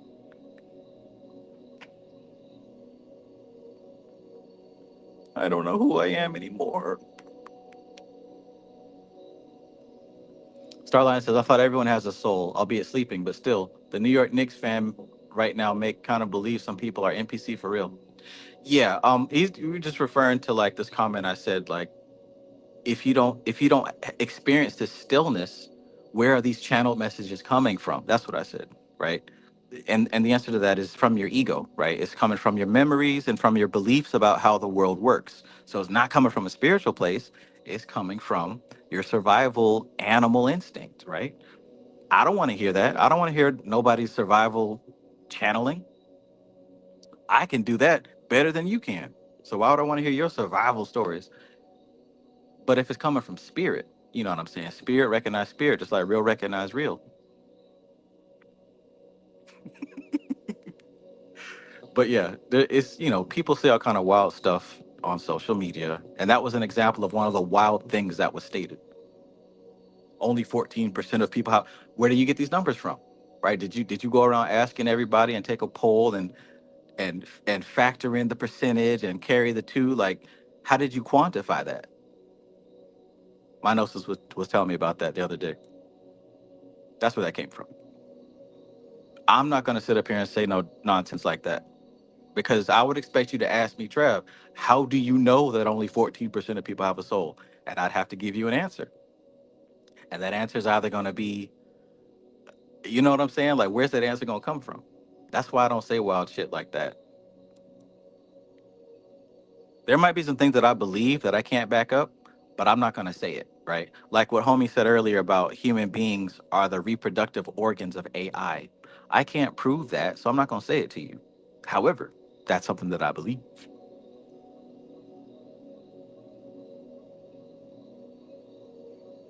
Anyways, let's get back to it. Cosmic puzzle piece in the building. Peace, peace.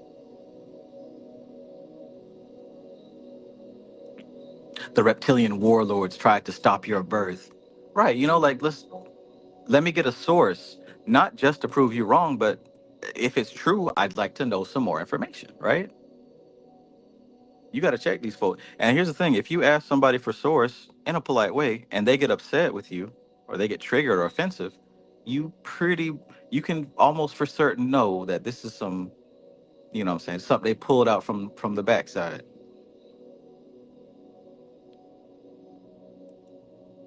I'd like to know where you got that information from so I can see if I interpret the same thing you did. Because chances are, human, you misinterpreted it. Coop TGS says, Trav, regarding some of the darker parts of the Matrix series. Yes, yes, I know, I know. I'm going to have to not mention that book anymore. I done spilled the beans with that one big time. That is unlike me. This ain't me. This ain't me. I love Steve Harvey and nephew Tony. I do. Please forgive me. Please forgive me. Brother Conley was the baddest. I'm talking about the baddest radio show in the land. It's gotta be. It's got to be y'all. Hell, I don't forgot the name of it now. Steve Harvey Morning Show. I ain't gonna forget it now. That's got to be the greatest prank of all time. I love a good prank, man. I love a good prank. Pranks actually make me laugh. You see the comments like, "Who thinks these are funny?" I think they're funny, but I tell you that who can I have your kidney prank was the best prank of all time. Um, yeah, my notes to say you were supposed to send me that book. Okay, my bad, dude. I'll get it to you. I gotta send you that book. I gotta send Alora something, and I gotta check out whoever that guy was. I got you after this. Coop TGS says when he said you can kiss my ass, I just lost it. Man, I still lose it.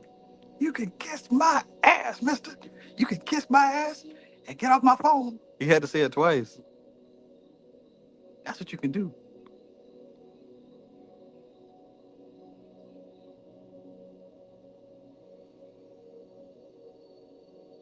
Oh my gosh. All right, now look. Good energy, good vibes. I gotta stay focused. Because I will sit up here and quote these damn clips all night. You can kiss my ass, mister. He was hot, boy. He was mad. That old man ain't been that mad in years, boy. He was on his hospital bed waiting for surgery, getting riled up. His heart was palpitating. Oh, man. All right, now look. Secret doctrine, speech, boom. Vows of silence. 20. Number, like speech, represents actual potencies and is not merely symbolism. The difference between chemical elements, for example, is purely one of number, as is also the difference between different colors, the notes of the musical scale, the temperature of a substance, and also its different states as solid, liquid, or gas, and so on.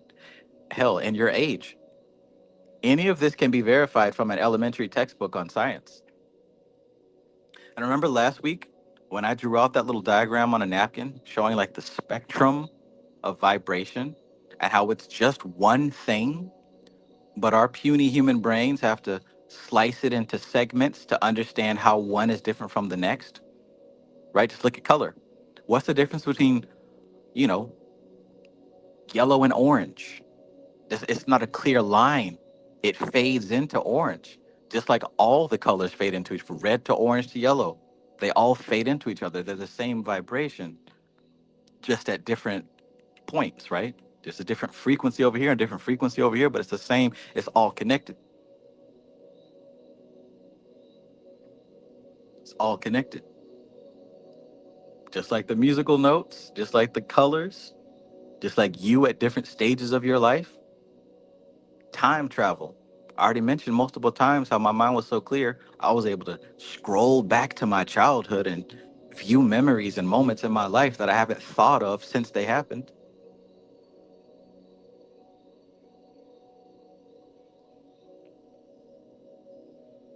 21. As an example, the atom of the element krypton has orbital tracks of 2, 8, 18, and 8 electrons about its nucleus. The number of electrons in a particular orbit corresponding to the mathematical series 2 and 1 to the second power, 2 and 2 to the second power, 2 and 3 to the second power, and the outer ring of the most stable elements, such as krypton, the inert gases, always being 8, and differs from its neighbor, bromine, in that bromine has only 7 electrons in the outer ring. Man, imagine being like well learned in Kabbalah and being like a practitioner and then going into science and physics and chemistry. Imagine being able to like see the patterns and connect the dots in ways that your comrades wouldn't be able to. Hell, that's probably how we get people like Einstein and Tesla. They probably look at it from a different angle, a spiritual angle, and make it make sense within their own paradigm. Neil deGrasse Tyson, right? Starline says, Trev, have you heard of Alan Moore's book, The Moon and Serpent Number Book of Magic? It's supposed to be one of the best of this generation, kind of like his magnum opus, just a suggestion. I have not heard of that book. Alan Moore's. That must be new. You say you knew? Too damn new.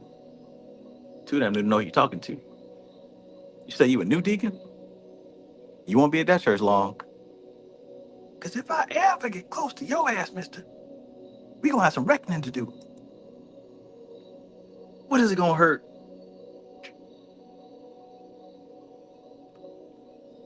What is it going to hurt to give me one of them kidneys? If both of them kidneys is good, it ain't going to hurt a motherfucking thing because you ain't getting my kidneys, man. What's wrong with you? I'm just trying to live. Just trying to live. But let the Lord take care of me because what you talking about, I got a damn thing to do with Jesus.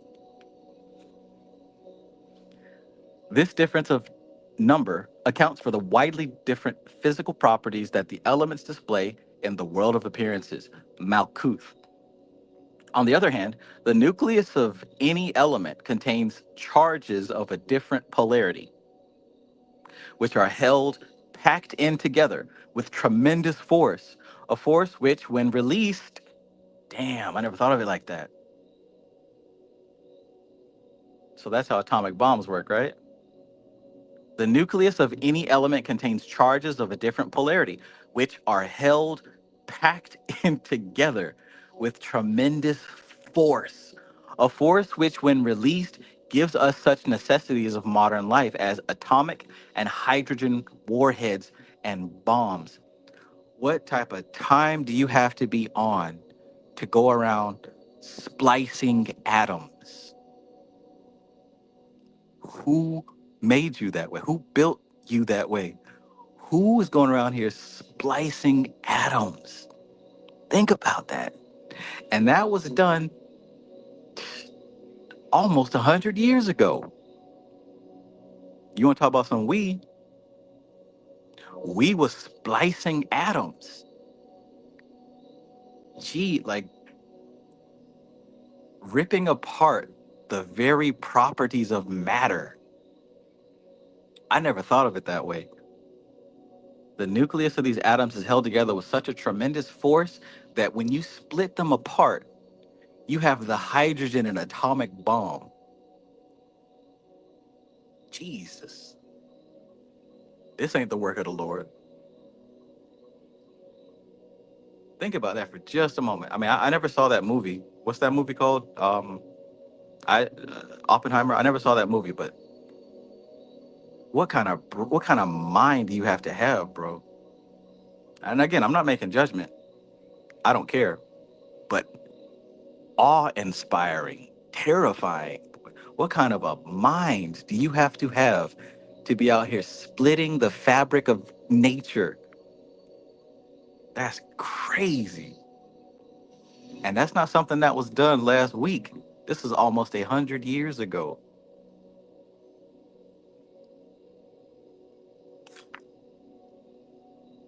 Mastermind says at the beginning they mentioned the myth of Prometheus too. Yeah, man.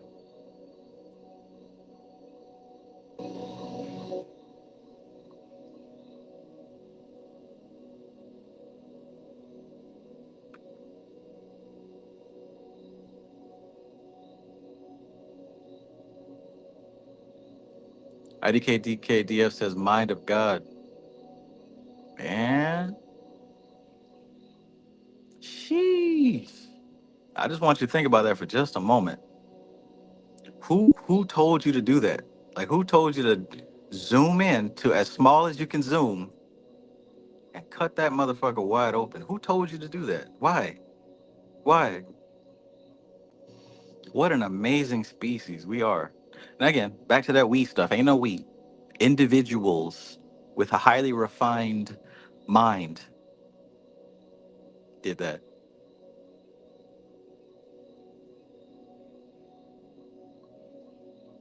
The only thing we splitting open.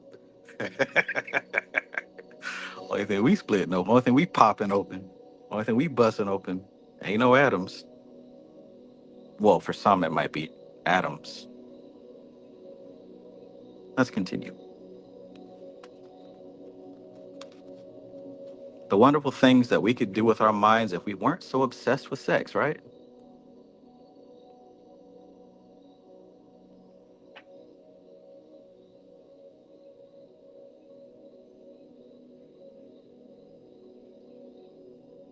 The factor of number could be attributed to the 31st path, and the factor of the latent power to the 29th path, and the differences of chemical properties, colors, and densities, and so on, to the Sephra Malkuth, the physical world. Thus, we can see how the 29th and 31st paths complement each other in their convergence on Malkuth. Let me read that again so I can fully assimilate that. On the other hand, the nucleus of any element contains charges of a different polarity, which are held packed in together with tremendous force, a force which, when released, gives us such necessities of modern life as atomic and hydrogen warheads and bombs. Necessities. The factor of number could be attributed to the 31st path. That's what we're on. And the factor of the latent power to the 29th path. Okay, okay. And the differences of chemical properties, color, density, and so on, to the Sephirah Malkuth, the physical world. Thus, we can see how the 29th and 31st paths complement each other in their convergence on Malkuth. Okay, so we can see that. We can see that. I can see that. Ain't no we. Stop saying we. Um, Even if we look at the atom here, we can talk about that extraordinary power held together in that nucleus. We can attribute that underlying power to the 29th path, the one leading up to Netzach. But then again, that underlying power, it exists. Look, look, look. We're all composed of atoms, and everything's composed of atoms. So that latent force, that latent explosive power, is literally in your cells. It's in everything right now. It's in everything. But then he says that the actual what is it? The factor of number, right? So the number of the different electrons and whatnot. The very thing that different. Oh, that's good. That's good. So the actual power and force that's locked up inside of these atoms, that life force, that would belong to the 29th path, going to Netzach. But see, the number of electrons that make for different elements, right? That which separates this element from that element, they got the same power on the inside, but they're slightly different based on what number, right? That's going over to the 31st path. But then the different actual properties of color, density, and everything else that exists in the world of form, that's happening in Malkuth. Does that add some clarity? Maybe not entirely, but I think that that definitely added something for me.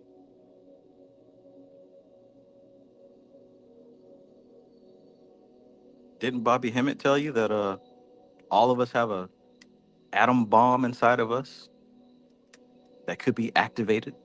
Didn't Bobby Hemmett tell you about that with your melanin?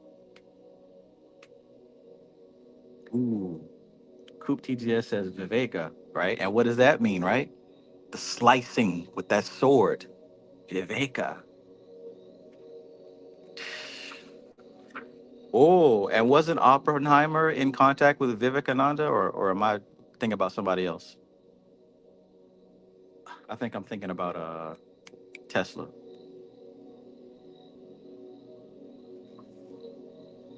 22. This is all in the realms chemistry and physics. But there are the psychological analogs in man.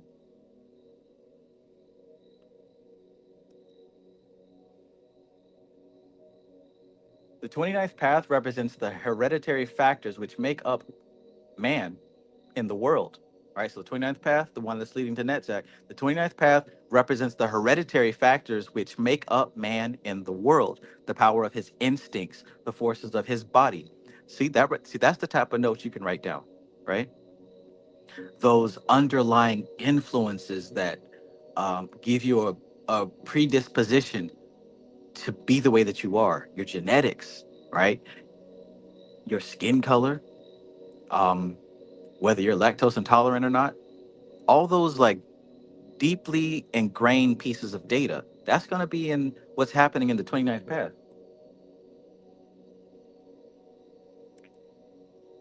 My notes, it says Tesla and Rockefeller. Okay, so yeah, that was before. That was before.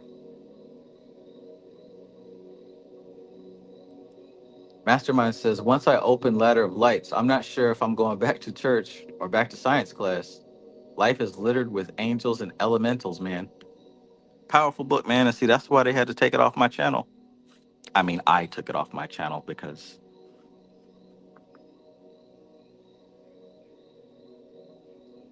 I let somebody talk me out of it.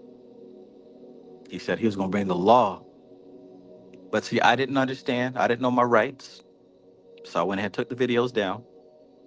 But had I taken a moment to understand that that jackass could not sue me, I wouldn't have took them videos down. But the universe has its way. I highly suggest you read Ladder of Lights. If you don't own that book, you might want to get it. That might be the deepest book on Kabbalah. After Mystical Kabbalah, of course. You got to read both, honestly.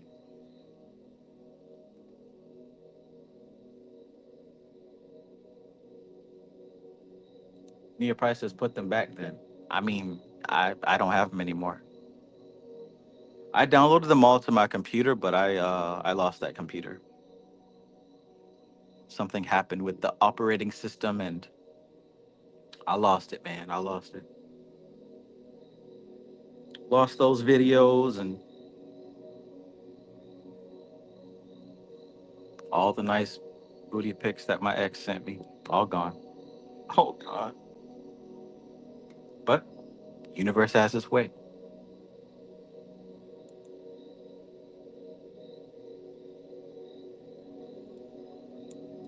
My notes just says hard drive, Trav. Yeah, yeah, yeah. You're right. There's hope. There's hope.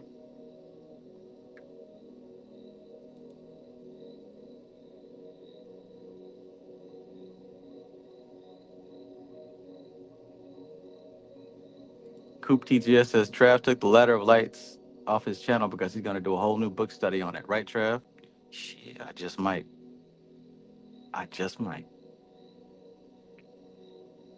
Bitch, I might be. I might be. Yeah, man, you done gave me a glimmer of hope, my gnosis. Gave me a glimmer of hope. Maybe I didn't lose those pics and videos. Maybe I didn't lose that book study after all. Yeah, back in the game. A glimmer of hope sparkles across the abyss.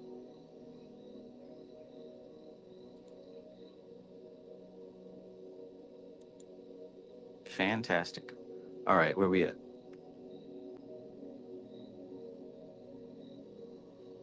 I am above such human animal compulsions.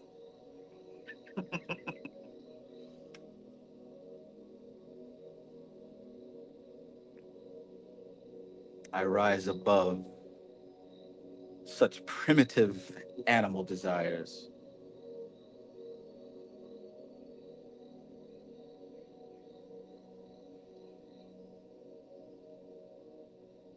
All right, so we're almost done. This is the last page here. Last page. So let's go out with a bang. So yeah, we're talking about the 29th path represents the hereditary factors which make up man in the world. The power of his instincts, the forces of his body. Now the 31st path holds the key to temperament. That is not hereditary factors of physique and nervous system, but the projection of a personality from an individuality. And the important keys to character here are not in physical ancestry, but the ancestry of former projections or incarnations. Ah, so if you're trying to tap into past lives and data that is held in the soul, you might want to go looking at the 29th path. Write that down. Zero says, rise above the booty bounce. Right. My focus is on Buddhi. That's Buddhi. That's my focus. From booty to booty. I'm a man of the cloth.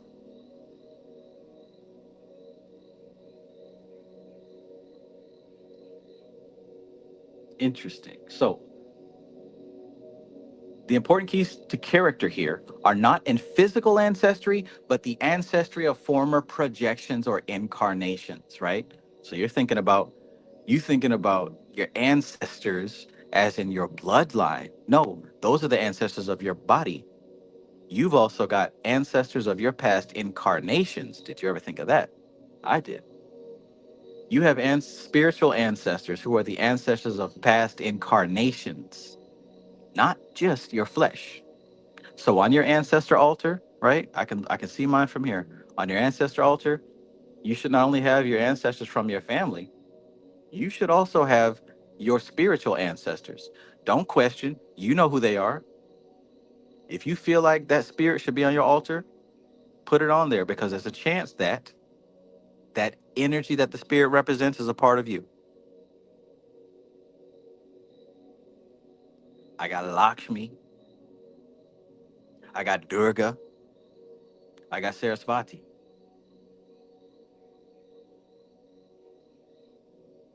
I got Ben Frank up there too now. I got Ben Frank up there too now. Oh, you got a white man on your ancestor altar. Because we're built different. That's why. We're built different. You're not built like me. That's why. That's why. I ain't got no white man on my altar. Okay. What else you ain't got? Let me stop. Let me stop.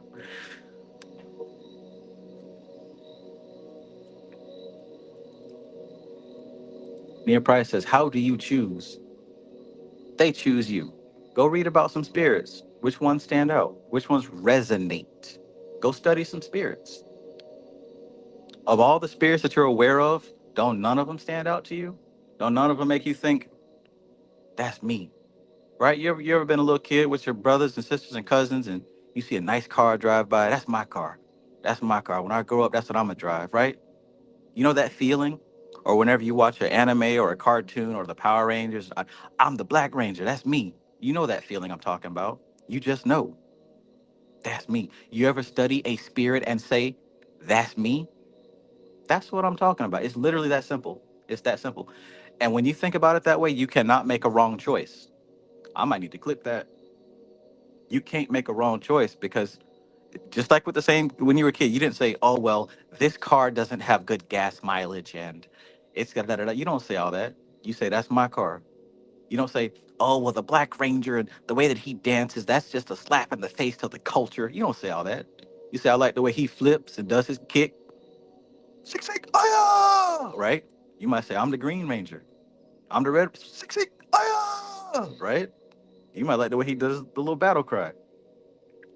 That's what I'm talking about when you deal with these spirits. You just know.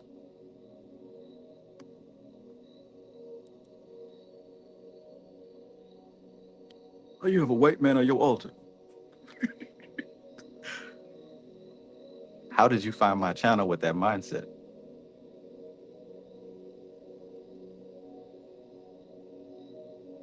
No, I don't deal with the cockazoid like I don't deal with the cracker like that. I bet. I bet. Be gone, buffoon.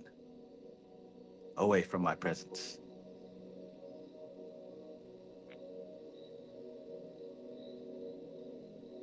Observer says, like a little kid when they act like Spider Man or LeBron. Right. You don't question it. You just know. Why? Because those people and these characters, it's not them. You see the energy they represent and you want that and you know that you already have that, right? We all gravitate towards a particular superhero or whatever because something about them, we see it in us, but they just do it better, right?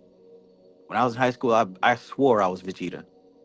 I swore in ninth grade when I first got to high school, I was a freshman. You know, I was naive. I didn't know any better. I used to run down the halls like Vegeta, right? Pretending I was flying, and the kids would be like, hey, do the run, do the run." And then I do the run, thinking I'm so cool. I didn't realize it was making fun of me, but I was happy to do my Vegeta run. I thought I was showing my anime skills. Nah, nah. But you get what I'm saying, right? Before I was conditioned, I was so locked into that, that youthful exuberance, right? But you get what I'm saying. And hell, you know what? Since we're on the subject, put those characters on your altar. Put those characters on your altar,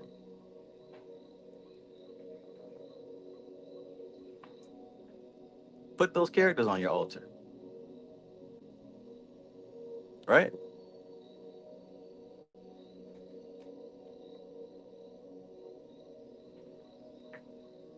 That might give you a breakthrough right there.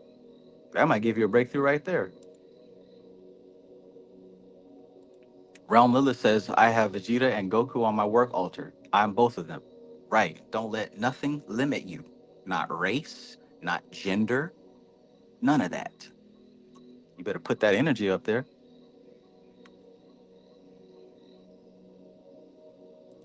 Zero says, man, this lecture is blowing my mind. Literally answer all the things make me feel stuck this week. Love it, Trav. Thank you. Thank you, man. Thank you. When you didn't ask for extra sauce, but you should try the lasagna. It's my favorite.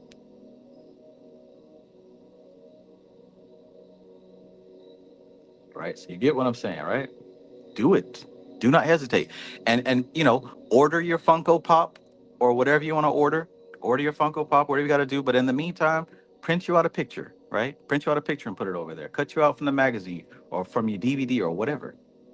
You are only limited by yourself, by your fear, by your attachment.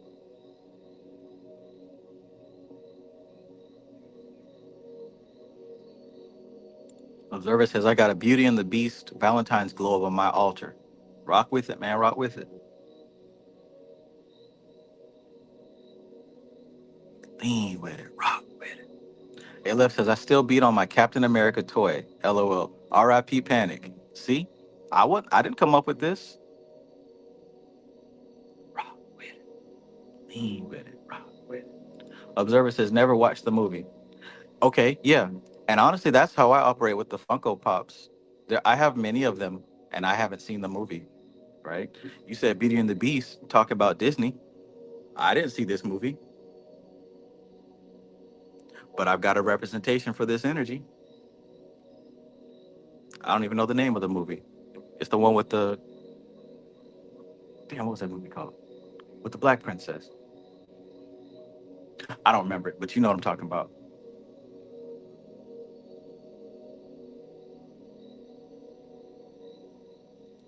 Cosmic Energy said Panic had Groot on his altar. Boom, boom. All right, so let's wrap this up. Let's wrap this up. Dub the frog. Yeah, yeah, it had to do with a frog. Like I said, I didn't see the movie.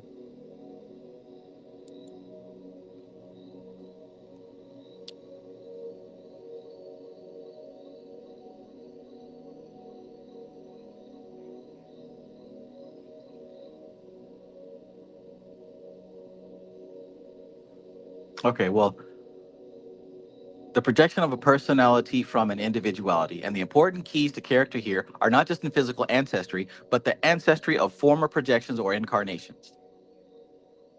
Thus, as a treading of the 29th path is a confirmation with the whole gamut of the biological past, that's the 29th path, the entire biological past, which has been recapitulated in the womb of the mother. So, a treading of the 31st path can be revealing of past lives, or at any rate, the factors in past lives which play an important part in the temperamental makeup in the present life. For all cannot be revealed until the consciousness of Tifereth is attained, the focusing point of the individuality. So if nothing else, this last little piece right here tells you the distinction between the 29th path and the 31st path. Boom.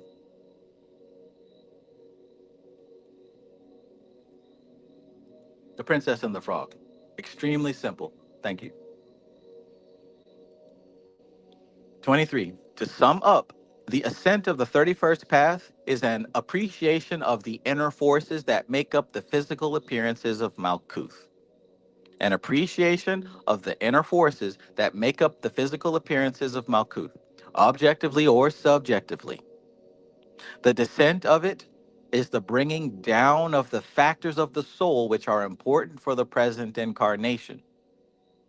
These will be largely karmic. Otherwise, one would not, in conditions of the present, be incarnate. They can reveal destiny. However, and the nature of karma often points to the nature of the destiny. Oh man, I got to think about that for a second. I'll come back to that. That's heavy. Mm. So all that I just said right there about them characters and getting you a figure or whatever to put on your altar of whatever entity or whatever you want, this adds a whole different level to it because those figures that you resonate with, those spiritual figures you resonate with, those symbolic figures that you resonate with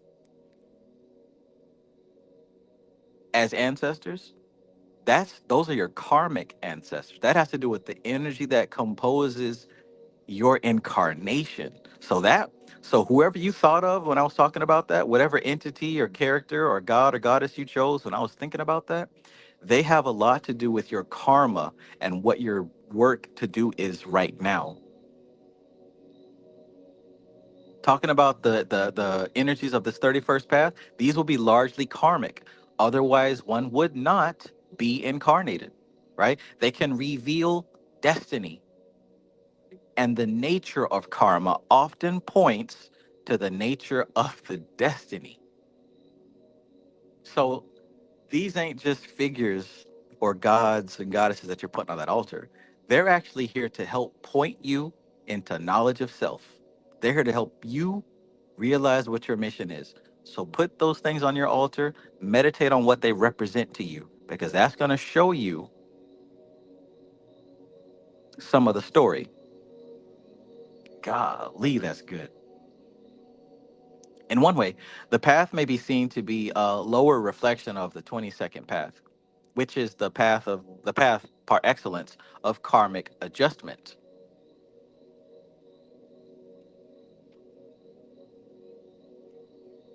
For all the paths, particularly those on the same side of the tree, interlink and are analogous on lower or higher arcs one with another.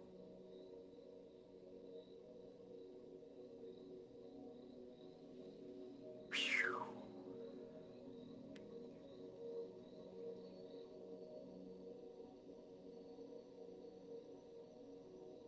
Yeah, they certainly ended that one off good. Starline asks, are chronic illnesses karma from a past life or mistake? Well, that in itself should tell you there's no such thing as a mistake. There's no such thing as a mistake, especially if you realize spirit is running the show and the soul is running the show for spirit and your body is running the show for the soul. So there ain't no mistakes.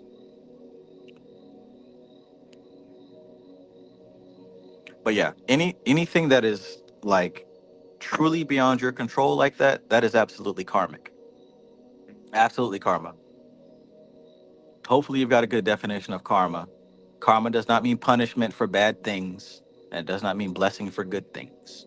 Karma represents the current energies that are being processed and balanced and harmonized. It's the flow that's happening right now. But no, it's not there's literally no such thing as mistakes. Like if it was up to us, this whole existence would be collapsed. So it's not up to us. We have a role to play, absolutely. But my character, I can't get on Fortnite and break the game. I can't break the game. The game is bigger than just me. So my character can't break the game. Likewise, you don't make mistakes. You might make decisions that you're not aware of, why or what the reason is or whatever. But eventually you'll come to an understanding.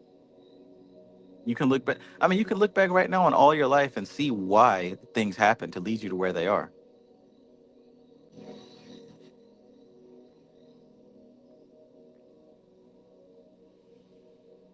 Hmm. Zero says that explains why the character I always used in my profile. It literally mirrors my inner way I look at myself. This path blows my mind so hard. Absolutely, right? Can you imagine putting up a profile picture of a character that does not represent you? That wouldn't even feel right.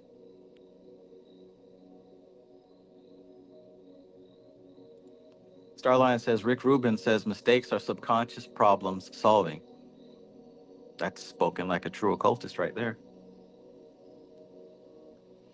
All right, all right. So let's read this last little bit. Notes on Trump XX. Let's look at some of these notes on the Judgment card.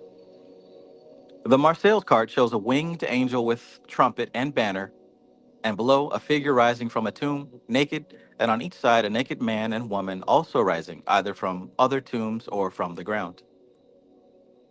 Worth has these two figures definitely rising out of the ground, a point also mentioned by Westcott, which would suggest that they are principles, positive and negative, of natural life, and that only the central figure is human. Ah, as such. With this card attributed to Shin, it would represent the first stirrings of the interred spirit from the natural world. As with the Marseilles card, Worth shows rays proceeding from the angel and makes them 12 in number. A point followed by case.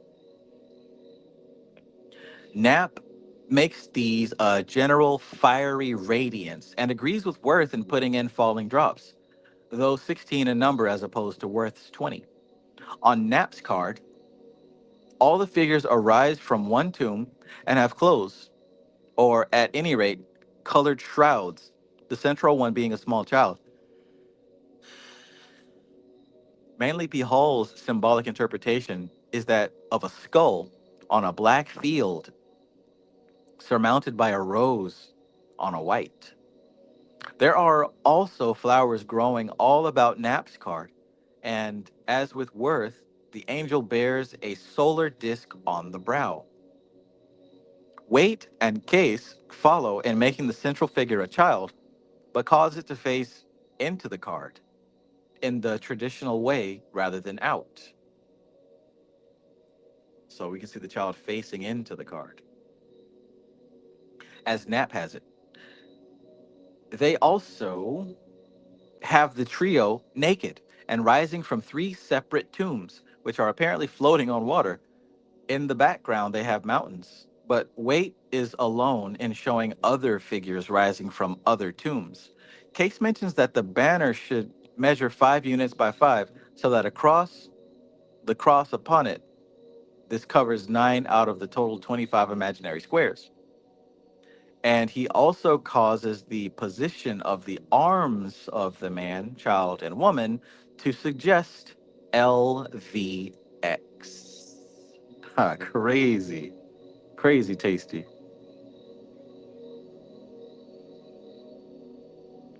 Crowley had originally agreed along these lines. He saw the central figure as a fair youth rising from a tomb in the attitude of the god Shu, supporting the firmament, and flanked by a dark woman making the downward pointing triangular sign for water on her breast, and a man making the upward pointing triangle sign for fire on his forehead. Subsequently, when he came to collaborate with Lady Frida Harris on a new set of cards, he chose to call this one the Ion, the Eon, and emblematic of the new age. Thus, he set a figure of Horus in the center of the conjunction of Nuit above and Hadit below. Briefly, Nuit, whose symbol is the night sky, could be called the circumference, which is nowhere, the unlimited possibility, and Hadit, the winged disk, the central point, which is everywhere. The ubiquitous point of view at the bottom of the card is shown a flower like letter Shin with human figures in each petal.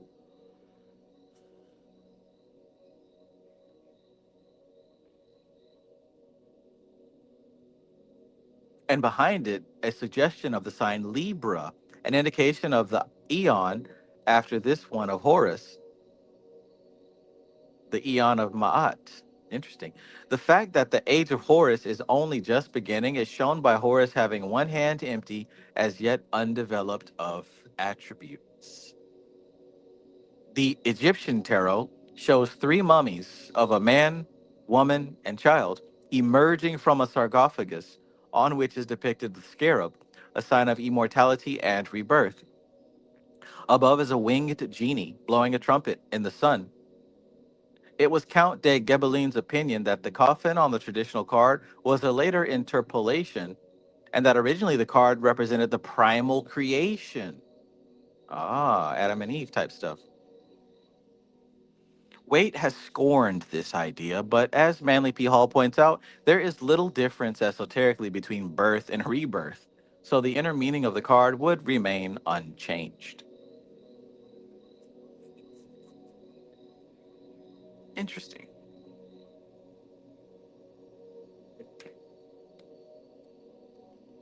I tell you what, man, I don't know how people do tarot without an understanding of Kabbalah. I don't know how they do it. They either know something I don't know, or, hey, they just saying whatever. I don't know how people are able to do this without a understanding of Kabbalah, right? Because you see how much was packed into just one card, and all that information to describe the energy associated with that. But you have people that just look at the pictures and they're like, yeah, so this card means that, you know, there's going to time where you're coming into a time now where the angel is judging you and you're being judged. And I hope that this means that your karma is coming. And, I don't know what the hell they say, but how, you know what I'm saying? Just based off the pictures, that's not enough, man. That's not enough. I don't know how they do it. They must know something I don't know, and that's really what took me so long before doing tarot was like, I didn't really feel thoroughly like I understood the cards until I started doing Kabbalah. But anyways, listen, I appreciate your time. I thank you for hanging out with me as we, you know, go through this wonderful study. We have turned up We have turned up, because turned down for what? Or whatever Lil John said.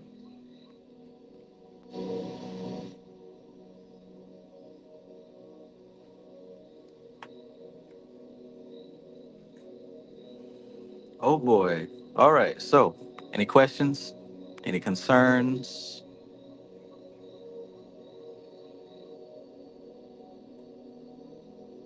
Because if not, we're going to ride on out. We're going to ride on out. Seriously, I appreciate you. I'm so happy and grateful that there are people out there who do care about this science, who learn this science and attempt to use it in their lives to their best ability. That is inspiring to me, keeps me energized. We'll be back next week on time, right? For part two, the structures of the personality.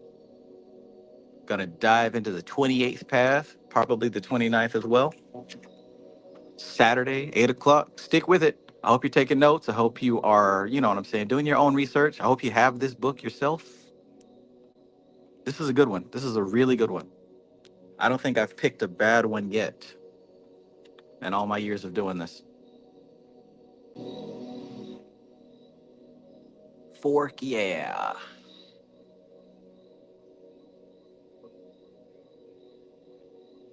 Fork, yeah.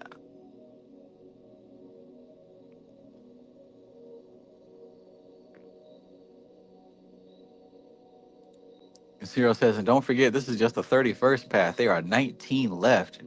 Right? You know what I'm saying? Like, I want to see just how intricate this gets, because he's just finished breaking down the human body and the human mind. What else is there? Right? We're going to get into the soul. We're going to get into the soul. That classic question, what is the soul? We're going to get into it. And then what's past the soul? We're going to get into the spirit. All that. All that. These surface level folks, they could never. They could never. They can't hold their breath. They can't dive this deep. Marwa Fakir, peace, peace. Keeping up that consistency. I see you. Astral Ron says, awesome read, Trav. I appreciate your work. Thank you. Thank you. Maximilian says, any more spaces on the elemental class? Yes. I believe that you messaged me before, but yes, if you need assistance, shoot me an email or a message. TravisMagus777 at gmail.com. Or if you have the website, you can go ahead. But yes. Mastermind says, I love these streams. A lot of us were loners growing up. Now we found the others and someone teaching us what we couldn't get in church or school. Yes. And that's a big part of the reason why, you know what I'm saying, I finally turned on the camera and started doing this, because I didn't see anybody else doing it. And it naturally evolved from how to summon demons to this. I love it, man. I love it. You can see the growth. You can see the evolution, right?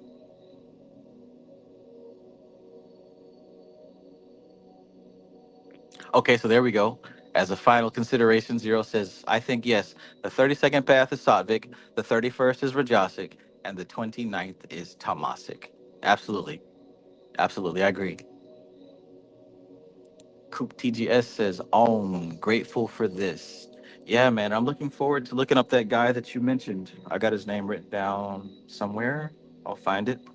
But yeah, I'm looking forward to checking out what he has to say about AI, because you took that thought, or he took that thought out of my head. All right. All right. Well, it's about time. They don't understand the things I say on Twitter. What's the rest of the line? What's the rest of the line? Starline says, y'all know there's people out there that do sun gazing with their behind. It's hilarious. Anyway, peace, y'all. Hey, man, don't knock it till you try it. Zero says, thank you, Trav. As always, I'm learning seriously with every lecture, and this makes me feel so free and good. Love you for your work, man. I appreciate that, Zero. I hope you have a great night. Alora says, thank you for all of this. Make sure y'all check out Alora's channel if you have not already. Yeah, I got to check out that latest meditation that you dropped. Internationally known, you heard? Internationally known. They know Alora overseas. They know Alora's name overseas. And if they don't know, they know by the time she leaves.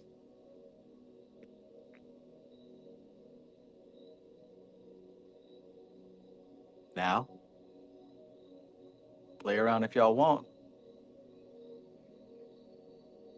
Play around if y'all want. Magic Marcel says, how does this affect your interpretation of spirits that correspond with particular paths? For me, the way that it affects it is that I see those spirits now purely as symbols that you can channel that energy through. Symbols that you can channel the particular energy through. Now, honestly, just from what I'm seeing and learning, I don't I think that spirits are kind of like not a last resort, but if you can't get it any other way, then you tap into a spirit because it's very indirect. I see the spirits as an indirect way to access this energy. And sometimes the mind needs an indirect way.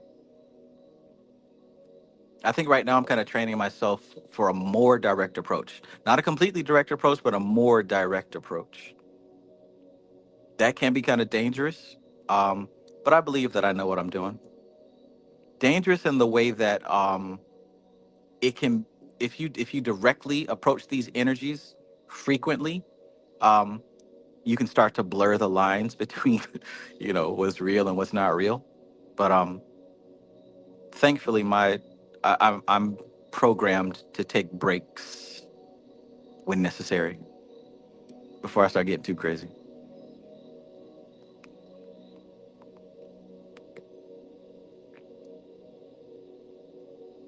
Coop TGS says the thing with Kanye is he seems depolarized.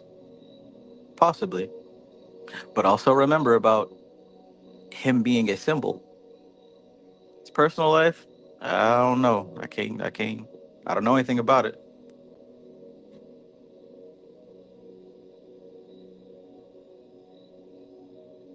I do know that there's not many more untouchable canisters of energy, and he certainly opened up an untouchable canister.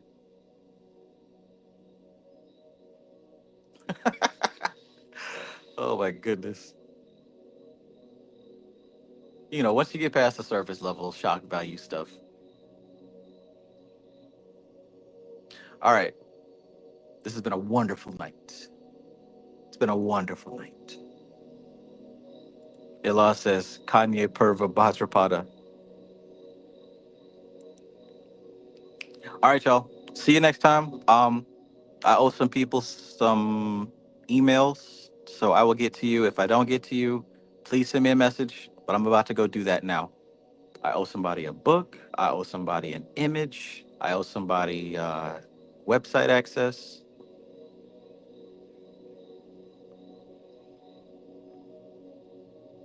Put some spec on my name. All right, y'all. Peace. Have a great night. Have a great night. Be good to yourselves. Stop all that negative self talk. Put you a symbol on that altar that your energy resonates with, right? Put your spiritual ancestors on the altar, not just your flesh ancestors, but your spirit ancestors, right? Spirit, energy, patterns of movement. And what better symbols of these patterns of movement than your heroes, your imaginary heroes?